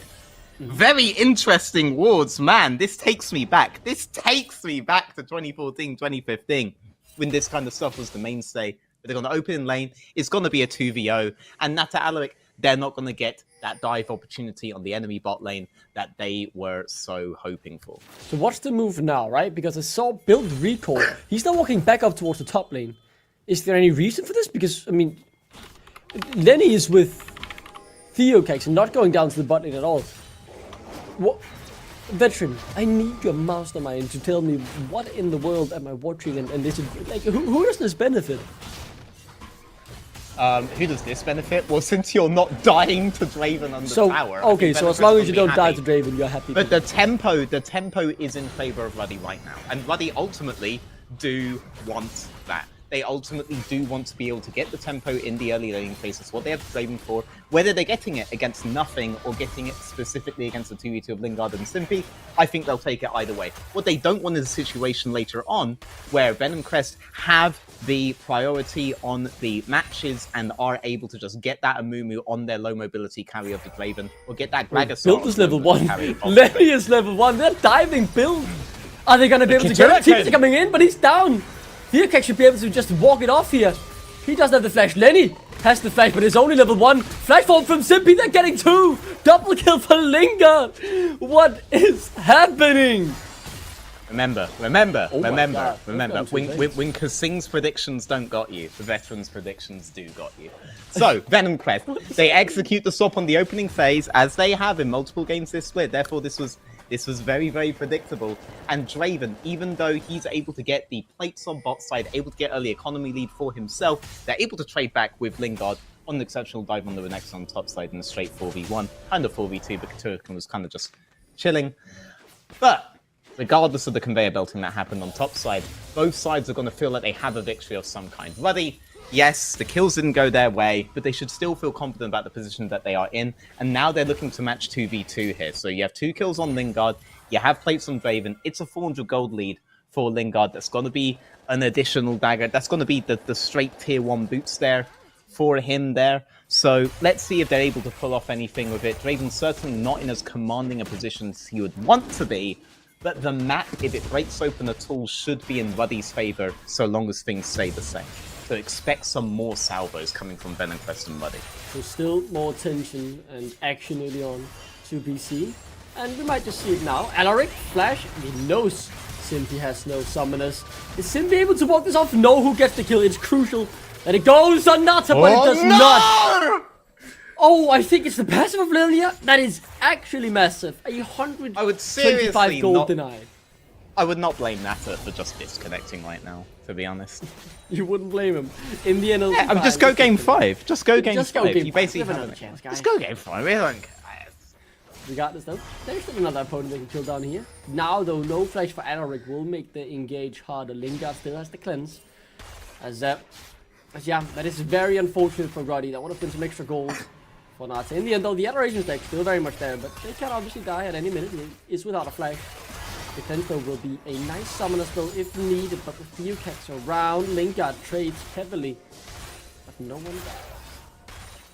No one dies yet, because I see Theokek staying for this push, and it looks like what Ruddy wanted to ideally get early levels. Venom Crest. Oh! Oh, and Nata now all alone though.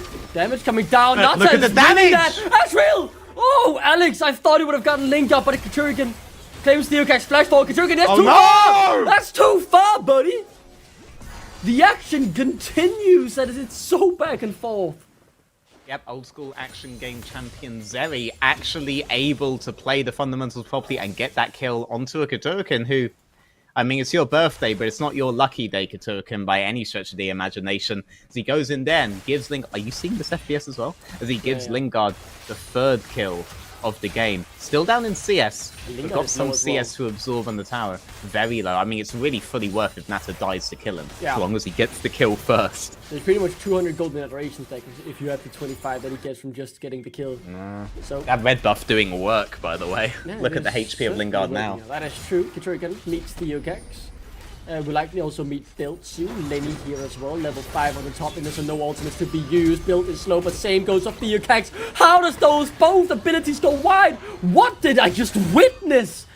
As both Lenny and Theokek's misplay, and that is to Katurkan's pleasure. The MVP picks up 2 more kills.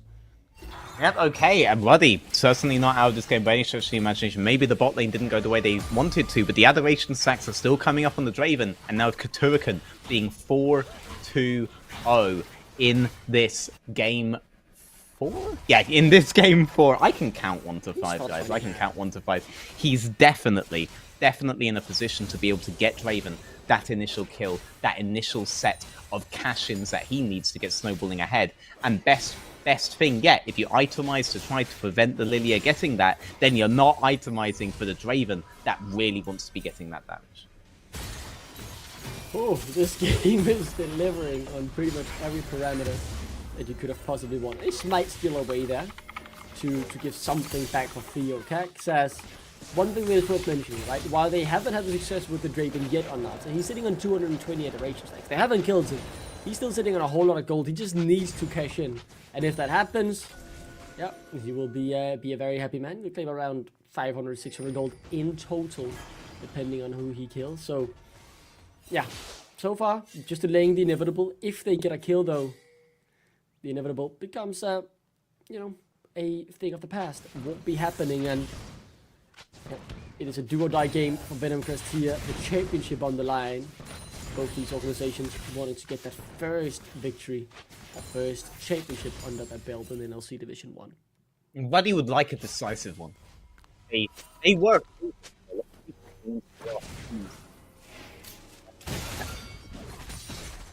This prediction at the start of this game was on. They want to make sure that this time around, it's not a close run thing. It's not a, well, maybe if Lionspeed were here might be a different thing. They want that decisive victory. And so far, they're in a position to give it as Katurikan tries to deliver Nata his first kill of the game. Geocax is also around, so it could be a 3-on-3. The cooldowns are there, but the supports don't have their ultimate. So no Wild Growth, no Metal Stormers. They back off, retreat. There are neutral objectives on the map. Guys, and the Drake will be started by Venom Crest. I would assume Katurikan to run top side, claim those 3 void drops that weren't taken down after they fought over them earlier. First Drake picked up by Venom. Yeah, but it's just a fart Drake. And we don't call it that because it's anything but disappointing. The stats here, not really going to do that much with the chances of Drake. Actually, you know what? I can't take that back. With a Lulu Zeri, it's actually kind of useful. With a Gragas, it's actually kind of, Okay, that individual Drake is actually not that bad for that team this time around. That is going to pay some dividends later. But Ruddy are still not going to be that worried about it, right? They're still in a good position here so long as Katurikan's still in the game and Draven hasn't died yet. As a Ruddy fan, you can still be confident about your chance, especially with Nata's prominence in every single one of these games. He's being a phenomenal player. Geocax will spot him. Alex is roaming up as well. The ward comes through. This could be a 2v2 simply. Lulu? First on the rotation, that could be the difference maker. Oh. He get in to make the fight happen. Fierce and Alex trading, I do believe. Just looking at the minimap, but Lenny rotating down. That will be the decisive rotation that will give the red buff over to Katurikan. He will not lose these Raptors, able to smite them away here. Instead, saves the smite, wants to keep that, probably because the boy drops are still there, but you can feel the tension, right? They are really trying to push their luck here. Both of the teams trying to get the gold they can take away from their opponents to just push the game that bit further in their edge. Just Lingard fences the 1v1 here up against Darcy. It's a crucial decision. He has to get this right, and he will. He has to get it right! The cash in, the adoration stack somehow still claimed. Did he get the gold? I don't know. I saw so much gold pop up. I saw 341. That was a unique number. I'm pretty sure that was the adoration stack. I need to see a replay of that. Gold lead. Yeah, but it Still was more gold lead before. for Lingard. It was more before, but it's still 100 gold lead from Lingard, so I think even if the adoration stacks were cashed in, Lingard is still so far ahead, it hasn't even evened up the state for the Draven, and Lingard will still feel confident. 300 extra gold if that was just given over.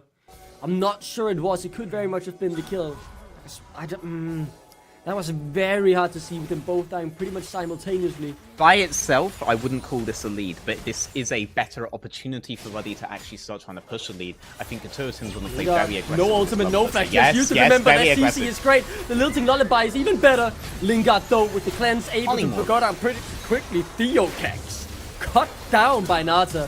As now they won't even more, but they can't quite get the flash forward, leading into nothing. Yeah, that's a big win. Was that not just the bounty that Lingard had that Nata got? It could be, but we couldn't see it on the scoreboard, so that's the confusion, right? We don't really know. We're gonna need production to look into this. Yeah, I'm talking to you, by the way. Yeah, it would be nice to find out because it could be a huge part of this game, right? That's really what gets the Draven back into the lead. He has 300 gold lead right now with that kill. But that it was could a become big even play. worse after this. Look at the damage! Oh! Look at the damage he's dealing already! Now Lingard and Simbi have to get out. Katurikan was there. The turret is gone. That's a turret full plates claimed for the Draven. Ruddy, remember championship point on the line. They will win the NLC if they win this game. this kind of repeat rotation towards bot side is what Ruddy wanted to have from level 1, level 2, level 3 onwards. They wanted to be setting up these plays. They want to keep consistently doing these plays. Top lane, who cares about that? Completely irrelevant role. Raven, though, has that first tower of the game. We said if the game breaks open in terms of structures, Ruddy are the team most likely to do that because of what happened on the initial swap, getting it down to 2 places in bot lane really fast, and they broke bot lane, and have already pivoted into breaking mid lane, and now Draven has long lanes that he can use to run down the Corki, run down the Zeri, run down the Lulu, run down any of these 3 champions that extends too far, and extensions are almost necessary if you ever want to have access to any of these neutrals on the map again. And I bring that up because look what's happening top, look what's happening bot. On the next wave, you're gonna have to We've seen games go back and forth, but a 4,000 gold lead just 13 minutes in feels big. It feels important. It feels like it could be deciding if they get a couple more fights ready, at the very least on the front foot. Not right at the doorstep of taking the title, but they are nearing it. They're in the alleyway, or in the, what do you call that? The driveway, maybe? That's probably the right phrasing. They can feel it, they can see it, they are so close. But they've thrown a lead before in game number 1. That was the only victory Venom Crest have found so far. Theocax looking to find Nata. He has no way out of this one. The CC chain is perfect, and Lingard gets the kill. That's a big one. 400 gold back. The AD carry of Venom Crest, Lingard, a guy who's been to multiple finals, lost in multiple different ERLs, doesn't want the same history to be repeating itself, as he is 5-1, sitting with all the gold, all the hope of Venom Crest to bring it to game 5. Oh, fierce. Oh, I mean, Alex is very confident in this trade and winning it Yep. heavily as well. The Mystic Shot doesn't quite connect. Now the Katurkan down to half as Lingard dashes over. That could be a mistake. Lenny's here as well, though. The damage going onto Theocax. The wild growth! Keeping him alive. The shutdown knight claimed by Lenny. The whirling death goes wide. Connects on no one. And this is the fight that Venom Crest wanted. They've collected 2. Lingard, though, might be too far forward here. As build there as well. Has the flash to close the gap. If needed. Draven as well. Lingard flashing out. Fierce. Oh, what are Venom Crest doing? They are pushing their luck too much. And Ruddy, say thank you very much. And slam it back in their face. Yeah, Ruddy were able to slow down the fight long enough for Nata to join, and Nata not being there in the opening salvos of the fight is why Venom Crest got any advantage at all. That was not representative of Ruddy at their full strength. Ruddy at their full strength with Nata on Draven, not even exceptionally fed Draven, is an absolutely scary behemoth to Theocax. This feels very legal. He's solid snaking it. Right? I mean, he has to smite. Oh, 1 HP. Just take it. No! For crying out loud, buddy. Just take it. He got it! He got it. He got it. He got it. He got it. Why would you try and run from it? You just committed your life to it. You realize because he thought he got it. He thought he hovered on it long enough to go, but there's a buffer. But there's a buffer time before it comes up that is way longer than it has any right to be. Oh my god, man. This game. I would This game as of well. League of Legends, man. I cannot believe it. Potentially the deciding game of the final game of the NLC this year in Division 1. Ruddy really looking to right those wrongs, and so far so good. 2-1 up, leading game 4. Everything is on their side, but pressure. The ball is in their court. They have to close this out now. They are the ones with the lead.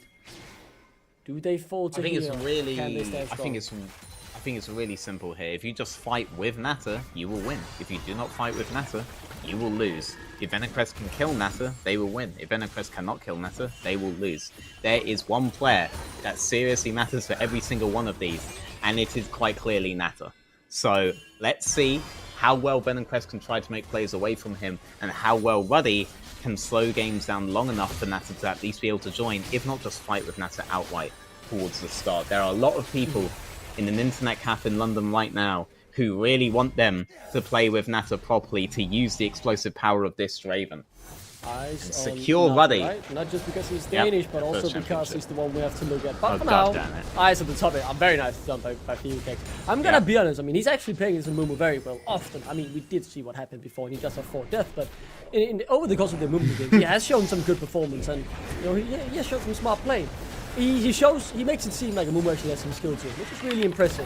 As the Herald now comes down, that's the turret, the gold lead, closing a tiny bit. But when Draven is here, you can't really try and do anything. I think Theocax will be in trouble if he headbutted the turret. So instead, he looks for a way out, drives out to safety, but Katurgan is there. He's still out. Don't worry about it. Or is he? I mean, Katurgan really wants to see. They're actually not out. They want this cleanse available. Will be used as they try to close on to Lingard. Katurgan though, taken low, but not down. He's away to safety. Alaric dies. Finally, Katurgan falls, but it will be at the cost of Theocax. 2 for 2 as the lightning crash still stacking up. Nata's still alive, full HP, and you know what he can do. Theocax He's still alive? Somehow he's still alive here. This feels illegal. Gragas's bot side. Gragas's bot side. If he was able to get across that wall. Yeah, the Drake is up by the way, so they will lose that. Theocax is 007 trying to sneak his way out. Dun, dun, dun, dun, dun. Ba-da-boo. No! He's out. Oh, he psyched him by going left-right. He gave him the old 1-2. He's still out. He's still out. He's on his doggy. He's out. He's alive. He made it. What? That was the lowest mechanical great escape I've ever seen in my life. The 5 IQ escape, or whatever you want to call it, manages to walk his way out to safety. That is brilliant. You know, there's like, you know, there's like bell curve memes. There's like a lower end of the bell curve and the upper end of the bell curve. Like the upper end is that Nidalee escape from 2015 IEM, and we just saw the lower end of the bell curve escape. I even mentioned he was dead. I was sure the man was the kill was signed, sealed, and delivered to one of the ruddy carries, but instead. He also dragged everyone topside, so they didn't. The Drake is still up. The Drake is still up, because he dragged everyone topside with the Drake. You know, maybe that's just what you need to come back in a decisive game. Theocax with the miracle escape. They are keeping Venom Crest hold of not just this game, but the championship alive. 19 minutes in, a minute until Baron spawns. We've seen Roddy steal it away before. Maybe Venom Crest don't want it to happen again. But I mean, Fierce is actually, honestly, right, the Venom Crest carries are very much still in this game. 2 items almost on both of them. 3 items is not that far away from Lingard, so yeah, you're saying it's all about Nata, and I do agree he is very strong, but Venom Crest can still with Lulu around, Lingard has a lot of power, but you see, if Lingard moves in towards the fight when he thinks all the cooldowns are down, and the Draven's there, Draven's just 1 auto-E away from basically half-healthing Lingard immediately, so that's still the biggest problem. Lingard just needs to choose those opportunities. He just needs to go in when he can guarantee that he's away from Nata, and he still has a lot of impact. He's 5-1-4. He's 5-1-4 with a Lulu. He should be able to find angles in these fights to be effective as an AD carry player. He got a lot of praise for his semi-finals performance, but this is the grand finals against the hungry Ruddy that want that championship trophy. He has to be very careful.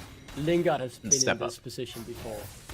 Lost Yellow Finals 3-2, lost PG National Finals 3-1, lost qualification to the LVP 3-1, or 3-2 rather. So a familiar situation from him, backs against the wall when it matters most. Can he finally step up and match that big achievement to his already long career? It's now, right? The kills, the gold, everything is an enemy. As the Lulu there, Nata, former NLC champion, wants to be that again. Will stand in his way. So what you're saying is he needs to prove nobody beats Lingard 5 times in a row. Exactly. He needs to prove that. Nobody beats Lingard 5 times in a row. 5 kills already this game. As this is a very different situation to what we've seen before in the top lane. That's been really irrelevant this game. And considering how much impact they had in the first 2 games, it feels kind of weird to actually focus on what you would normally focus on. You know, the AD carries, the mid laners. It's no longer about a tank moon just winning the game. As I said, I don't think anyone will die down at the bot lane soon. Honestly, we didn't really focus on the Mundo, and then when the Mundo was on screen, my mind just could not focus. Yeah, you just realized, Mundo's won the game, and that's it. Yeah, like, what is this? Who let this in? Alright, guys, so let in the Mundo in the final, man. You coded them into the game, man. You coded them into the game to begin with, right? Questions we all have, but answers we are lacking. Drake on the map, the Baron on the map, plenty to fight for. And we might be on the verge of another one. Nata, Turrican, they're all in the bush. They've split them apart. Lenny, they've found the Turrican. It's the jungler they want so they can get the Baron, but Nata dishing out the damage. He's here as well, but the Turrican down. Look at the damage that Nata is dealing. They need to kill him. Good Lingard, choice by Lingard. He's untouched. He's on him. He's flashing forward. He's gonna get him. That's a triple kill for Fierce. Alex The last man standing, but he can't do it. The pressures to their head. The Baron's on Venom Crest side. It's a quarter for Fierce. So Lingard was untouchable in that red buff pit, and what he decided to do with that was not pivot in towards the front and back of his team.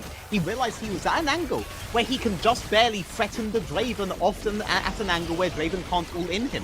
And so he did that, and so Nata wasn't able to get his full fury out into the fight, and then he re-engages into the fight at the moment where Venom Crest starts splitting them off, and is able to clean up off of it. That was a very intelligent opening set of moves that Lingard did in that pit there. It really scuffed up what Ruddy wanted to do, and even though they had Nata in that fight, the firepower wasn't enough with the sheer utility of Venom Crest. We talked about Gragas and the Mumu being decent in towards a Draven here, and in that constrained area, they were able to be extremely effective. They didn't quite land all their CC on Draven, but they landed enough with their AoE that the Draven was extremely vulnerable, and Zeri was able to clean up off of that. So Ruddy now, will this actually go to a game 5, as a couple of analysts, myself included, have predicted?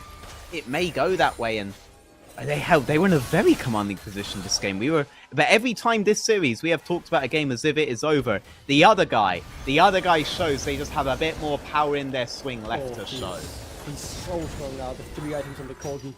Again, the only one with a gold lead, but he can quickly be cut through. Yes, the Draven is so strong. Alex on a 2-item spike off the Yeshfield, but at this point, right, we've said it, and you just said it as well. We've called games so many times that we're always mistaken.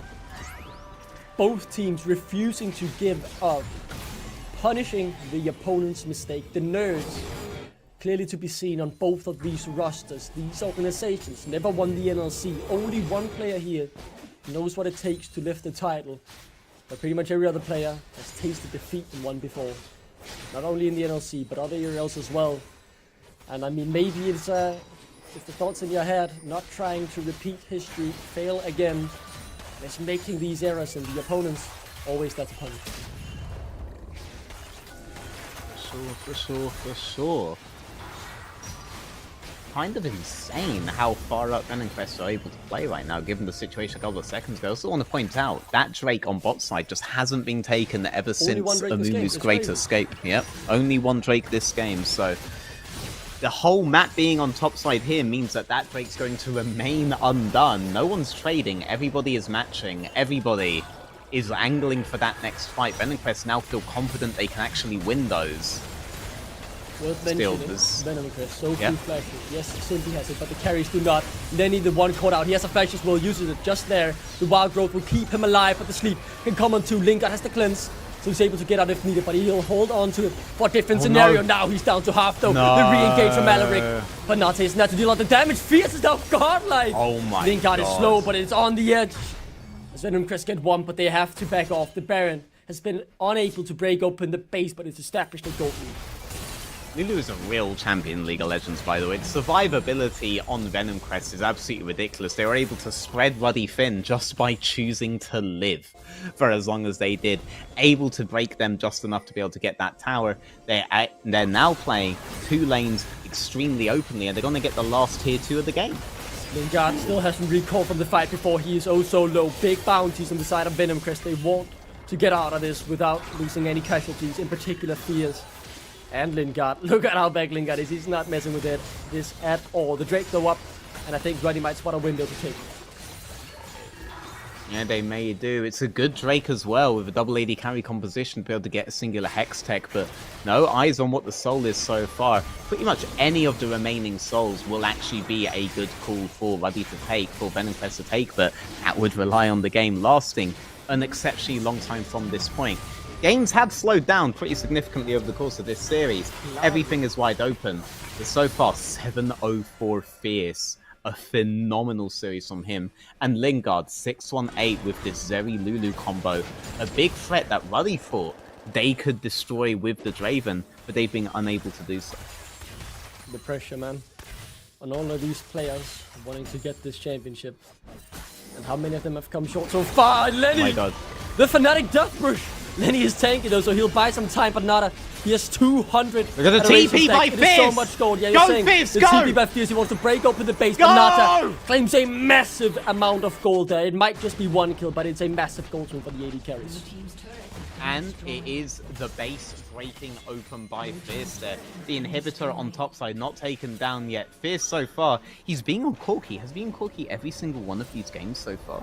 Yeah, I'm pretty sure he has. I can't think of him playing any. Yeah, but he's been doing extremely well. Potentially a career best performance in grand finals at the moment where Venom Crest need him to step up. Lingard giving the old thumbs up to the Lilia. I may not have my Lulu here, but you can't catch me. Not like that. Try again. No inhibitor down though. So even though you have broken open the base, you have not conferred the big map advantage we normally associate with breaking it open. If they had broken open inhibitor top, it would not really have an impact on the next big scenario, which is the Baron. Right, that Baron is coming up again very, very soon, in about 45 seconds time. And we'll see. Ruddy are already in a good position there with their vision. This all needs to be contested by Venom Crest, who are behind. Ruddy just that bit further ahead on thinking about the map again. Let's see if Venom Crest can fight their way through, fight their way back. I would have said no early on in the game, but now, with these kills, with these scoreboards on the Corky and on the Zeri, I think there's a genuine opportunity. Take a deep breath, regroup, refocus, right? Look at the gold, it's around 5,000 gold. The big difference though is in mid lane. A whole item, more than an item between these. It's on Fierce, it's on Lingard, though they are the two carries that need to stay alive. And while Alex doesn't have the most damage this game, Nasa, 3 items on a Draven is enough to give him time to cut through carries very quickly. Baron spawn started immediately. TP's coming in, this time from Brit. He's coming from the bot side. Yes, they catch Alaric, but it's the support they've got. And he's now running out. He's out to safety. Build is looking for Lingard, but he's exploding. Oh, no! He's just gone like that within the matter of seconds. He evaporates in front of your eyes as Alex is now caught as well. Flash forward from Fierce. Nata has to carry this fight, but he can't do it.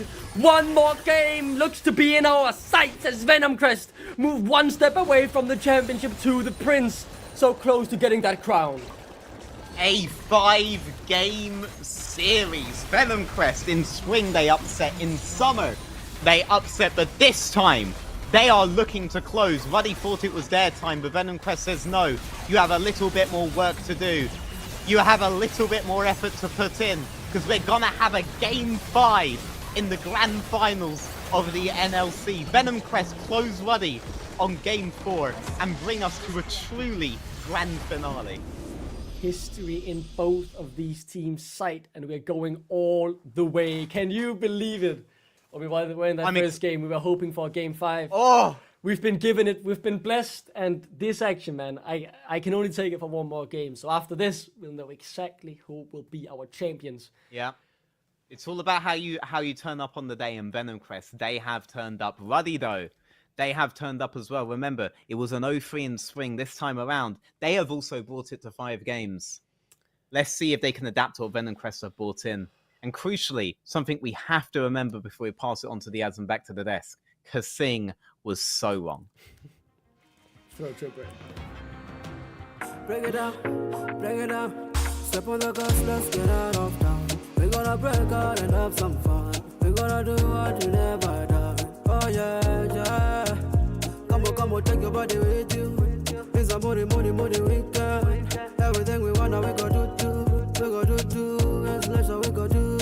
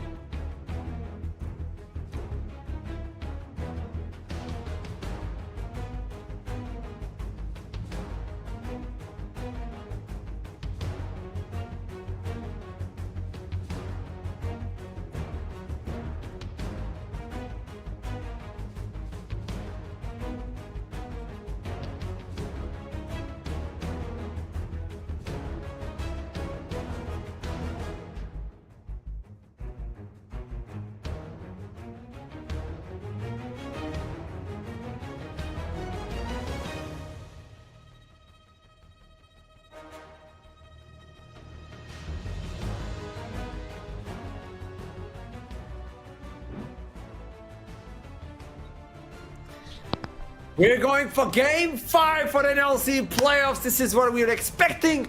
I know your predictions are going down in flames, but Ruddy, we're not capable of handling the heat from Venom Crest. We need to talk about that first level. Kasing, you brought in an entire book, movie, adaptation for series. None of that happened. Let me explain, please. They didn't even do anything level 1. That's like, I don't know, there is nothing, guys. I don't know what to say. They didn't invade, they didn't get any wars, they didn't see, they didn't predict, they didn't do anything. So. But hold on, you said they were going to. Yeah, you predicted. Yeah, they were, but they didn't, did they? And then, oh. Yeah, but you made a promise. You made a Kasing promise. This is why. No. This is why you should probably stick to playing instead of casting. Okay, now I feel, I know how casters feel now when you just watch players just like, oh my god, they're not doing anything. When you look at the play, it makes sense, and you state it out, and none of that happens, and the chat is like, this guy doesn't know what he's talking about. Now you feel it. They literally just stood there and then went like this, you know? Welcome to hell. So, but okay, Reddy didn't do anything at the beginning of the game, but Venom Crest did. Kasing, you were talking about that, at least with me in the green room. We were debating about that. I mean, they made the correct play by technically you should expect them to invade, right? This is the whole reason why they even went to top side. Because they expect them to be in their bot side. They literally, that's like lava zone, you know? You gotta think of it that way. Venom Crest know, or should know, I mean, they obviously did know because they went top side, that Ruddy should invade bot side and get some wards. Because if they don't do that, how would you know, right? As Ruddy side. And then after they got surprised by the level 1, and then they got dove again, you know, on top, like literally the same exact way in the other game too, in game 2 or game 1. But it's like, stuff like that just shouldn't be happening. If you're gonna commit to these kind of champions, you gotta know your early game plan. So, well played to Venom Crest though. We gotta get the highlight. Tell me, Hebron. Kasing brought up a point at the end of the last game, and I want to hit on it because it's kind of in line to a lot of the points we talked about. But this Ezreal needs to stop getting picked by Ruddy. They're not pulling it off very well. Kasing was relatively passionate about that when he was talking about it as well off air. I do agree. I am not particularly sold on this Ezreal. I think Alex, the best he's looked has been on his Yone. We know he's very capable at that. That's the champion in his wheelhouse. It doesn't have a particularly bad matchup into a lot of what's been played so far, so I don't know why we're not just seeing that from him. I don't know. There's a lot that's not really kind of falling into place right now for Ruddy. This series has, as I said in the last pregame, has been a pretty tragic one for them. I think this is the weakest we've seen all split of Ruddy. They've got one more game to get it together. Right now, honestly, I just think Venom Crest are playing a lot better than them so far in this series. So it's very much on Ruddy to make the adaptation for this game number 5, and Venom Crest to kind of just repeat what they're doing. I think they've honestly got their number in the draft, and they're just playing very, very well so far. I wanted to talk a little bit more about the game itself, but since we're running away from that, we can focus on what could be the last game. Well, it's going to be the last game of the series, and it could be for Venom Crest or for Ruddy. When we're talking about Alex, we can debate about that topic. We know how Alex works, and we've seen Alex shine, and we've seen Alex tilt. On the best of 5, if he loses the 4th game, this could be a tilt moment. And did Alex go crazy with like a good pick, a booyaka booyah, or he can just go down the drain as well? So this is a massive coin flip for Ruddy right now, no? I mean, honestly, Yes. at this point, guys, it's just stick to your comfort. You know what I mean? Yeah. And we all know that Alex is amazing on his melee champions. And when I say melee, it's like, you know, Zed, Silas, Yone. Like, I can already think of a game plan for them in terms of like picking Sejuani away from tell the me. enemy team. Give me the next season of your book. But it's like, you know what I mean? Like, we know what we're good at, so let's stick to that. Let's just... No, Kasing, we want the definitive, Yeah. like, what you think's going to happen. Oh. We need to know so you can be 100% right like last time. I mean, look. If they do what I say, they will win. If they don't do what I say, they will lose, right? It's as I said. Okay, so Venom tell Crest. us. Okay, but honestly, guys, if I'm in Ruddy's position, I'll just think, you know what? I know that the enemy jungler obviously wants to play, let's say, the utility junglers, right? Like Amumu and this kind of things. Honestly, I think just taking away Sejuani is even a good thing, and then actually complements your mid as well, since he plays a lot of mini mids. I think just stick to playing like, you know, the Kai'Sa, the Zeri of bot lane instead of picking the Draven. You don't have to think about it too much. Just play team fights better, and pick build something that can actually like, you know, have pressure 1v1 on side rather than something like Renekton. Oh, I was expecting more. Stop. Yeah, but you guys Stop can do the next one now. Picking Renekton. I got a question as well. If we're talking about melee champions in the mid lane, you brought one up that we've seen on last chess qualifier during these last days, the Silas. I think Silas for Ruddy would be amazing, not only because it fits on Alex's profile, but since you have a lot of utility junglers like Amumu ultimate, Sejuani ultimate, all those ultimates could be massive in favor of Ruddy. So that could be something here. There is an issue there though. And that issue is Kit Ruken likes to play AP junglers. And then you have double AP. That is your major issue if you do pick the Silas. It then also somewhat kind of lowers the priority of the Kai'Sa, which we really want to see from them. Because then you're kind of almost going too heavy into the AP at that point. I don't disagree though. I think the core point of like Silas actually is quite good with the ults that would be available, and it suits Alex's playstyle. Alex has exclusively played AD mids the entire split long. Yeah. I don't think right now it would 100% suit what they want to be doing as a team. I don't think it's a bad pick at all. But again, it's also relatively situational, because I think like things like his Yone can have like better matchups into the things like the Corki and stuff. I think Silas into Corki is a lot harder to kind of be pulling off. Obviously, Kingslayer is a ridiculous ability, and it doesn't matter how low you get, because you just press Kingslayer and you get 80% of the health back. I hate that champ. LeBlanc main complaining about Silas, that's what that is. Yeah, I don't know. I think like go back to the Yone. It was the best they looked all series. Give Kit Ruken again the brand. Where's the Zyra? I know it's getting banned a little bit, but like the Zyra brand, something like that. I think Lilia is great. I just didn't particularly think Lilia had an identity in that previous comp. And then something else we talked about. Just give Neda this Ashe or something. If he's not going to play Kai'Sa, just give him the Ashe, and then he has utility. Draven had absolutely no utility that game. I mean, they weren't able to execute the early play which Kasing wanted to see, and I know we were taking the mick out of him a little bit, but like, let's be real, they probably should have followed an early snowball plan with the Draven. They didn't. They did eventually get an injection of gold, but not before losing a massive chunk of those stacks prior to getting that kill. So you didn't get the big cash injection you wanted. Just pick Ashe, pick Braum, play for like Yone, and then give yourself a good AP jungler. Don't play Renekton. For the love of Christ, don't play Renekton. And then I actually think Ronnie can take the series. I think I'm the hit of my dreams. Hit Brains just talking about Renekton. No matter what he's talking about, there's a Renekton in the sentence. There's always a Renekton. You know they should buff LeBlanc with Renekton though. I mean, so they should buff LeBlanc actually. Oh gosh, what have I said? Talking about side selection, Ruddy are going to take the red side, so they'll have the the comfort of a counter pick. Venom Crest going for the blue side. Every single time Venom Crest played blue side on this series, they've lost. So keep that in mind as well. I'm just letting it out. Bloody win. Statistics. Let's go. Stop. Wait, Kasik, you're not supposed to be biased, Kasik! I'm kidding. Venom He's Crest got can win. points riding on this. Venom Crest can win. Venom He's got Crest the will house riding on this. You game. know what I would Like- love to see? I think Foxtrot recalls this one. I think he was casting Fierce's Echo. We've seen it once. And it was banned for like 5 games straightforward off that one. If we see Yone mid lane, if there's a melee champion, I need to see that Echo on the other side. I know he's defaulting back to the Corki, but his Echo is ridiculous. He's a main Echo. Yeah, I would honestly, if it ain't broke, don't fix it. I reckon this Corki now is a point where Ruddy has to address and champ select straight up. Because I think normally the way you deal with Corki is you first pick Ez and you have prior mid and you know whatever. It's a good matchup, but yeah. You know, Fierce has had the better of this matchup every single game in this series where they played it, and Alex has not looked too hot in this Ez at all, to be perfectly honest. So, yeah, I actually think the the initiative now is for Ruddy to have an answer to the Corki. I don't think Venom Crest are the ones who need to start, pulling different picks out of the hat.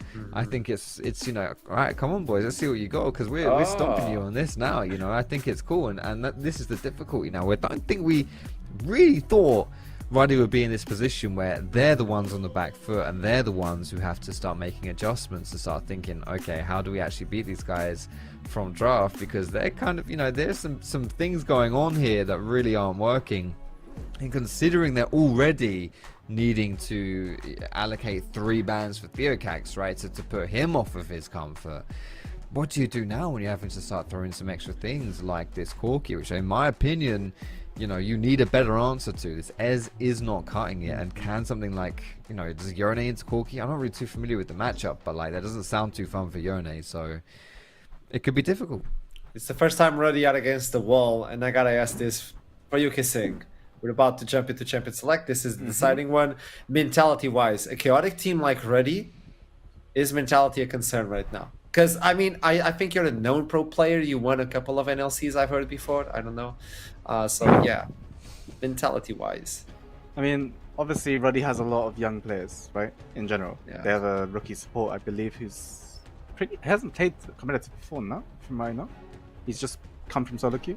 And obviously, Alex has... Yeah, Alex has not a lot of experience as, like, let's say, someone like Nata, who's played for a while, too. Kitruken, I'm not so sure about, and same for Built.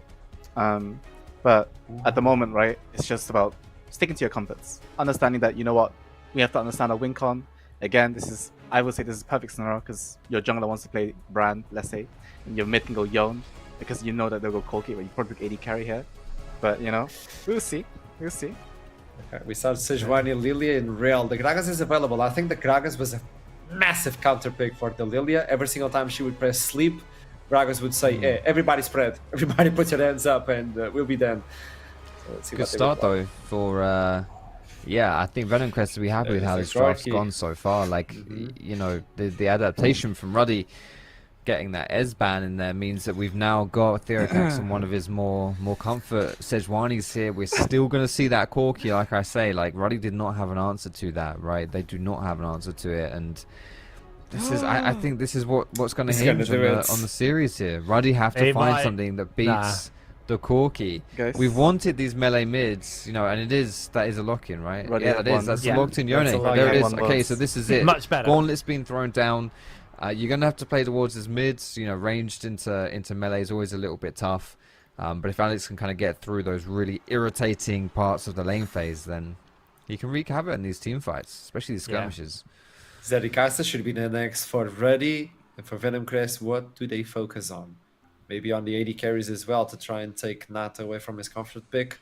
Mondo, it's a necessity because we've seen it on the blue side. You have to take it away. Yeah, I think that's a pretty standard one at this point in this series. Mundo's been very, very impactful. Kai'Sa, Ruddy don't have to pick the Kai'Sa here. Ruddy don't have to ban the Kai'Sa because I think they want to be picking it as their first rotation. So I think Venom Crest probably need to look towards that as their ban. And then the question is what's left open? They take for the Malphite. So I want this to be a Kai'Sa for Nata. I mean, there's a couple of different ADCs that are up and available outside of that, but I think the Kai'Sa's the best. It gives you that mixed profile of damage. It's super powerful. Kai'Sa There's a Ornn, is that what way. you just said? Yeah, I so agree with that. I think if they had so Ornn, agree with if they that. have Ornn now and complete this comp, okay, Donjik, if you're listening, please pick Ornn, please. Lingard could default for the way, but the problem is you have a Lulu, so you're enhancing what? That's a it. Way and Corki? Ziggs is not a great Oh, combo with Lulu, as you're saying.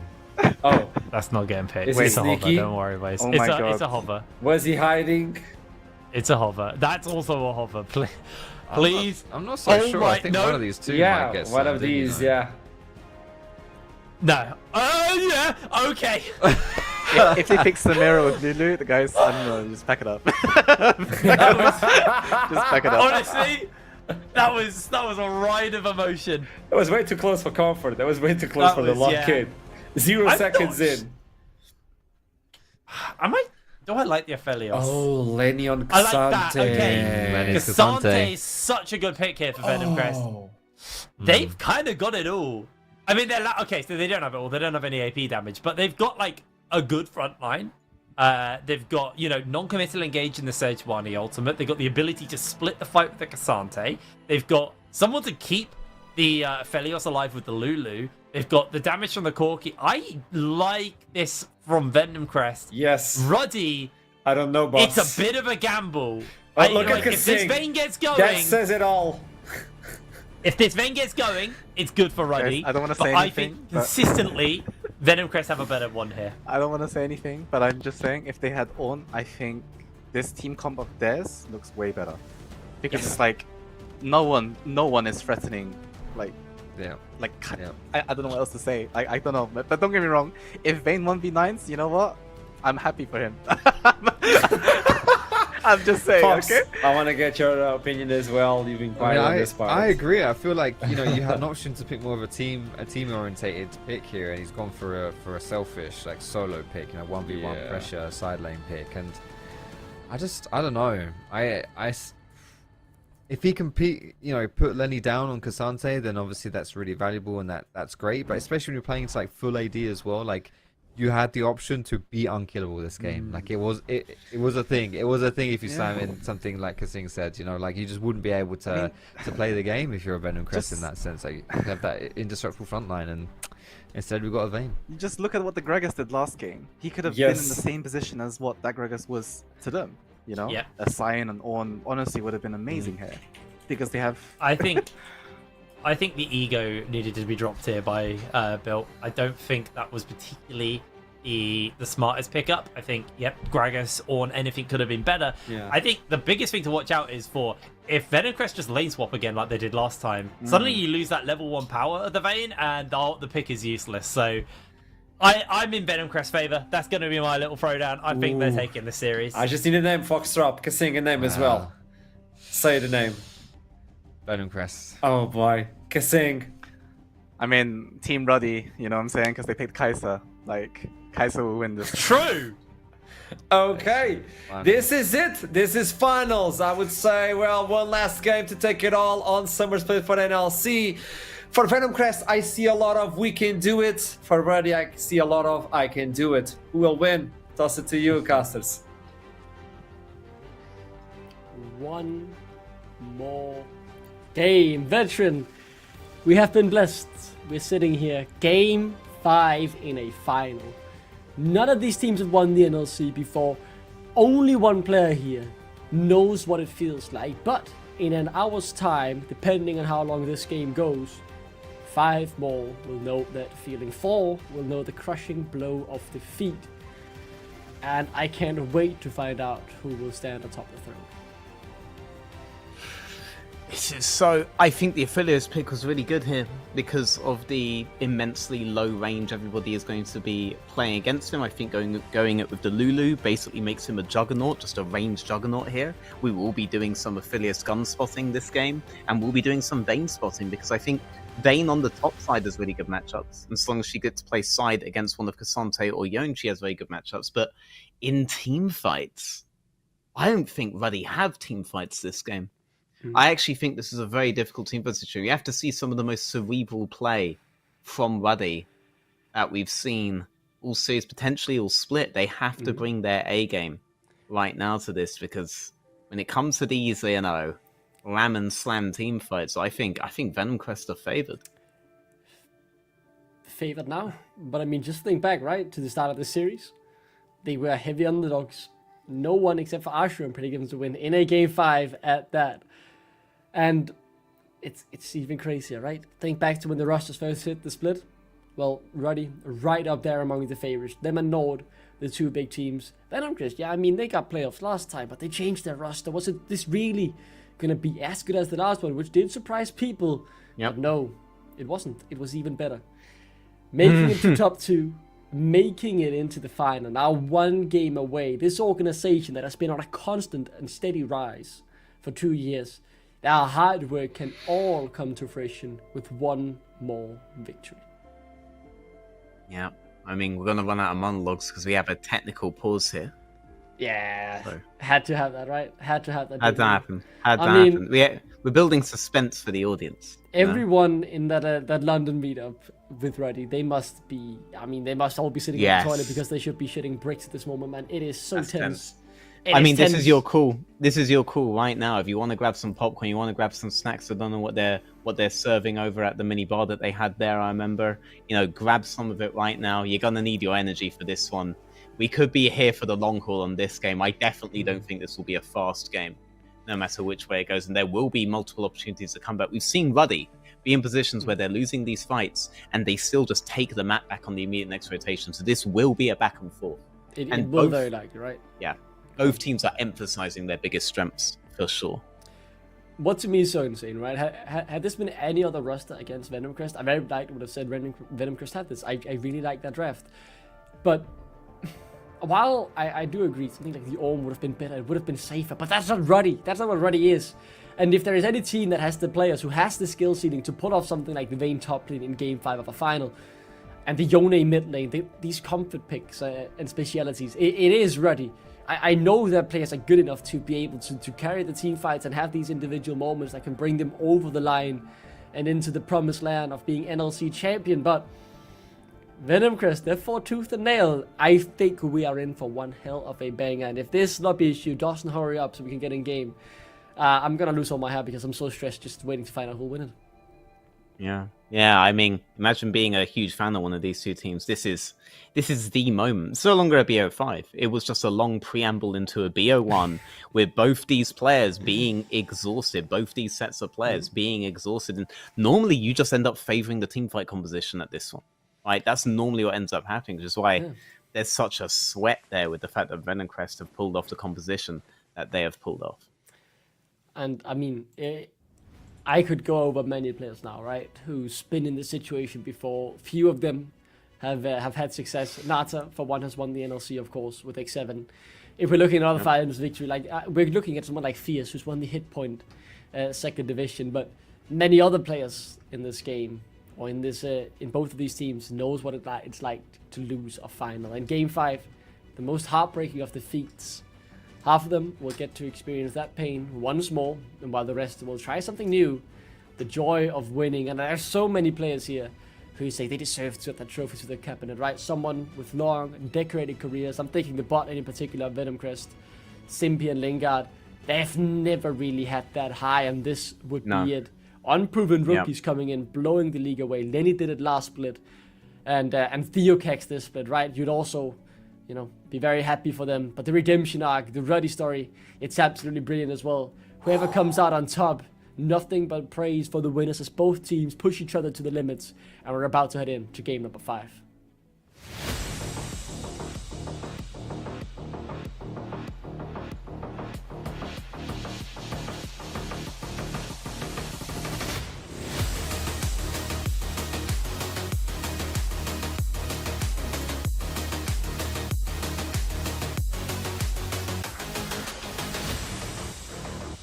Here we are, veteran. The final game of NLC Summer 2024. Ruddy up against Venom Crest. It's no longer best of 5, as you said. This is a best of 1. Winner takes all. And it's the crown of the NLC they're fighting for. Indeed. Fierce 5 Corki games. A phenomenal Game 4 performance from him. And let's They're see, all on the another wall. lane swap. Another They're lane all swap. on the wall. But this time, they have been spotted out, and it looks like, for a moment there, Ruddy might have been aiming to just match the 2v2 on top side. Ruddy at least having defensive wards in the event of a swap scenario here. They don't want to fall for it twice. They want to make sure that they're in the position to actually know what they're dealing with on the opening salvos of the game. So information in their favor. I do feel like maybe they just, Venom Crest just want to avoid potential level 1 angles here. They're But just going to force the fierce flash. He has to flash this, surely, right? No, Maybe to walk up, but just that's quite a lot of HP. The part already buffed as well. And Alex can now be a lot more comfortable in the lane, one that he normally shouldn't be that comfortable in. Is there any other things this changes? Is like this build, well, yeah, whatever the top build is doing matchup, here right? is obviously because of because being spotted out. Built wants to scale. So if Built wants to be in a position where he can just like farm up. He's been kind of denied that by Venom Crest, but you could also have just handshaken that, right? You could have also just been like, okay, we'll go the 2v2 on top side and we'll do our reset on our support in towards top side with jungle, and we'll defend against the initial dive, and then we'll be in a good 2v2 position because it's a decent 2v2 lane. Actually, not too much here. That's probably why then. Because the presence of the Lulu, I guess they wouldn't want to do that as much, which is why they've gone for this more famine version of the swap, something BDS popularized. But that's much worse for a Vayne, right? Vayne would rather just be even with his opponents for a long period of time and scale in that way. Particularly the initial item spikes are really, really big for Vayne. Obviously, Vayne just gets harder to deal with the later in the game that you go. So denying that matchup that Vayne would really prefer, and it's a situation Lenny would be more comfortable with. So yeah, I think Venom Crest will be happy with the way things have gone. This isn't the point in the swap where you would be doing much damage as the Affiliates. It's normally on the second round of the swap when you're able to get onto purple-blue and transition into white gun, where you'll actually start doing that good damage to towers. So right now, by having 2 double AD carry on bot side, Ruddy have been able to get a significant lead on plates. We'll see if the 2v1 is maintained on the next rotation, because that's when Lingard could the quick recall. Oh my slingshot back in, on the map here. If he's able to maintain a 2v1 for the next set, all that they have to do is match, and they should be in a really good position. That is actually brilliant from Elric, right? So he dives to the turret to get the quick respawn, but also the extra movement speed coming out of phase to lose less tempo than a recall would cost him. Really down to the minute details here. Game 5, ready. Have a small lead, but that is because of the plates they were able to get on the bot side. Obviously, Venom Crest not able to do the same on the top with the extra turret protection. It is all made all due to anti-lane swap, right? All the way back from 2015, I believe, when lane swaps were all the rage. You do less damage to the turret in the top lane early on than you do in the bot lane turret.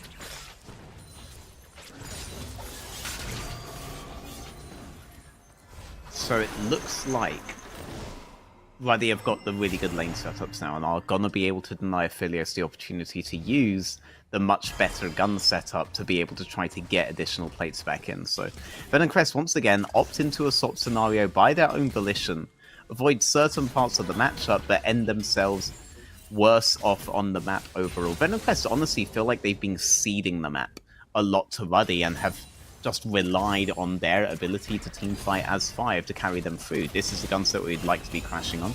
This is where you can start having advantages on taking those turret plates down, but obviously not possible while both Alaric and Nata are under tower on full HP. They're happy to absorb the wave here, which means we're just going to see Ruddy 3 plates up for the vast majority of this set.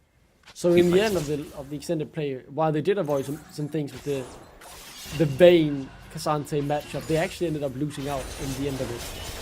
So let's see what happens here in the mid lane. Yeah, Alex could get a bit far forward, but Turrican obviously blocks it for his mid laner. He instead will now be rooted up, and a good amount of damage goes on towards him. Not enough to get the kill, but certainly enough to matter in terms of Turrican being able to put down pressure without resetting first. Yeah, it's all these small things we're looking for early on, because no one wants to make that first mistake. You could feel it, right? We've had games where we had around 10 kills by now. I believe in the first game where there were quite a few explosive fights. Now though, when everything is on the line, when push comes to shove, well, no one wants to be the first to die, no one wants to be making that first mistake that opens up the game. Eyes on Kiturikan. He is the guy that can make things happen on towards that Aphelios and group scenarios later on. He is the guy that can make the big pick on him. We need to see those bowling balls hit. We need to see these drowsies hit. We need to see the potential Katurikan has showed throughout the series come to its full fore. The end stage of each Ruddy player needs to show up now in this game 5 as Katurikan looks to take the first 3 grubs of top lane. And why not? He has perpetual top lane pressure here.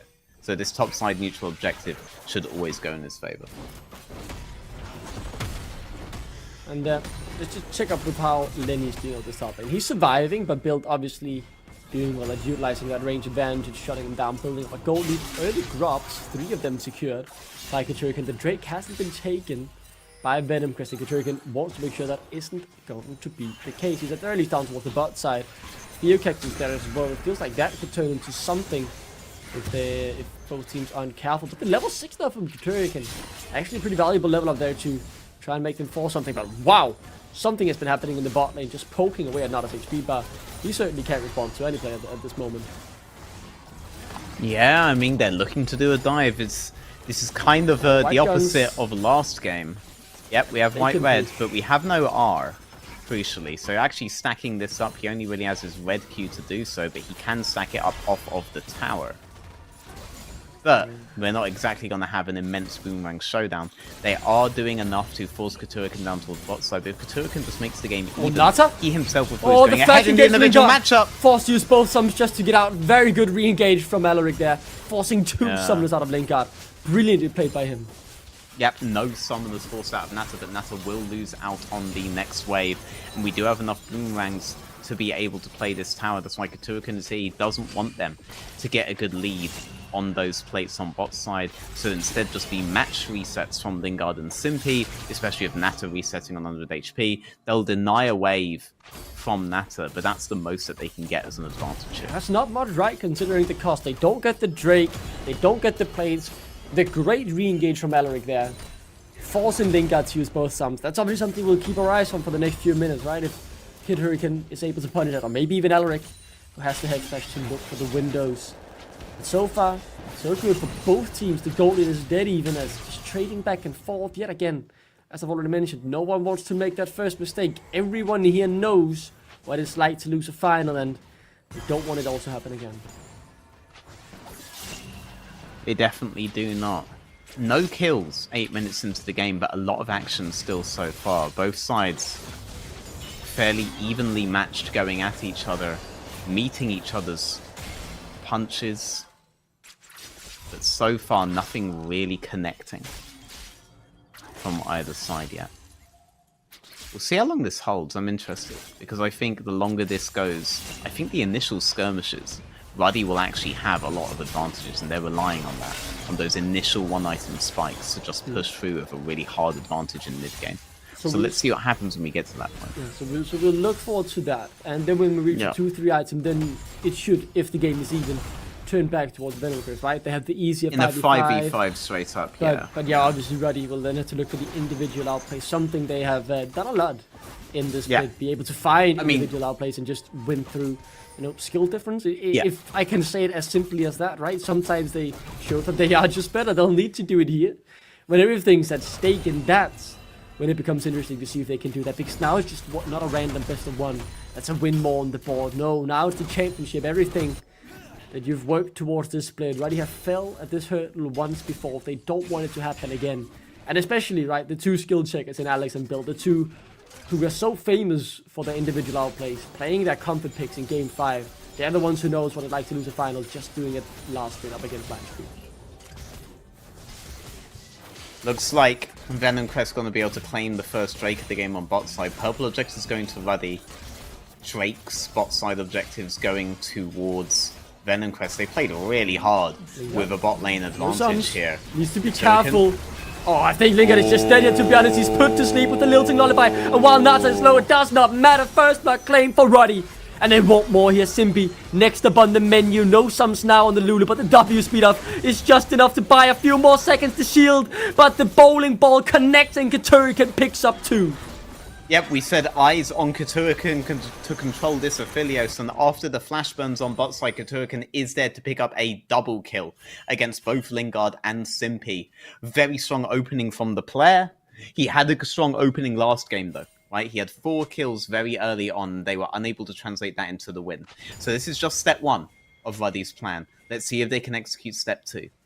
Yeah, Ruddy strike first in game number 5, but we've seen both of these teams strike first in different games, and it certainly didn't mean that they would come out on top at the end.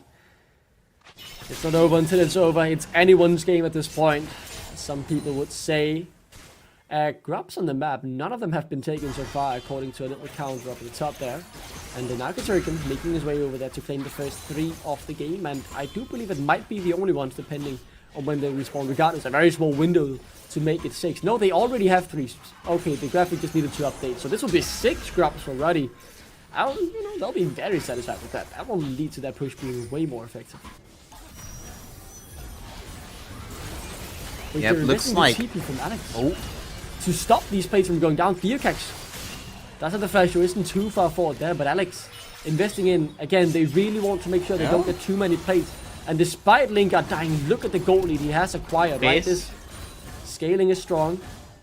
2 things. First, Fierce being able to fix mid lane, and 2, Lingard on the next wave is gonna have his ultimate up, and he has blue-purple rolling right now.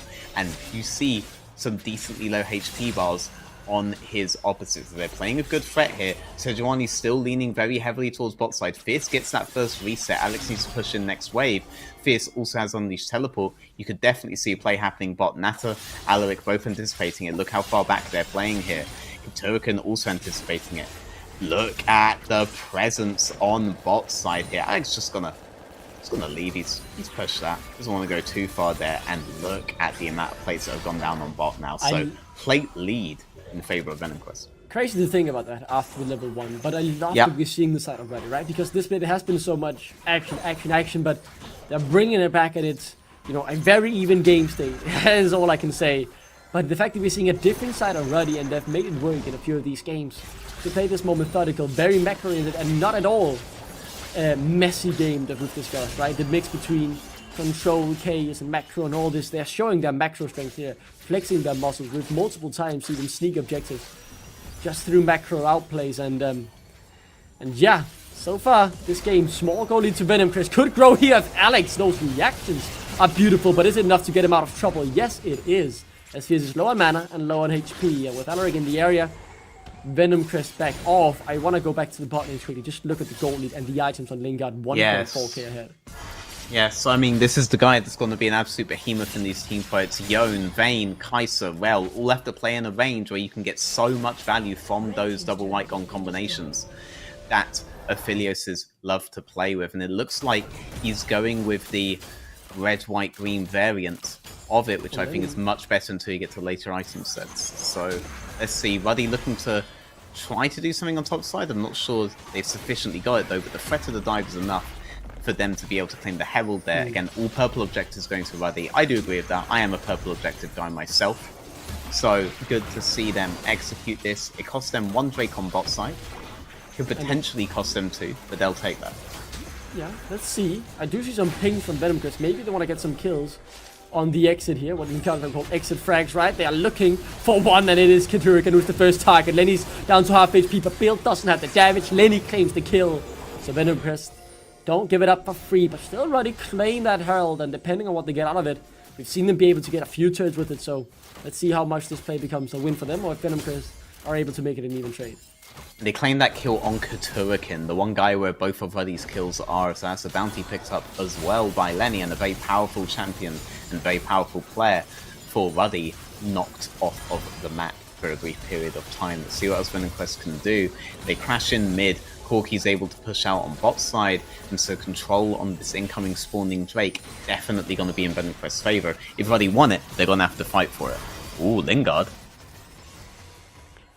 Oh, Lingard, very man, good damage, gun set. like with the crits as well, right? He has 35% crit, so he has pretty much on every third auto attack. Gonna deal a whole heap of damage, but Fierce also has something to add to that caliber. Oh, wow. Big kill there. That's the second Drake likely if they want it, but instead maybe the mid lane Tier 1 is their target. Theo Cactus there. Fierce, you have 4 members of Venom Crest around this objective, but the Lilting Nulli might come out. Fierce.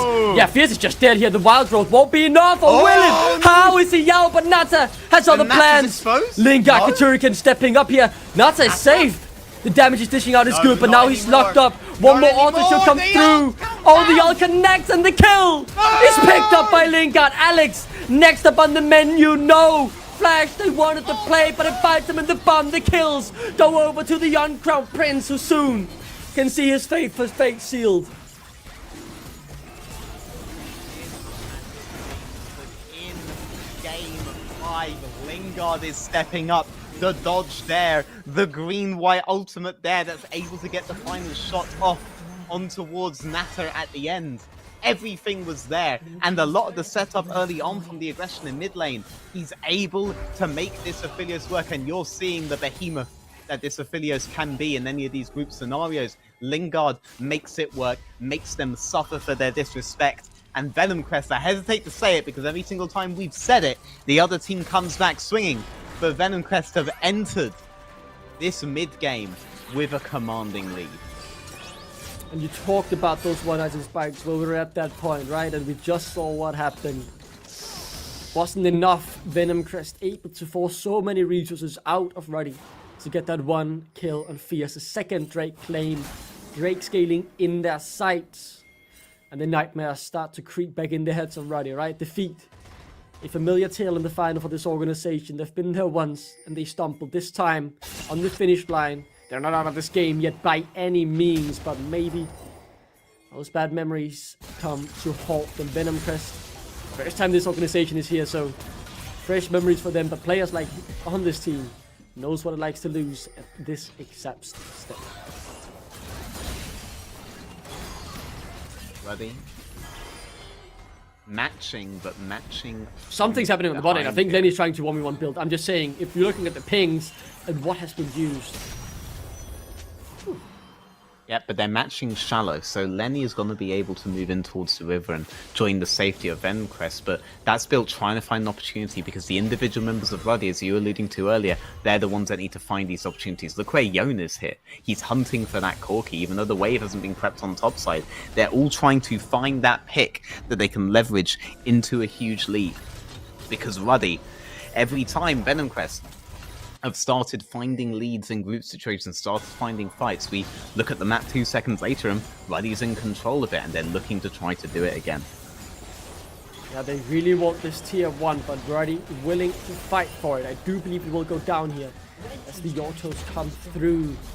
That falters, the gold lead grows yet again. It's another one of the scenarios. A team is building up a small lead, far from insurmountable.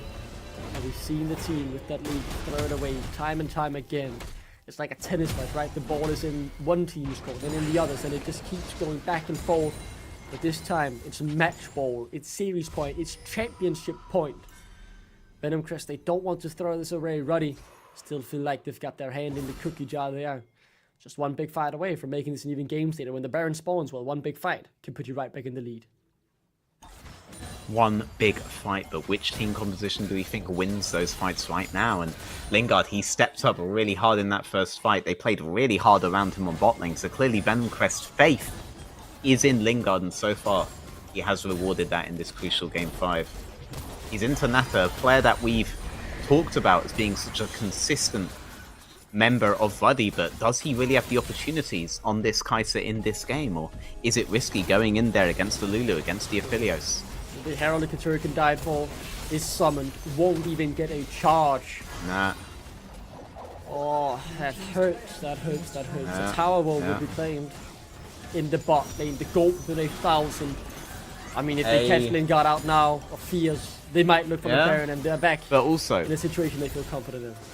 A big grouping on midsection there was met by Ruddy by pushing out both top and bot. Ruddy, they are slowly getting themselves a lead again. Alex against Alex. Oh, the redemption is there, taking healing up Lenny. Alex is dead. Surely he can't outplay this. As Lingard flashes for it, the kill will come. As the ultimate connects, it is Lenny who claims the kill. A lot committed though, and not much else gained. That Lingard flash could be crucial. Katurikan will look at that cooldown and say, I have my chance. But can he find it in the next 5 minutes? Yep, Lenny getting the last hit there. Alex, pretty sure he could have just played the wave, but every single time he gets the opportunity, he seems to go straight in for the fight. Not going to be such a bad result. TP, they're pinging the Baron, they want it. Never mind, let's take that back. It's going to be a horrible result. No Alex ultimate for Lingard. No ultimate for Lingard, no flash as well. The damage of the Baron is high. Simpy is taking turrets and hurting. And you can see Alex can TP in. Venom Crest, have you overstepped?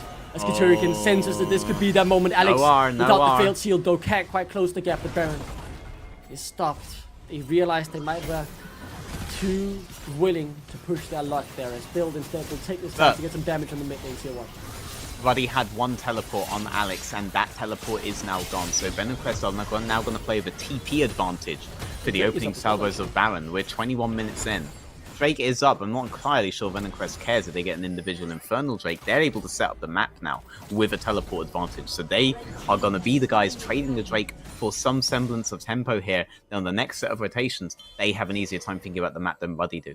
Ruddy, stay on this very concentrated grouping. They're giving up top tier 1, but they're like, you know what, we'll give that up for a mid tier 1 10 out of 10 times. We really do need this. This is going to enable our side lane play so much more. And then they'll probably move back into silos, move back into those contests, but with an easier time having their mid section lean into them, particularly where Nat is concerned. Kai'Sa pretty much needs to half roam compared to most AD carries. So she's going to be able to join in those side lane fights very fast, so long as you can get good distance in, which you can now that mid tier 1 is down.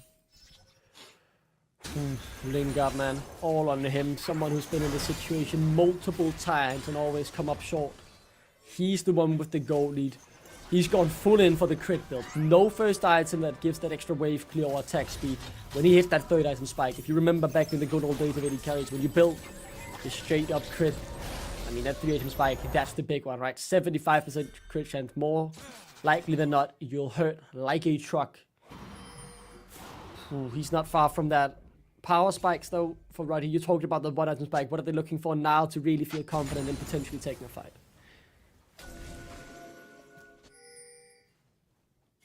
I think just the core key characteristics that both teams have showed throughout the entire series is the exact same thing as their win conditions for this game, which I think is honestly a beautiful level of symmetry as far as the story of this series goes. Venom Crest clearly in control of Baron right now, built on reset from bot lane. I anticipate him moving in towards mid before going back bot. Lenny ahead of him towards mid lane. No flash on Lenny, no flash on Lingard, but Lingard will have the ultimate if Venom Crest are going to do this constrained 2-lane play into starting the Baron. Yep, we see Vayne moving towards mid. They are anticipating this. They're anticipating the big Baron bait. Let's see what happens. Yeah, Alaric is going to be the one who's caught, but I mean, it's a rail. Should be able to get up built. Takes a bit of damage from Lingard, who snipes him up. Turrican there as well. And one pick on someone like a Turrican could open up the opportunity. I think if Venom just get one, they'll go for it, but depending on who's ready, might still have a chance to fight it out and bring themselves back. Just 2k separating these two teams. 24 minutes in. Whew, take a deep breath, zoom out, right? The Baron, that will really be the deciding factor. It's the next fight we're looking for. Both teams have a gut feeling that if they play it right, they can win it. They can come out on top. They can fulfill their climb to the top of the mountain. But right now we're playing Venom Crest's game, not Ruddy's game. This is a grouping. This will turn into a team fight. This is a scenario Venom Crest have picked for rather than Ruddy. If Ruddy want to make something like this, they need to be able to attack it at multiple angles, split Venom Crest off, and get Vayne these individual 1v1s into 1v1s into 1v1s, or Alex or Nata or any member of their team. This is a team built for side lanes, not built for these extended groupings. So Ruddy, now that this situation is disengaged, they really do want to get back out on the map where they're more comfortable. It's all around this Baron Drake. Yes, soul point in 1.5 minutes, but we saw how little Venom Crest cared last Drake. 3 item spikes. Not far away, but look at Lingard's build. He would have gotten there had he decided to complete some items with the BF sword. Maybe just to get that extra bit of damage over the line, as the Dominic's regard looks to be next up. So still only 50% crit, and with that IE already finished, right? He wants that 75 because it's the crit autos that really do hurt. Still though, everything around this Baron. Yes, the silence are pushed out. Teleports are up. Every summoner in the book is up. It's like this split has all built up to this one team fight around the Baron. We're on the cusp of a potentially blowout fight that will put one team so close to the victory that the finish line is in their sights.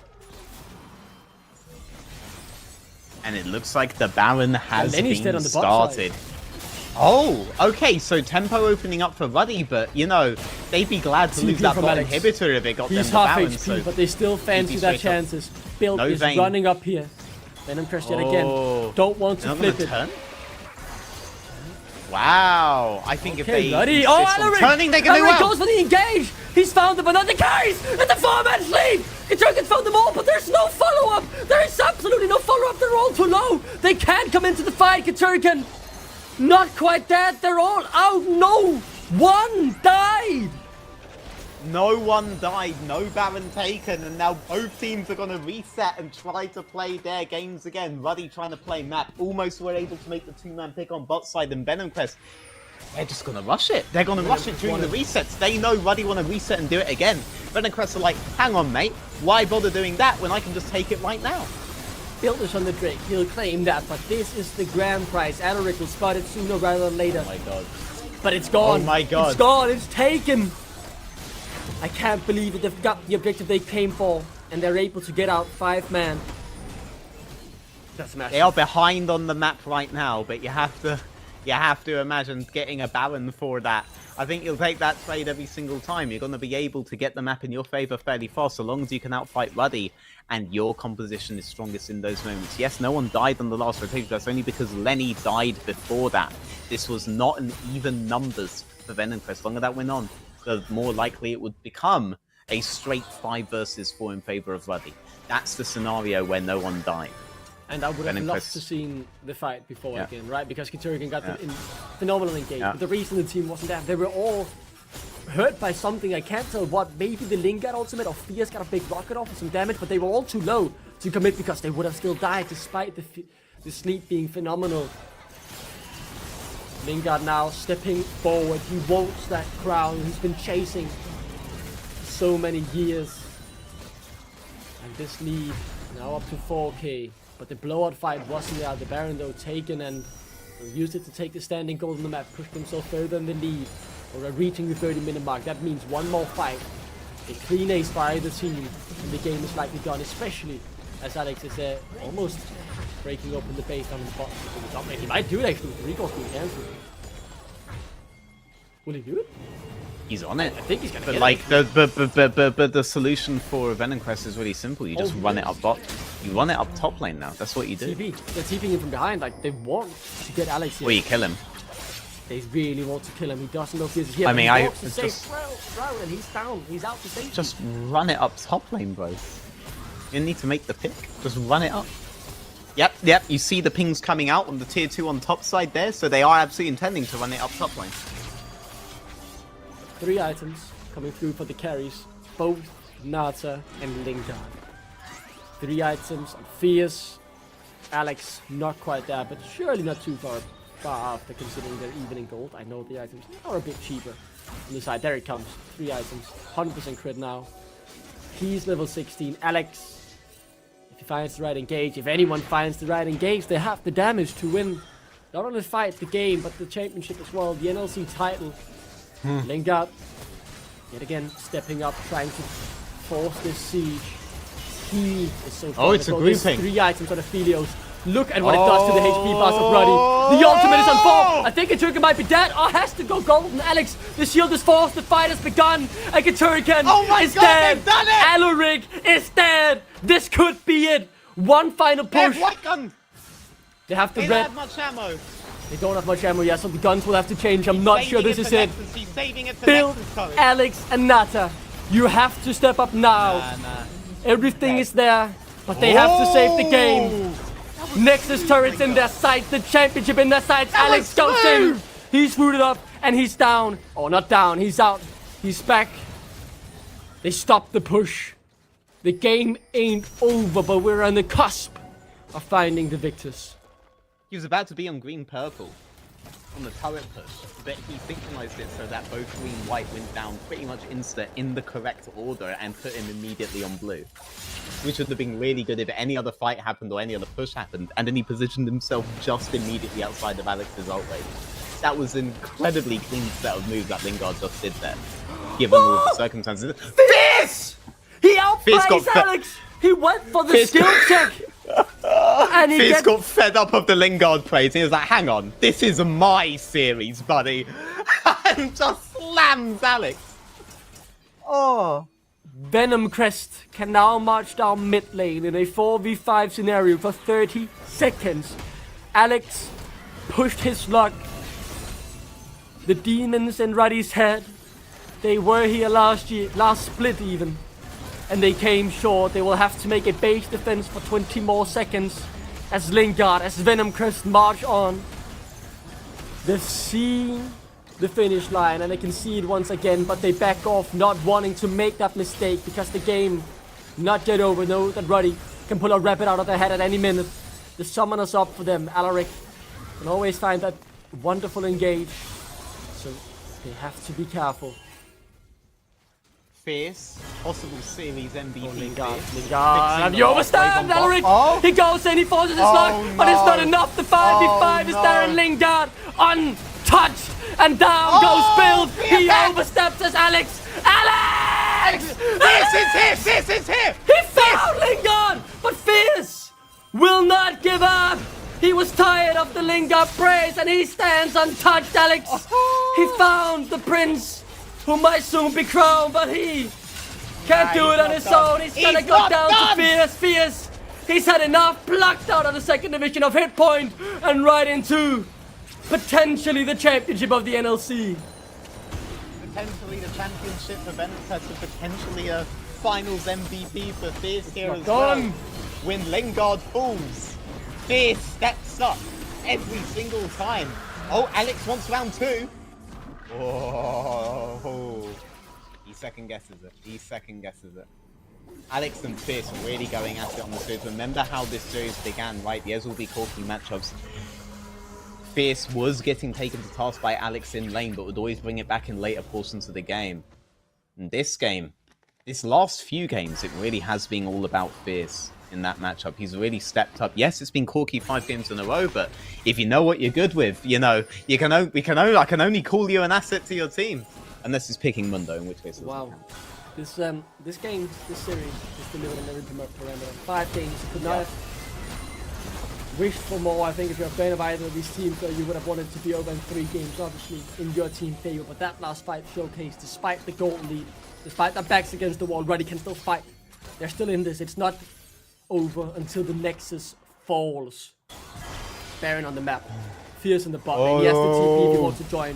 Flash available on Lingard. He's reached 100% crit. Fierce TP's in. This will be the decider. You have to feel it. Build on them. Is down. The Baron still stands. The sleep comes through. Lenny is dead. They've disengaged successfully. Ruddy will have one last stand, but it will be 4v5 as the Baron goes down. Venom Crest. Oh my god. The history books is open, so many pages have been written, but the victor yet to be etched in with ink. Now though, the march towards the Nexus, the wave has pretty much been cleared, but there's one coming right after. Katurikan needs to get back, and I'm not gonna say it's over until I see that clean ace, because somehow I do still have that gut feeling Ruddy can make the miracles happen. The favorites all split. Backs against the wall. It is now that they have to make it happen. Venom Crest underappreciated. All split. God. People thought they were down and out after losing to Ruddy, but they 3-0'd Nord. And now they're on the steps of the pearly gates of a split victory. So close to that crown as Alex now steps over. The only time to catch Lingard still untouched. The damage now coming through as they disengage. Then he TP's in. But yet again, they can't fight the full commit that leads to the 8th. The game still yet to be decided. As Build goes forward, but he can't do anything. He doesn't have the damage. Alex, try as you might, but the Prince will finally be crowned as Lingard and Venom Crest are crowned champions of the NLC. Long live the King! As Venom Crest for the first time in their history, are your NLC champions. Wow! Wow! What a finale, actually. What a performance from everyone involved. My god, heartbreak for Ruddy. So close at the end there, but Venom Crest, they survived us in spring, they faltered at the last hurdle. They surprised us again in summer, and it looked like they faltered at the last hurdle. But they stood up, and they took Ruddy to task on the day where it mattered most. What a champion. NLC, always the underdog region, sending an underdog first seed into EMEA Masters. What an incredible finale. What an incredible The VO5. story, man, it is beautiful, Oh. right? An organization that has, through tough work, hard work, taken step by step, brick by brick, built themselves up through the NLC ecosystem. NLC Division 2 champs just 1 year ago, and now who would have thought that they would have made playoffs in the first split, that they would have qualified for EMEA Masters in summers, that they would be champions at the end of 2024. And these players, Lenny, Theo, Kex, Fierce, plucked out from Hit Point Division, 2nd Division, France out of nowhere. And then you take Lingard and Simpy, who has never won anything meaningful in their career. Now, the Prince will finally be king. It's a phenomenal story, and commiserations to Ruddy for a great series. And those young players there. You know what? You know what? We never really talked about Fierce that much in the regular split. Fierce was not the mid lane on the tip of everyone's tongues, but this series performance from him on that Corki, my Wonderful, god. man. When people are back at this series, they'll be wondering, how did this guy get that Corki 5 games in a row? Lingard definitely stepping up on that final game, but Fierce stepped up for the entire series where it mattered the most. What an incredible performance from him. I hope he continues to show that against the EMEA Masters, because mid lane right now in Europe, I don't know if you guys have been watching, is in an extremely strong spot right now. So Fierce has many more tasks ahead of him as he represents NLC as first seed. It's beautiful. It is absolutely beautiful. We could sit here and talk about this for ages. Oh yeah. But at the end of the day, veteran, there is nothing more to say than commiserations to Ruddy. They played a great final, and I hope they do so well at EMEA Masters. But Venom Crest, the story, the hard work through many years to now finally reach the pinnacle of what the NLC has to offer. Congratulations on that championship. Nothing less, nothing more to be said. As thank you very much for joining me and Veteran for 5 exhilarating games here on the caster desk. Ashram will gracefully lead you through the rest of the day here as we round out what has been a phenomenal split in the NLC history books.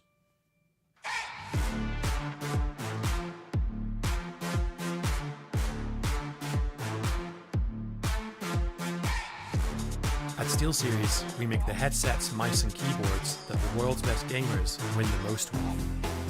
And we've been doing it since way back.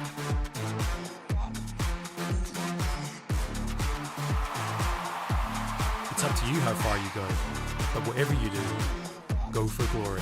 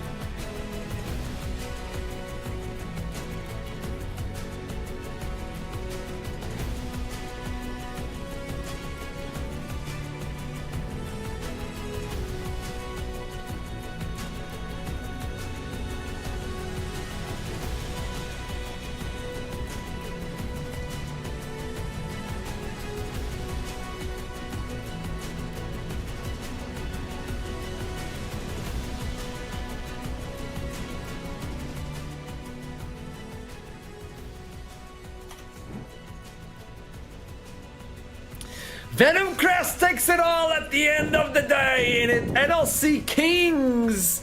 It's the Venom. It's the Snake. They did it somehow. They climbed the mountain brick by brick, and they took down the unbeatable Ready. They were the ones doing it at playoffs at the beginning on Win the Bracket by taking one game, and then they were able to finish it all on a 3-2. I know your predictions.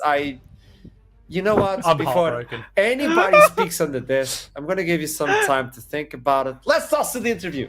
I want to talk with Lingard.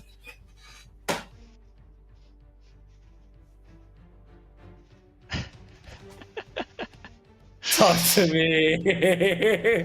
How you feeling, man? Gosh. I feel great. I mean, it was a long time ago. I won NLC. I'm back here again, and I did it with my team, of course, my beautiful teammates. I'm happy. At the end of the split, while we were trying to approach playoffs, did you ever thought the way things were going that this was a possibility? For sure. I think we've been the best team in the league. We just had things to work on, and I knew with confidence that we'd take it all. When you faced Ready for the first time on the first best of 5, it was a weird series. The 4th game is still in my mind. It is, you know what happens. When you lost that one, where you were like, okay, we lost, but we are aware of why we lost this one. So if we can do it again, we're gonna win. Was that in your mentality, straight up? Of course. I mean, the game 4 was in our hands. We just screwed up in the Baron fight, which have been like a weakness of ours for a long time. But I think we all came to our senses and we talked about it. We reviewed it, and we got here. So I think game 4. I'm sorry, I cut off a bit. Oh, so when you look into a series like this versus a team like Ready, like full-on chaos, a lot of team fights, whether you want it or not, how do you prepare versus a team like that? Because you want to play your gameplay, but they force you to play their own gameplay. How do you prepare yourself? I actually think each and every team in NLC has the same gameplay as Roddy in the way that they draft and want to play, which is essentially to all in and perma fist fight. They have a very predictable way of playing, and ever since playoffs we started to actually realize this by going for a lot of Rakan picks and now playing the enchanters on bot lane. And it also gives me a lot of comfort, like in the comfort zone, because I can play on hyper carry in order to essentially lead us to victory. Lingard, okay, we're done with that boring stuff. Let's get to the good stuff. Yeah, once we reached the last game and you were close like to the Nexus, you knew you were going to win that last team fight. I want to know communications. Any sort of sentence that you can highlight it into the entire broadcast that is safe for broadcast, by the way, because I know when you're winning, a lot of things are said. So is there any sentence you can bring up, any sort of momentum or emotion from anyone in the team? I mean, our analyst, exactly when we ended, he said he would go out and celebrate with a lot of certain beverages, and I think that sets the tone on what we're all gonna do tonight. Even though we're not together, you gotta celebrate somehow, and I mean, we're just happy.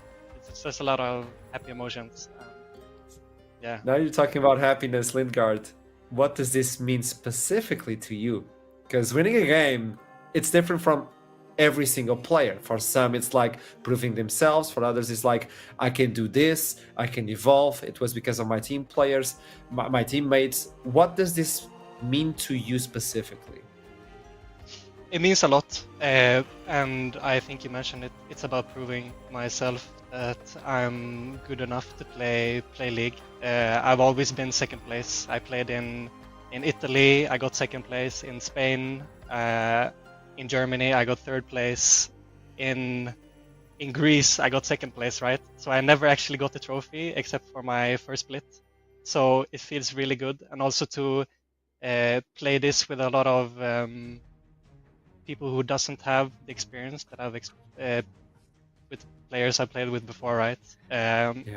So yeah, I'm super happy, and I think this is a great way to just end the split. You're the NLC king, but my question to you is, now you have to fight for other regions as well. You're about to embark on EMEA Masters as the first seed of NLC. What is your opinion, or what are you expecting? Because gameplay out there can be scary. Yeah, I mean, we'll be facing a lot of tough opponents.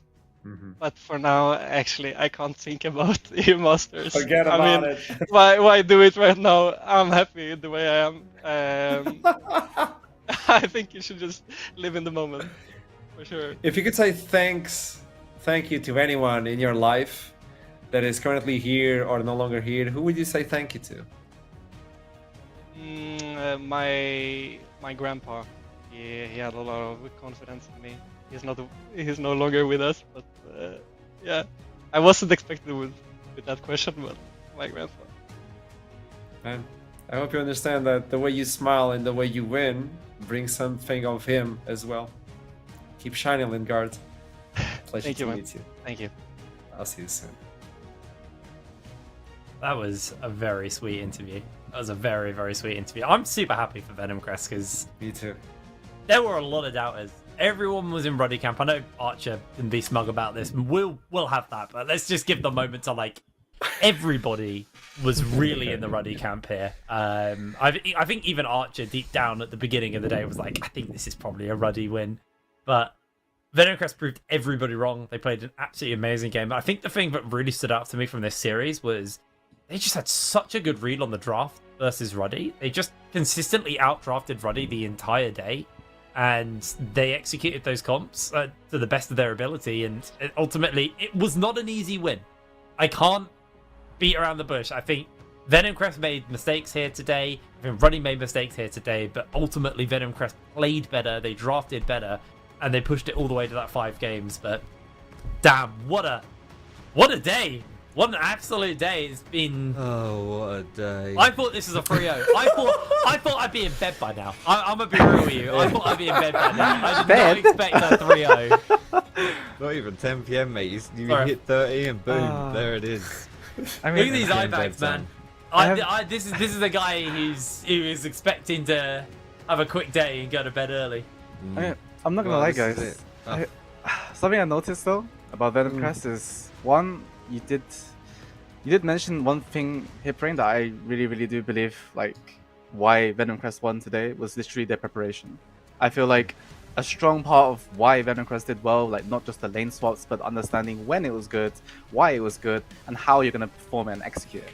And honestly, this is one of the, I would say, I want to say it's like, oh, this is the power of hard work, right? But I feel like everyone in that team, coaching staff as well, worked hard. I can tell that the Venom Crest staff, coaching staff, like, they did good. They did really good with the preparation. And I just wanted to shout them out because I think, you know, not many people think, oh, just the Venom Crest one is just 5 players. In reality, the coaching staff do a lot too. And yeah, absolutely. I think it was honestly from top to bottom. Honestly, for Venom Crest, it was sick. I don't think anyone came into, came into the regular split, came into the second half of the regular split, the start of playoffs, the quarters, the semis, the finals, thinking that Venom Crest were going to come out and take it all, right? Like, honestly, these guys, oh mate, I'm so smart. I just realized I said this right at the top of the show, right? Venom Crest have been defying expectations all throughout the split, right, and playoffs, and here they are with a 3-2 win, being our NLC champions. And yeah, they seem to, just the way they worked the map and the way that they really took it to Ruddy, a team that otherwise didn't look, I don't want to say looked unbeatable. They obviously had lost some games, but a lot of times when they lost, it felt like they were beating themselves, right? And this time, very much so, it was Venom Crest taking it to Ruddy, just outclassing Ruddy. And it was beautiful stuff to see. And I will say on the flip side for Ruddy, it's come at a good time. You've been knocked down a peg, you've been humbled, right? It sucks to not win the NLC, but now you've got your sights on EMEA Masters, which obviously is a grander stage, and you realize, okay, we have some things to fix. We've got some stuff to work on now. You know, we are not immortal. We've been challenged. Now we've got to, you know, really step up if we're going to look to do anything at EMEA Masters. And I hope this experience can turn into a positive one, that they can then move into EMEA and show us more things. You 100%. It's about defying expectations, and they did. I love this storyline, and Kasim, maybe you can help me on this one as a pro player. The idea that during a series, a meta and the mentality evolves or devolves. And in my opinion, on this best of 5, I believe Venom Crest were able to just climb that mentality and adaptation through Champion Select. And I think Ruddy went the opposite way. I don't want to like throw any sort of flame or torch at anyone, but like bringing in the Vayne, you know, when you could have brought in some sort of different pick into the top side in order to play for the team instead of winning the lane. All those things at the end kind of weigh on themselves. And this is really good for the team, but it's also painful. I mean, my current read on basically what happened today. Like, don't get me wrong. I was rooting for Ruddy, and I'm still happy for Venom Crest because they won. Yeah. They did rightfully deserve to win because they won. In my opinion, just played better. They prepared better. They just were the better team overall today. Yeah. I also think this is also like a continuation of what happened in the upper bracket final as well. So just imagine, you know, because of that first best of 5, like you can kind of see it as Venom Crest basically leveled up from that in terms of like they adapted, they improved on what they needed to do for the next time, aka today. And I think for Ruddy, it was kind of like it's not that they didn't really improve, but rather they thought whatever they did already in the upper bracket will just work the same way. And it's kind of like what Lingard mentioned, right? They kind of read them a bit in terms of what they play and how to punish, and you know what, we can literally blind Lulu and Rakan and get away with it. And honestly, that is one of the, I guess, weaknesses that Ruddy can obviously take and, you know, understand that, you know, this is one of the weaknesses. Let's improve this for Masters, because honestly, they still are a good team when they want to be. That's one thing that Ruddy can be, right? Like literally, they can decide, you know what, today I'm gonna wake up, I want to be good. But to have that confidence, you gotta be able to keep it, right? Yeah. And you need to translate this towards EMEA Masters. We were talking about that, and we talked with the players. Obviously, for Venom Crest, it's about celebrating. Forget about that. Our trophy has been lifted. We just needed that. Then we can think about the next step, which is going to be a hard one as well for both teams. Really have to readapt and readjust as they move on into EMEA Masters. And this is it. NLC Summer Split 2024. It is completed. And with that in mind, I would like to see the brackets. I would like to show everybody at home the bracket, because this is a story on itself. The way that Venom Crest, as you told us, like started with versus Ruddy. They got a game. They lost the 4th one, and they know why they did it. They readjusted. Coming from the bot side, Nord versus DMG. It was a long series. They but did then a it was a Ruddy. sweep. Tell me. Venom Crest kind of did a Ruddy. Not quite as dramatic as they did in spring, but like they had a miracle run all the way. I mean, coming into second, playing versus Ruddy, getting beaten out 3-1, and then making their way back up after Nord. I got toe to toe them. They actually smashed through Nord as well.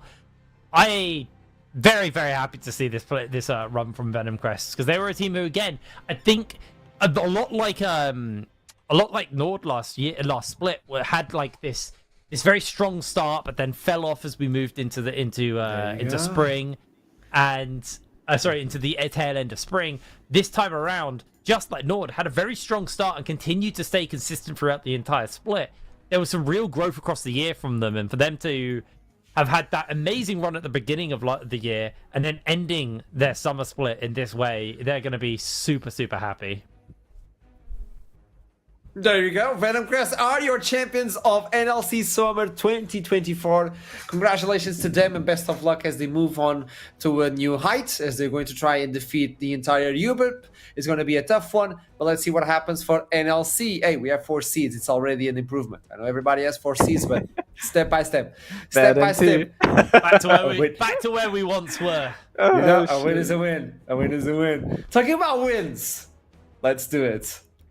Bring up predictions. So many people had a duckling day. So many people had a duckling day. I knew something was wrong if I had the same thing as duckling. I knew something was wrong. Oh my god. Archer had a pretty good day. Oh, Oh, this is gonna taste good. You know why? You know why? Wait. Before we move on, because if I'm not mistaken, Duckling had 3 Duckling days in a row. I was think at the he just top gets of the fired bracket. at this point, right? Like, I'm pretty sure that's just we just fire him now. You know what? Let's show it. What are the? Yeah, I want to see the totals because I was 0 across the board. Okay, I stayed third. I stayed third. That's Podium no way. position, baby. Oh, Wow. I could have done it. I was so close. I was Wait, you 4 can get points away minus. from greatness. You get minus. Oh my. You Alright, can. 5 down, right? I'm technically still above, and I had one bad day. So think about it that way.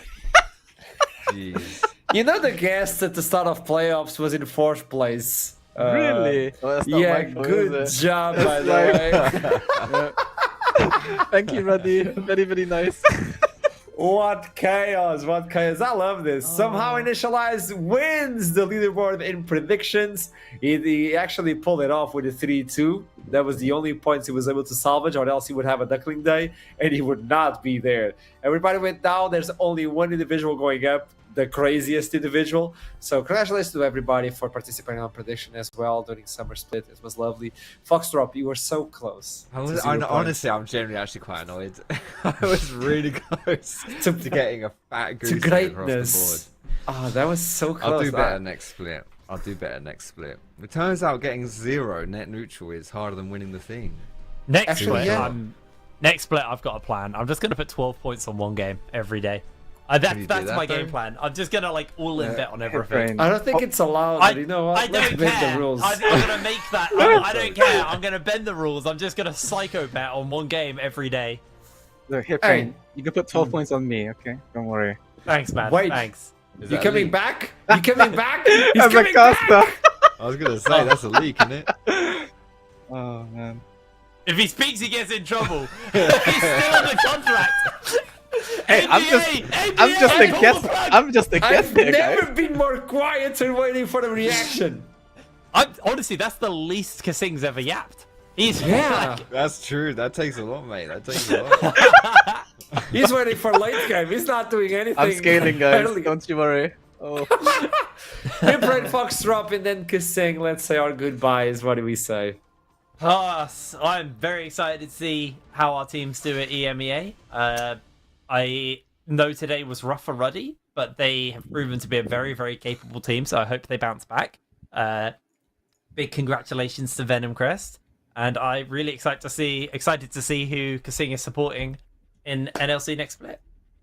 Okay. Yes, yes, that's what I want to hear too. I just say the playoffs were absolutely banging, actually, for this split. Really, really sick. I think the DMG North series was ridiculously close as well. Yeah. Unfortunately, I think the only kind of like weak-ish, I guess, series was the Nord series where they lost 3-0. But then they went into the last chance qualifier in EMEA, and they did really well there. Honestly, I think they were like.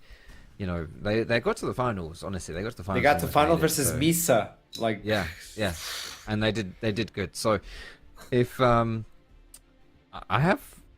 shouldn't say it, should I? But I have relatively tempered high hopes for the NLC at EMEA because if Nord can go out and do some things there, and I think, hey, let's see what Ruddy and Venom Crest can do. Playoff at least one team in a playoff. I think that's my optimistic outlook. Imagine. Kasing. Let me think.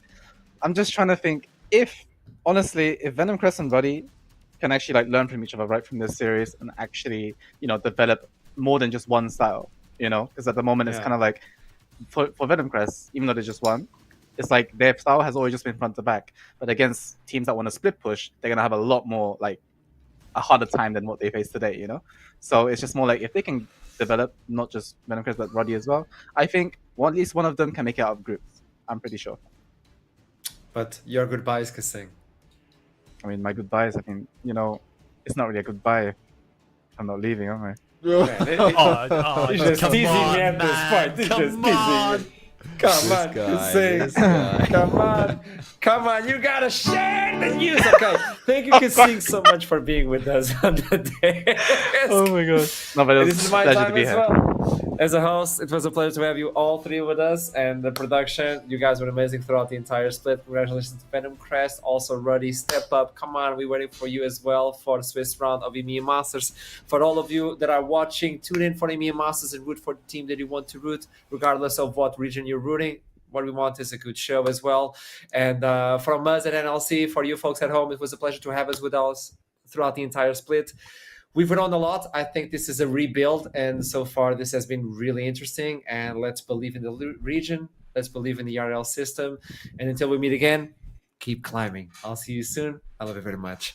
Have a good one! Bring it down. Step on the gas, let's get out of town. We're gonna break out and have some fun. We're gonna do what you never done. Oh yeah. Come on, take your body with you. It's a money weekend.